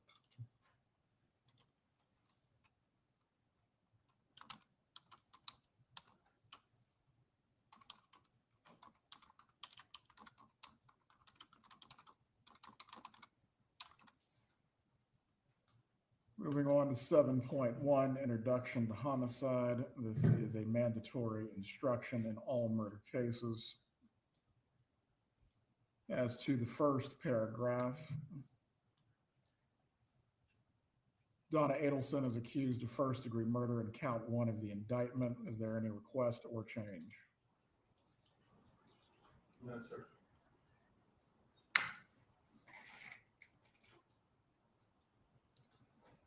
As to the next paragraph concerning lesser includeds, is the defense asking for all category 1 lesser includeds?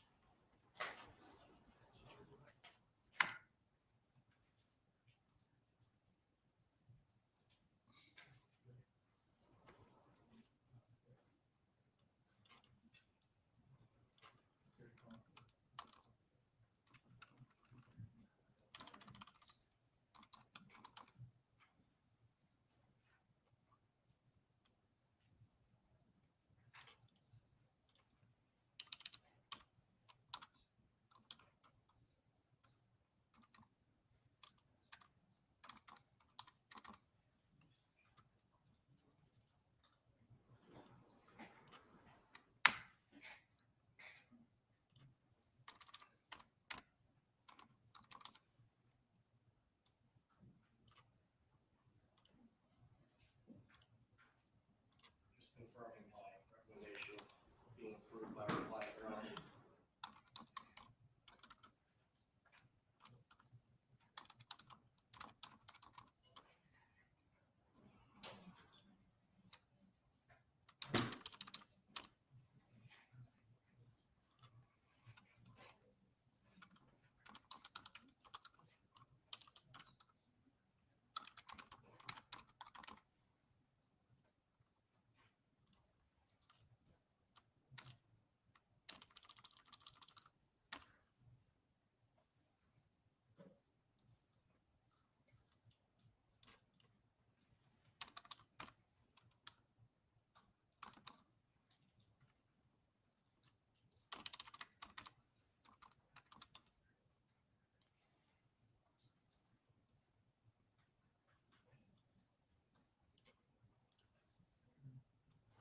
Your Honor, the defense would request the manslaughter lesser.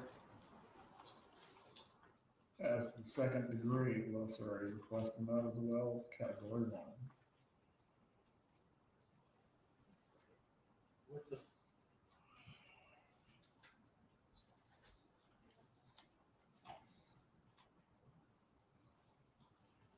although it's a category 1 lesser, still carries the same penalty. So we are not requesting second degree. Is the state requesting second degree as a category 1 lesser? Yes, sir. Yes, sir. We'd be requesting all lessers. Well, all category 1 lessers will be given. Second paragraph will read in the introduction, first degree murder includes the lesser crimes of second degree murder and manslaughter, all of which are unlawful. However, a killing that was excusable or that was committed by the justifiable use of deadly force is lawful. I believe the indictment refers to the victim as Daniel Markel. Does either party have a preference? To conform to the indictment, we would request his full name, Your Honor. Acceptable to that. If you find Daniel Markel was killed by Donna Adelson, you will then consider the circumstances surrounding the killing and deciding if the killing was first-degree murder second-degree murder or manslaughter, or whether the killing was excusable or resulted from the justifiable use of deadly force. The definition of justifiable homicide and excusable homicide is either party seeking these.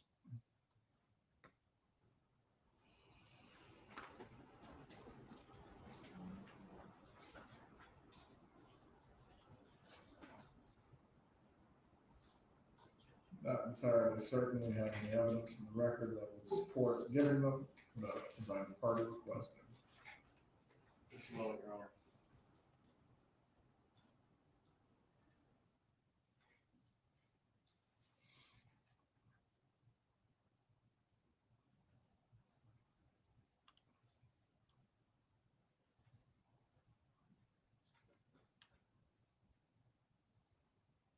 I would agree with the court's conclusion, Your Honor. Mr. Evans, Ms. Koppelman, No objection, removing. just the definitions of justifiable and excusable homicide will be removed. As to any other degrees, I believe the evidence remains the evidence. I do not find where there is a basis to give either set of instructions as to the lessers. Final paragraph of the introduction will read, I now instruct you on the circumstances that must be proved before Donna Adelson may be found guilty of first-degree murder or any lesser included crime.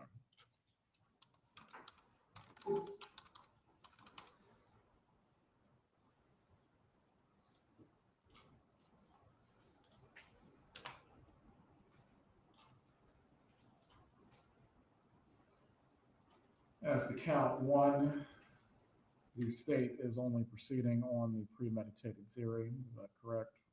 Yes, sir. Any reference to felony murder will be removed.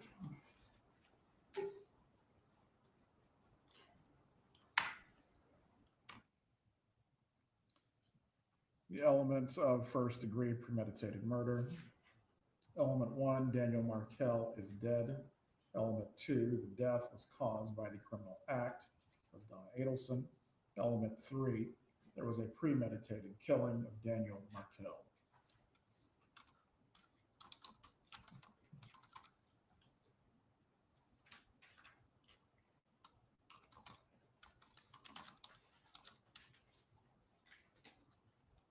Just the stylistic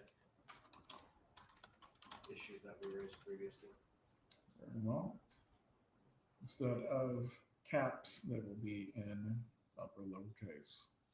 Moving on to the definitions. The definition of an act will be given. Killing with premeditation, that will be given. The question of premeditation, that will be given. The portion that will be omitted, give only if there's evidence the defendant acted in the heat of passion on legally adequate provocation, that will be removed.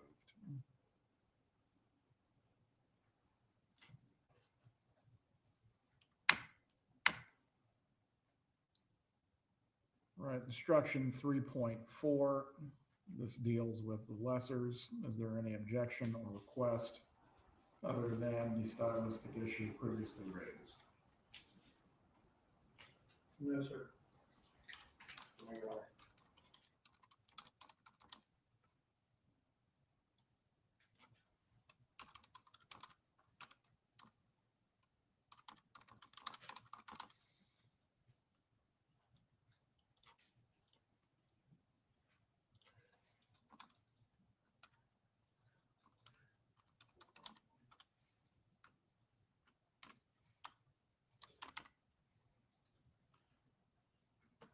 All right, 7.4, second-degree murder.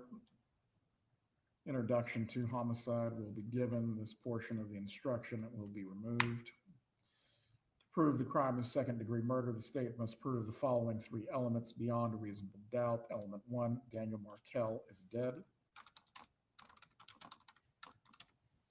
Element 2, the death was caused by the criminal act of Donna Adelson.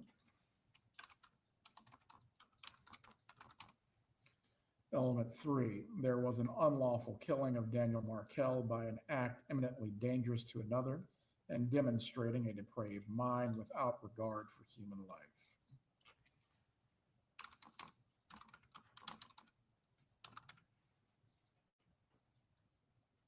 As to the definitions, I believe act is repeated. Is there any objection to this stating an act has been previously defined above?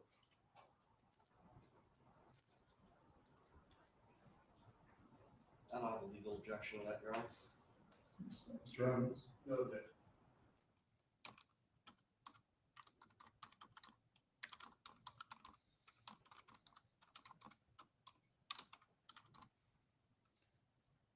The second definition, an act is eminently dangerous to another and demonstrating a depraved mind. That must be given.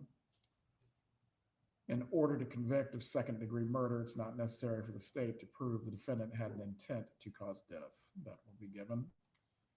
Give only if there's evidence the defendant acted in heat of passion on legally adequate provocation. That will be removed.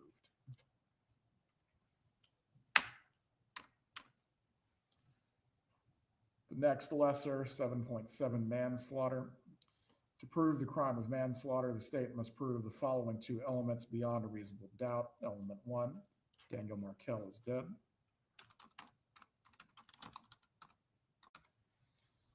As to element 2, which theory is the state proceeding on?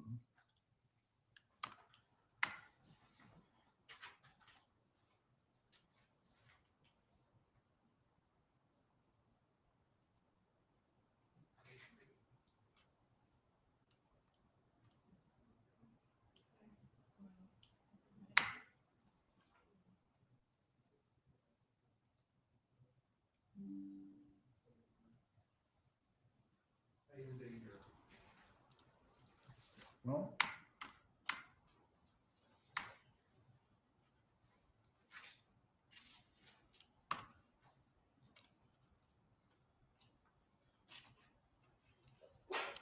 A and B will be split by an or.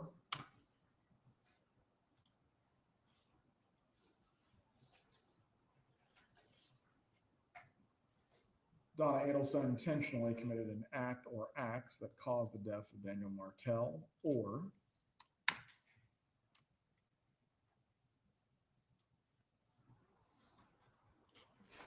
Donna Adelson intentionally procured an act that caused the death of Daniel Markel.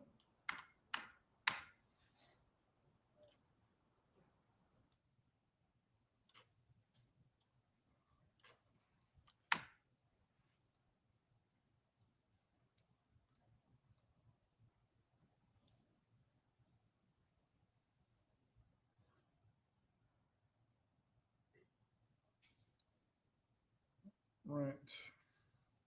Concerning the state versus Spencer italic, that will be removed.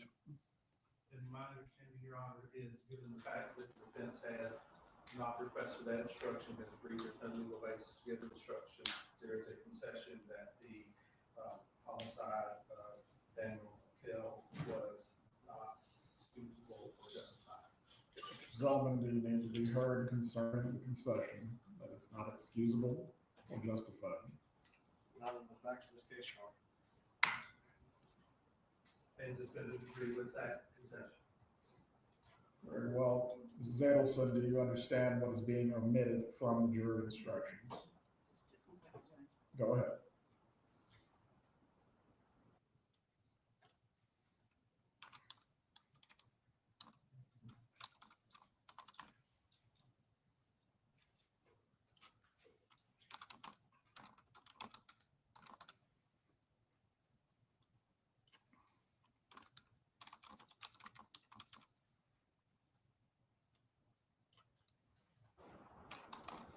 Okay, Judge. Mrs. Adelson, do you understand what is being omitted concerning whether this homicide was justifiable or excusable? I do. As to that concession, do you need anything else that you need to discuss with your attorneys? Yes. She said yes. Please discuss it with them now. Thank you.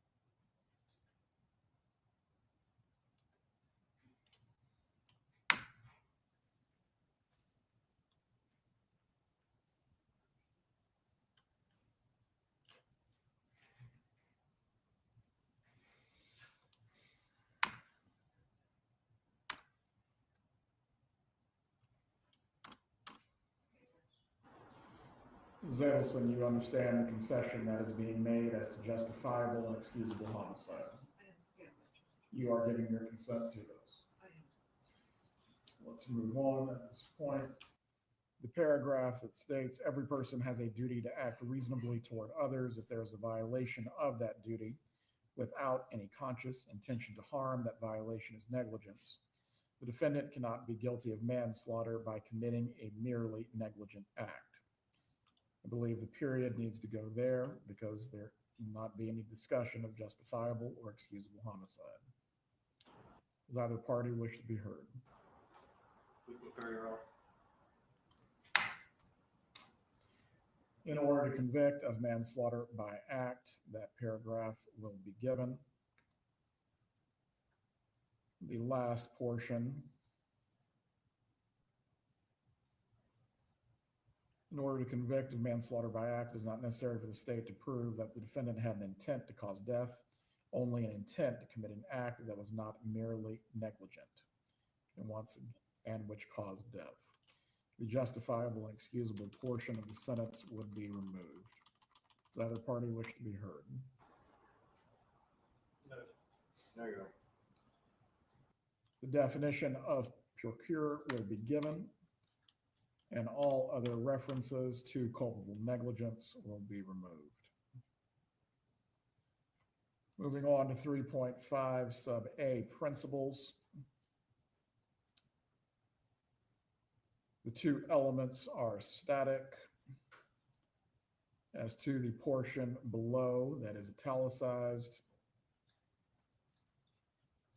or any of the italicized portions being requested.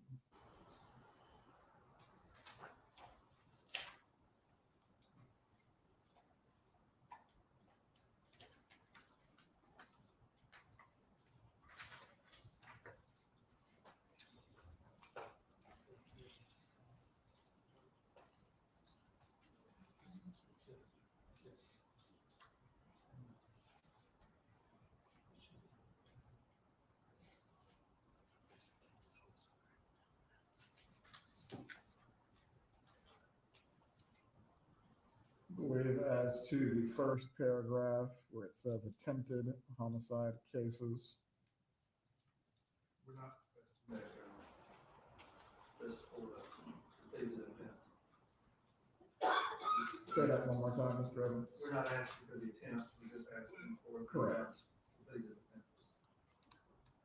I believe that instruction must be given for first-degree premeditated murder, and all references to attempts of any other sort will be removed. The state must prove the defendant intended that the killing of Daniel Markel occur.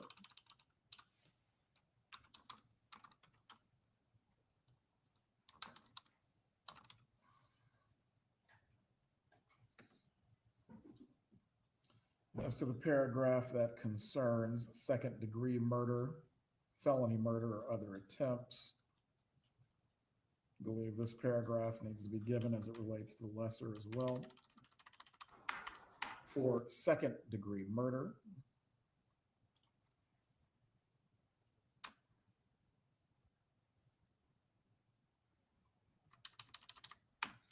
it is not necessary for the state to prove the defendant intended the death of Daniel Markel.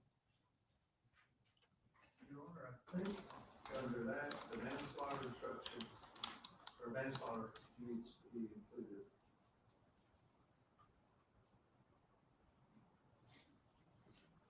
Concerning whether an intent was necessary for manslaughter as well, Mr. Evans. You have to intend the act, but you don't have to intend to kill. As to that inclusion within the principal instruction, does the defense wish to be heard? Just a moment, Your Honor.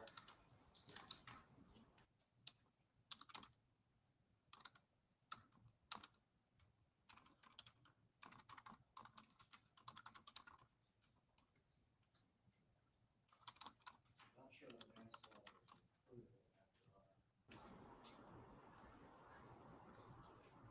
It's not included in the standard instruction, no. Can I have some time to research that to make sure that I'm not inviting error. It's fine.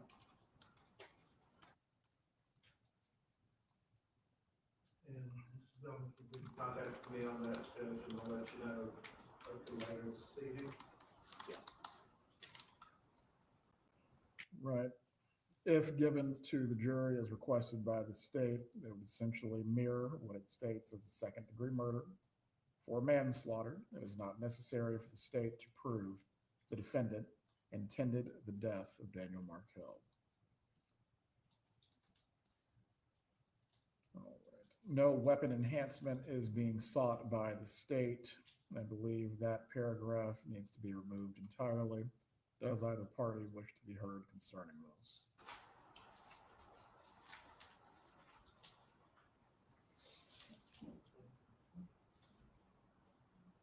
Are you asked? For cases where the criminal statute includes a higher degree because of a firearm. Yes, sir. I excuse me, I moved down the principles already for next time. So I ask yes or no. There's no evidence that the defendant in this case actually possessed a firearm, so no, we're not requesting. It will be removed.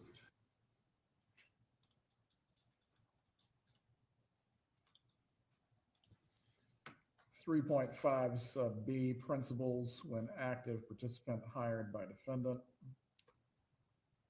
If the defendant paid or promised to pay another person or persons to commit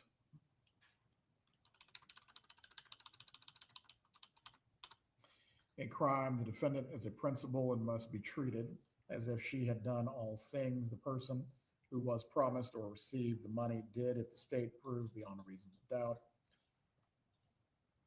Then elements 1, 2, and 3 are to be given. As to the bracketed portion of element 3,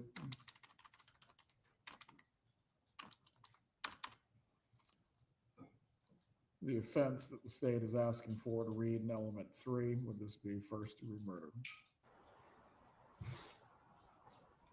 I'm sorry, Your Honor. Can you say it again? Element 3, the bracketed portion that says crime or attempt, the crime that the state is requesting, is that first-degree murder? Yes, sir, but I don't believe that, I don't think it asserts crime. I think you just leave the crime was committed by another person. So not a specific crime, just crime. Yes, and I think that's why they have attempt.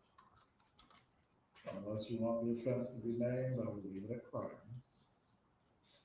I don't believe I'm gonna look at this this. crime is the appropriate one given the standard instruction. I'm gonna look at the standard briefly, Your Honor. The other person that is referred to in the bracketed portion, or any specific names being sought, or just the other person? Just the other person. I would ask that the individuals, Sigfredo, Garcia, and Luis Rivera be named. I believe within the indictment, the named co-conspirators are Charles Adelson, Katherine, Magbanua, and/or other persons.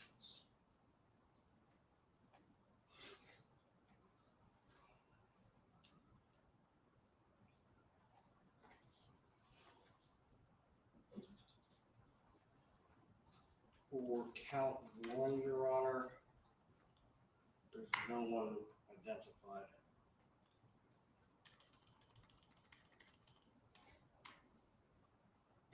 Mr. Evans. You, for principal instruction, 3.5 sub B, element 3. yes, sir, but I'm saying for principal instruction, you do not have to allege it in the indictment in order to be entitled to principal instruction. Well, but we'll read the crime was committed by the other person. As to the persons who committed the crime, I believe the evidence in the record is clear. It can only be argued that Luis Rivera and Sigfredo Garcia were the actual trigger men, although who may have put them up to the act as a conspiracy, that is for the jury to determine. Any other matters that need to be addressed with 3.5 sub B? Just doing away with the firearm part of it. That will be omitted. Your Honor, there's something I wanted to address briefly on 3.5A. Go ahead. Am I reading, this is the new instruction? This is the straight from the Florida Supreme Court on the Florida Bar website instruction. Well, we are making the affirmative election to use the current instruction rather than the instruction that existed in 2014, which my client would be entitled to request. This is the current instruction. I'm sorry, yes. This is the current instruction. Yes, we are making the affirmative request for this rather than the old instruction. I want to make that clear for the record. Moving on to count 2, conspiracy to commit murder. To prove the crime of criminal conspiracy, the state must prove the following 2 elements beyond a reasonable doubt. Element 1, the intent of Donna Adelson was that the offense of first-degree murder would be committed.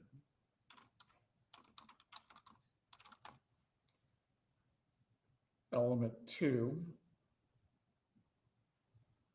as to agreed, conspired, combined, or confederated, which are being requested by the state. All four.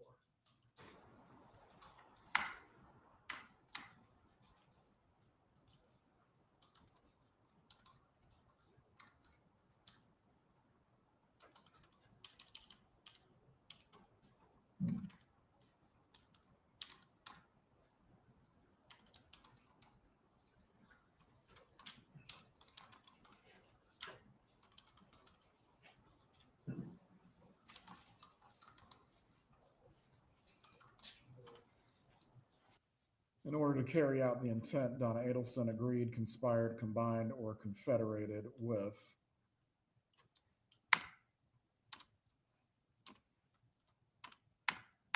Charles Adelson, Katherine Magbanua, and or other persons to cause the first-degree murder to be committed either by them or one of them or by some other person. Your Honor, on that,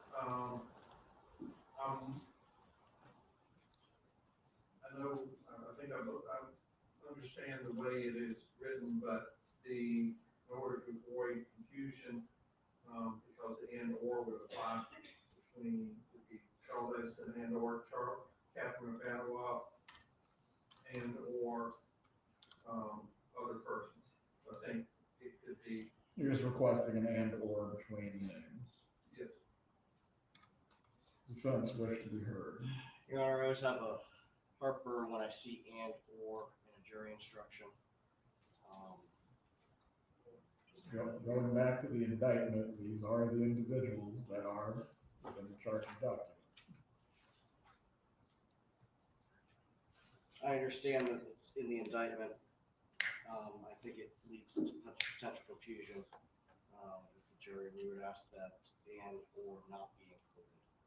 And if that's the case, then you could put simply or.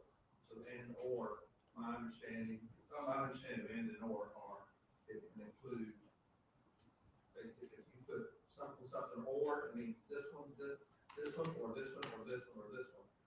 And so in this case, if it's Charles Adelson or Katherine Magbanua or other persons, that would be acceptable to the state. I don't have a legal objection. Conjunction? Yes. What's your function? Yeah. Very well, Charles Adelson or Katherine Magbanua or other persons.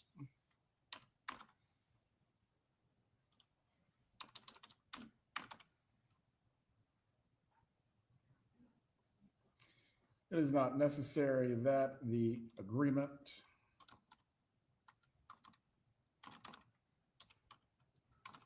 conspiracy,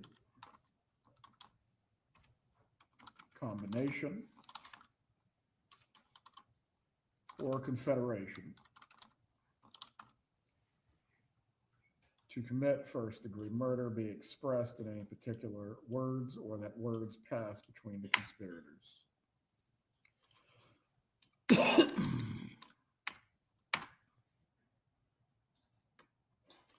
Then lastly, it is not necessary that the defendant do any act in furtherance of the offense conspired. As to the affirmative defense, I'm not aware of any evidence in the record that would require this to be given. Does the defense have any argument?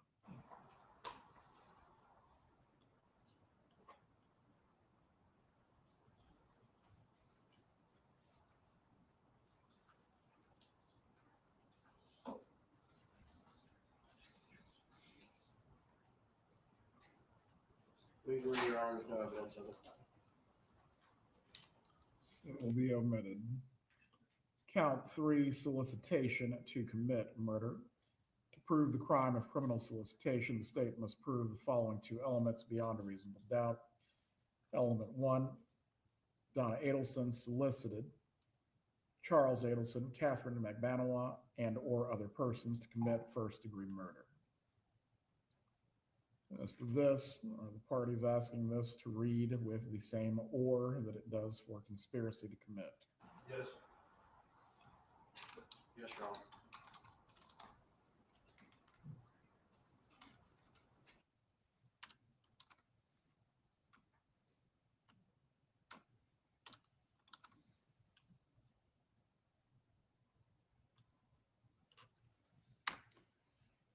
Very well. Element 1, Donna Adelson solicited Charles Adelson or Katherine Magbanua or other persons to commit first-degree murder during the solicitation, and which are being requested by the state. All 4.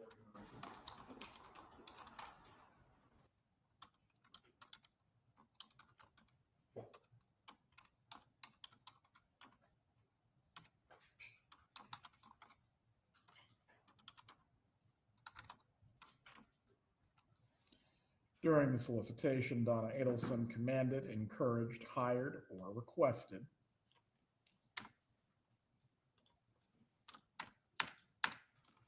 Charles Adelson or Katherine Magbanua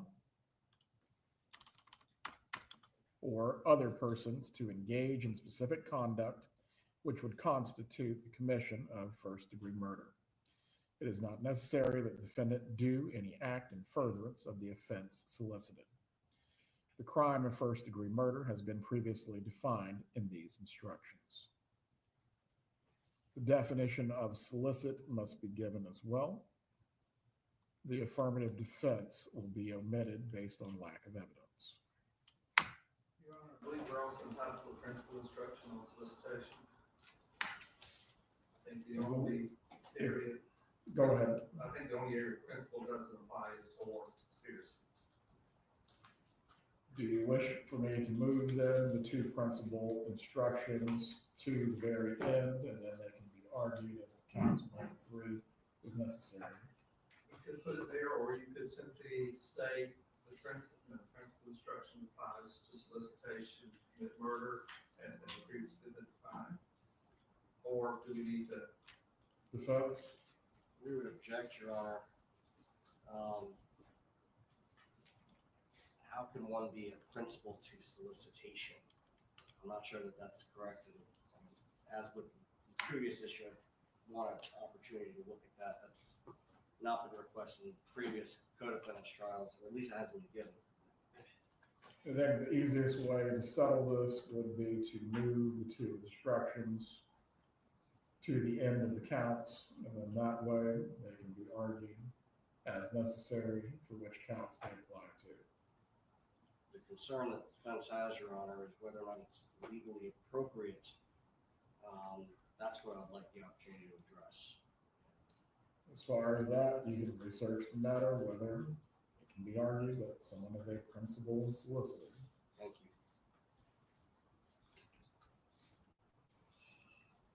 For now, I will just move the 2 instructions to the end of the counts. In the counts, it just needs to be clearly stated that conspiracy, it does not apply to the conspiracy count. I think we're all in agreement on. I can add it, but ultimately, no instruction can be argued as to defense that it does not apply to. Does the defense wish for me to add at the end of the principal instructions that this does not apply to conspiracy? Yes, Your Honor. And that might be a moot point depending on the research that I do later.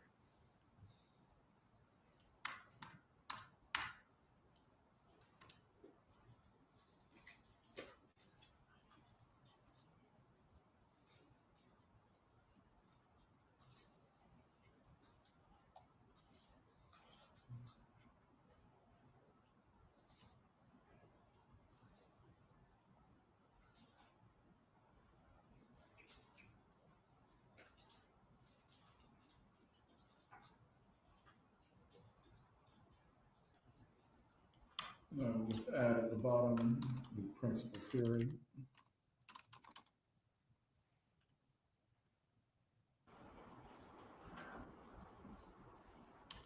Or actually, this instruction does not apply to. And I do that for both principal instructions.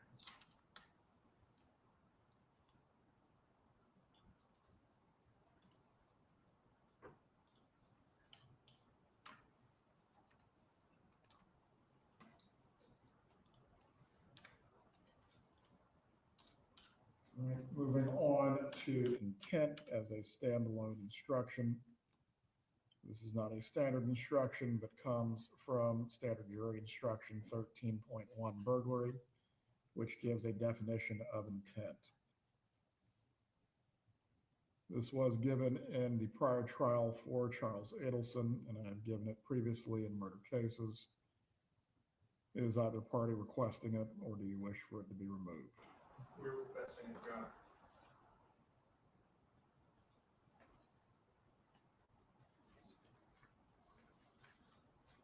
The intent instruction then will remain. We would object, Your Honor. What is the basis? Basis is it's not a standard instruction. 100% speaks to the facts and evidence in this case as to how the jury must determine whether your client had intent. Over objection, it will be given. 3.7, plea of not guilty, reasonable doubt, and burden of proof. All standard language from the current instruction. Does either party wish to be heard? No, sir. No, Your Honor. 3.9, weighing the evidence. The opening paragraph will be given. As to the witness testimony, 1 through 5 will be given. As to the give as applicables, which are being requested.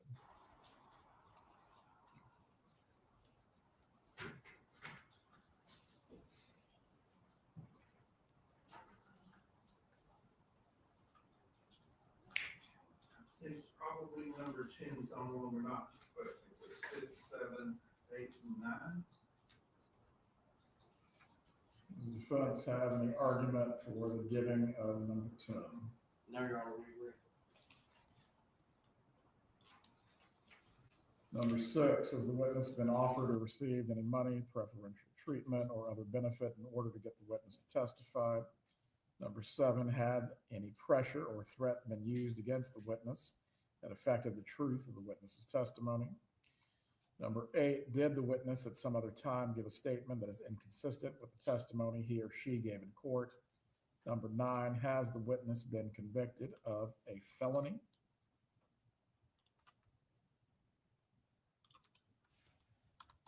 Or misdemeanor involving dishonesty?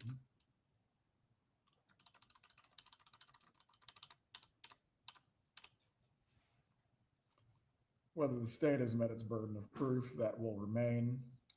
To the next set of give as applicables, law enforcement witness, is this requested? Yes, Your Honor. No objection. The fact that a witness is employed in law enforcement does not mean that his or her testimony deserves more or less consideration. Expert witnesses. Experts are like other witnesses with one exception. The law permits an expert witness to give his or her opinion.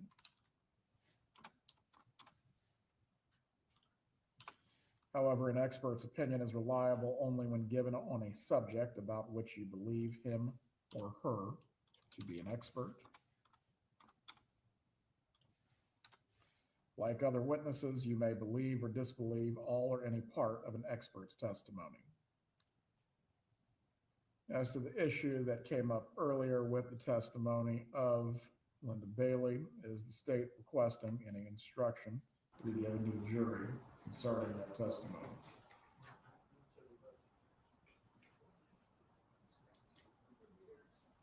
Yes, Your Honor. What is the requested instruction? Have it typed out for you, just like. Yes. Copies of the defense. Sorry about the typo in the title. And the certificate of service.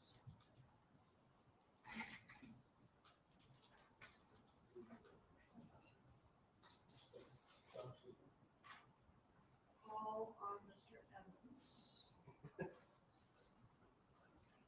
Right, as to the requested instruction, was the witness present in the courtroom during the testimony of another witness or other witnesses? Did the witness violate the court's order not to be present in the courtroom during the testimony of another witness or witnesses? What is the defense's position?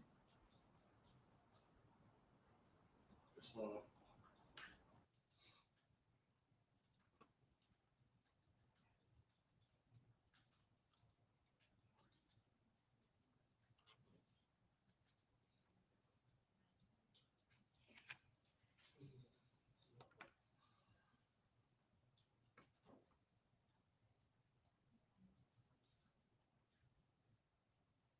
I have an objection to the first one, but the second one we do. What is the objection? Is the second?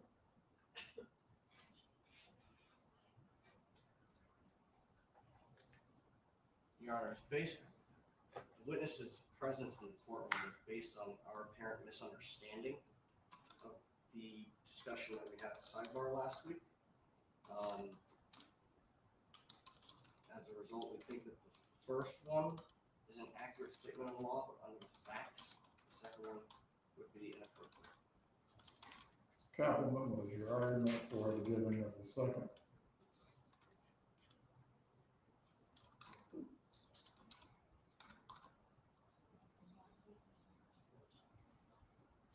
I'm fine with just the first one, Judge. Well, after the expert witness instruction, the next instruction will be, was the witness present in the courtroom during the testimony of another witness or witnesses?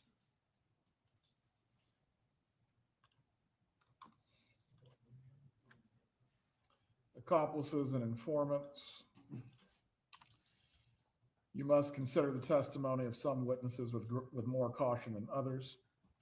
For example, a witness who claims to have helped the defendant commit a crime has been promised immunity from prosecution, hopes to gain more favorable treatment in his or her own case. I believe we have number 3 of the bracketed portions. Are any others being sought? Your Honor, it's just dawned on me where you're sticking the previous requested instruction about the witness was present in the courtroom during the testimony of another. Yes. That's probably better under weighing the evidence as opposed to, because in. You're asking for those then to be inserted into the 10, or what would be the 9 questions and make it 10? Yes, because I don't know how much sense it would make if we read, like other witnesses, you may believe, disbelieve all or any expert testimony, and then was the witness present in the courtroom during the testimony of another witness or witnesses? Totally hanging out there as to what does that mean? I understand what you're getting at. Does the defense wish to be heard as to the position? We don't have a legal objection, Your Honor. Then it will be question 10. Let me move that now.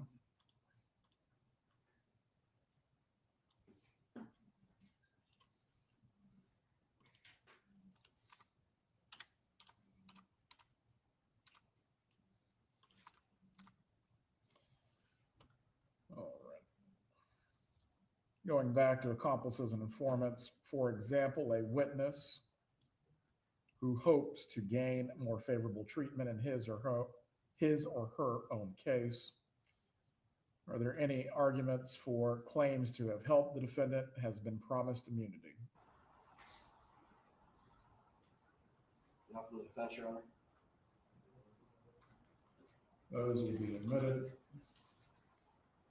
You must consider the testimony of some witnesses with more caution than others. For example, a witness who hopes to gain more favorable treatment in his or her own case may have a reason to make a false statement in order to strike a good bargain with the state. This is particularly true when there is no other evidence tending to agree with what the witness says about the defendant. So while a witness of that kind may be entirely truthful when testifying, you should consider, and I believe this would just be her testimony. Yes, sir. Your Honor, can we go back to the first bracketed language, please? Which is being requested. Claims to have helped the defendant commit a crime. I think that would apply to Ms. Magbanua and to Mr. Rivera. State. So, stop here.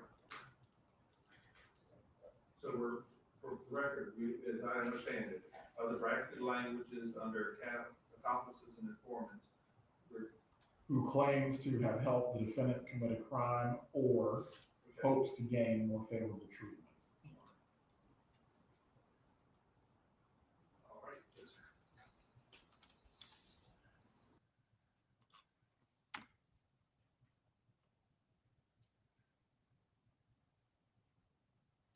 So while a witness of that kind may be entirely truthful when testifying, you should consider her testimony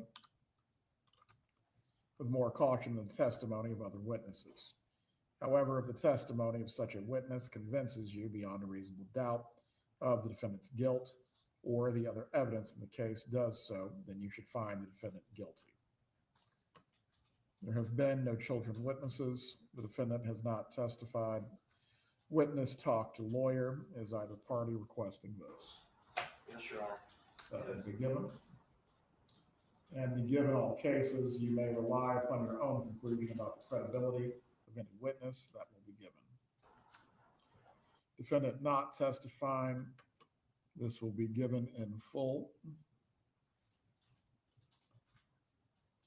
And we'll just change the pronouns to all feminine.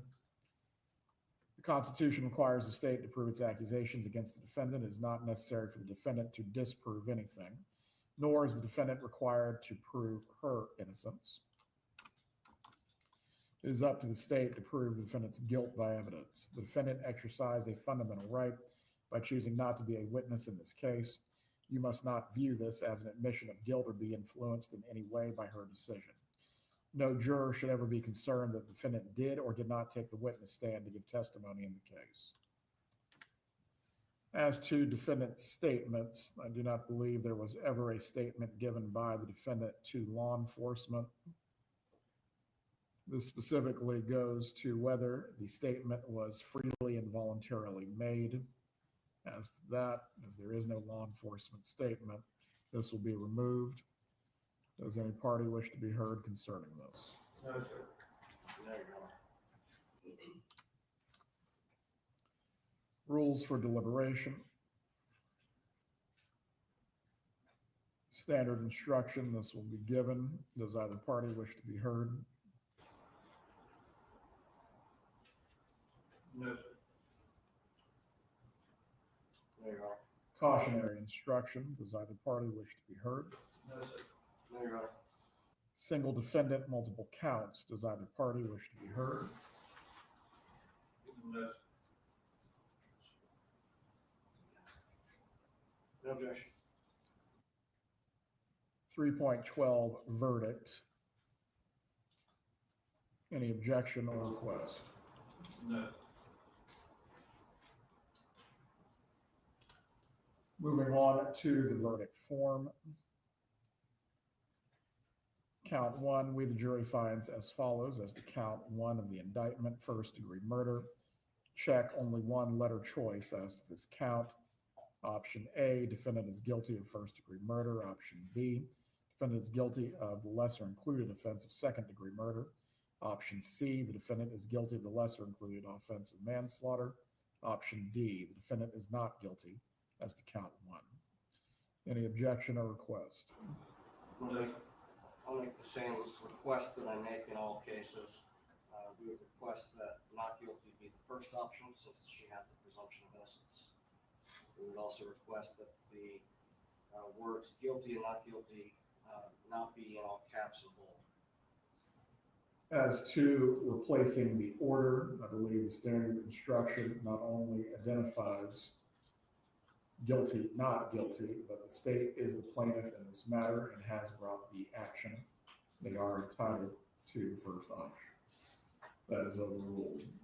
As to the options being in bold or not, does the state have a position at which is the raise? The only thing I would suggest, if we leave them involved, it makes it clearer for the jury to differentiate between each of the counts, but I don't have any real strong feelings, but I see why they would be involved. So you are requesting for it to remain the same or to not be bold? I request they remain the same simply because I think it makes it much clearer to the jury to identify what is what. It's not suggesting anything, it's just making sure they recognize which box they're checking. Very well. It will remain in bold. This is for the purpose of clarity. No other purpose is involved. As to count 2, we, the jury, finds as follows: as the count 2 of the indictment, conspiracy to commit murder. Check, only one letter choice as to this count. Your Honor, what about all caps for the guilty, not guilty words in count 1? This is stylistic because ultimately this has no bearing on how they're evaluating the evidence, correct? The same reason why I'm asking for the names of the charges to be in regular caps, not all caps, throughout the instructions. It's the same principle. State, do you have a position? Your Honor, I think it's, to me, and when it comes time to sign the verdict, we want it real clear which boxes they are checking. I think this makes it most clear. That's the reason I think the all caps and the bold are appropriate. The only stylistic change I would suggest, and like count 1, probably need to move the degree murder that's up under it over to fully under B, under subsection B, and manslaughter fully under subsection C, so it's not up under the check box. But other than that, I think throughout the verdict form, we're going to be asking the same thing. Leave it as is, because I think it makes it much clearer to the jury when they're looking at it. You know what you're checking. As to the body of the instructions, I will grant the defense's request for the verdict form itself. Again, the object specifically is to have clarity as to what verdict the jury is reaching and why. The form will remain as it's currently presented. 2 options, guilty and not guilty for count 2. Same 2 options for count 3, guilty and not guilty. Suggest, Your Honor, for count 3 that you move it off page 16 to the top of page 17. I've been making several edits, so my pages aren't the same, but it will flow to where it's not being broken up between pages.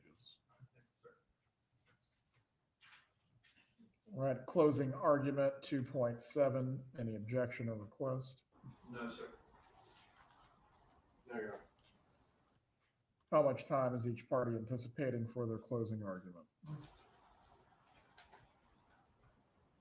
2 hours, Your Honor. We would say the same, Your Honor. Very well. Both parties will have 2 hours to present their arguments. Ms. Kappelman, yours will be broken up based on what the law permits between your initial closing and any rebuttal that you wish to give to the defense. You'll need to be mindful of the time. I will help you in that regard as well. 2 hours. Don't tell me too much. Submitting the case to jury, just with the time, nothing else. Any objection or request? No, sir. The items that are going to be sent into the jury room, I believe we have photos, discs, jump drives, written reports. Is there anything that the parties are not asking to go back into the jury room?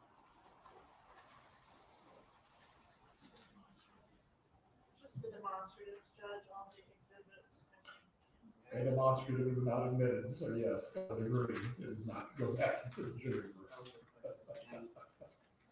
Ms. Dugan and I spoke earlier during the trial about going through especially 73 and 73 and make sure it complies with the court's ruling, so we'll do that before they're sent back. All right, and I will just leave it then. Photographic discs, jump drives,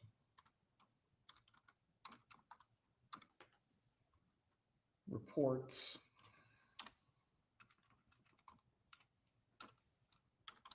and document exhibits will be sent to the jury room with you when you begin to deliberate. If you wish to see any other exhibits, please request that in writing.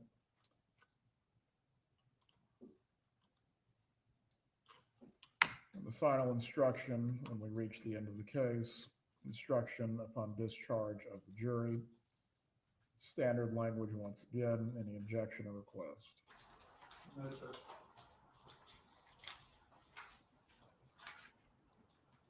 No, Your Honor. Believe the remaining edits that I need to make within the body of the instructions concern the capitalization and the names. Believe the state has requested within 3.5A for manslaughter. It is not necessary for the state to prove the defendant intended the death of Daniel Markel.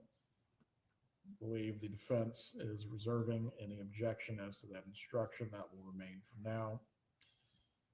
Also added to both principles, this instruction does not apply to count 2. The defense was asking for time to review that as well. Or was it specifically as to count 3? It's specific, principle applies to count 1. There's not disputing that in any way, shape, or form. I wanted the opportunity to look at it as to count 3. As to the language, this instruction does not apply to count 2 appearing in both principal instructions. Does the defense wish to be heard? No, Your Honor. All right, once I've made my edits, I will send through my assistant an updated copy of the instructions. I will also rule on the items that were submitted by the defense prior to the end of its case. And then from there, we will roll into the instructions and the closings tomorrow morning. Please report by 8:30. We will await the jurors. Any issues that can be resolved concerning the exhibits, certainly confer and advise tomorrow. We're in recess.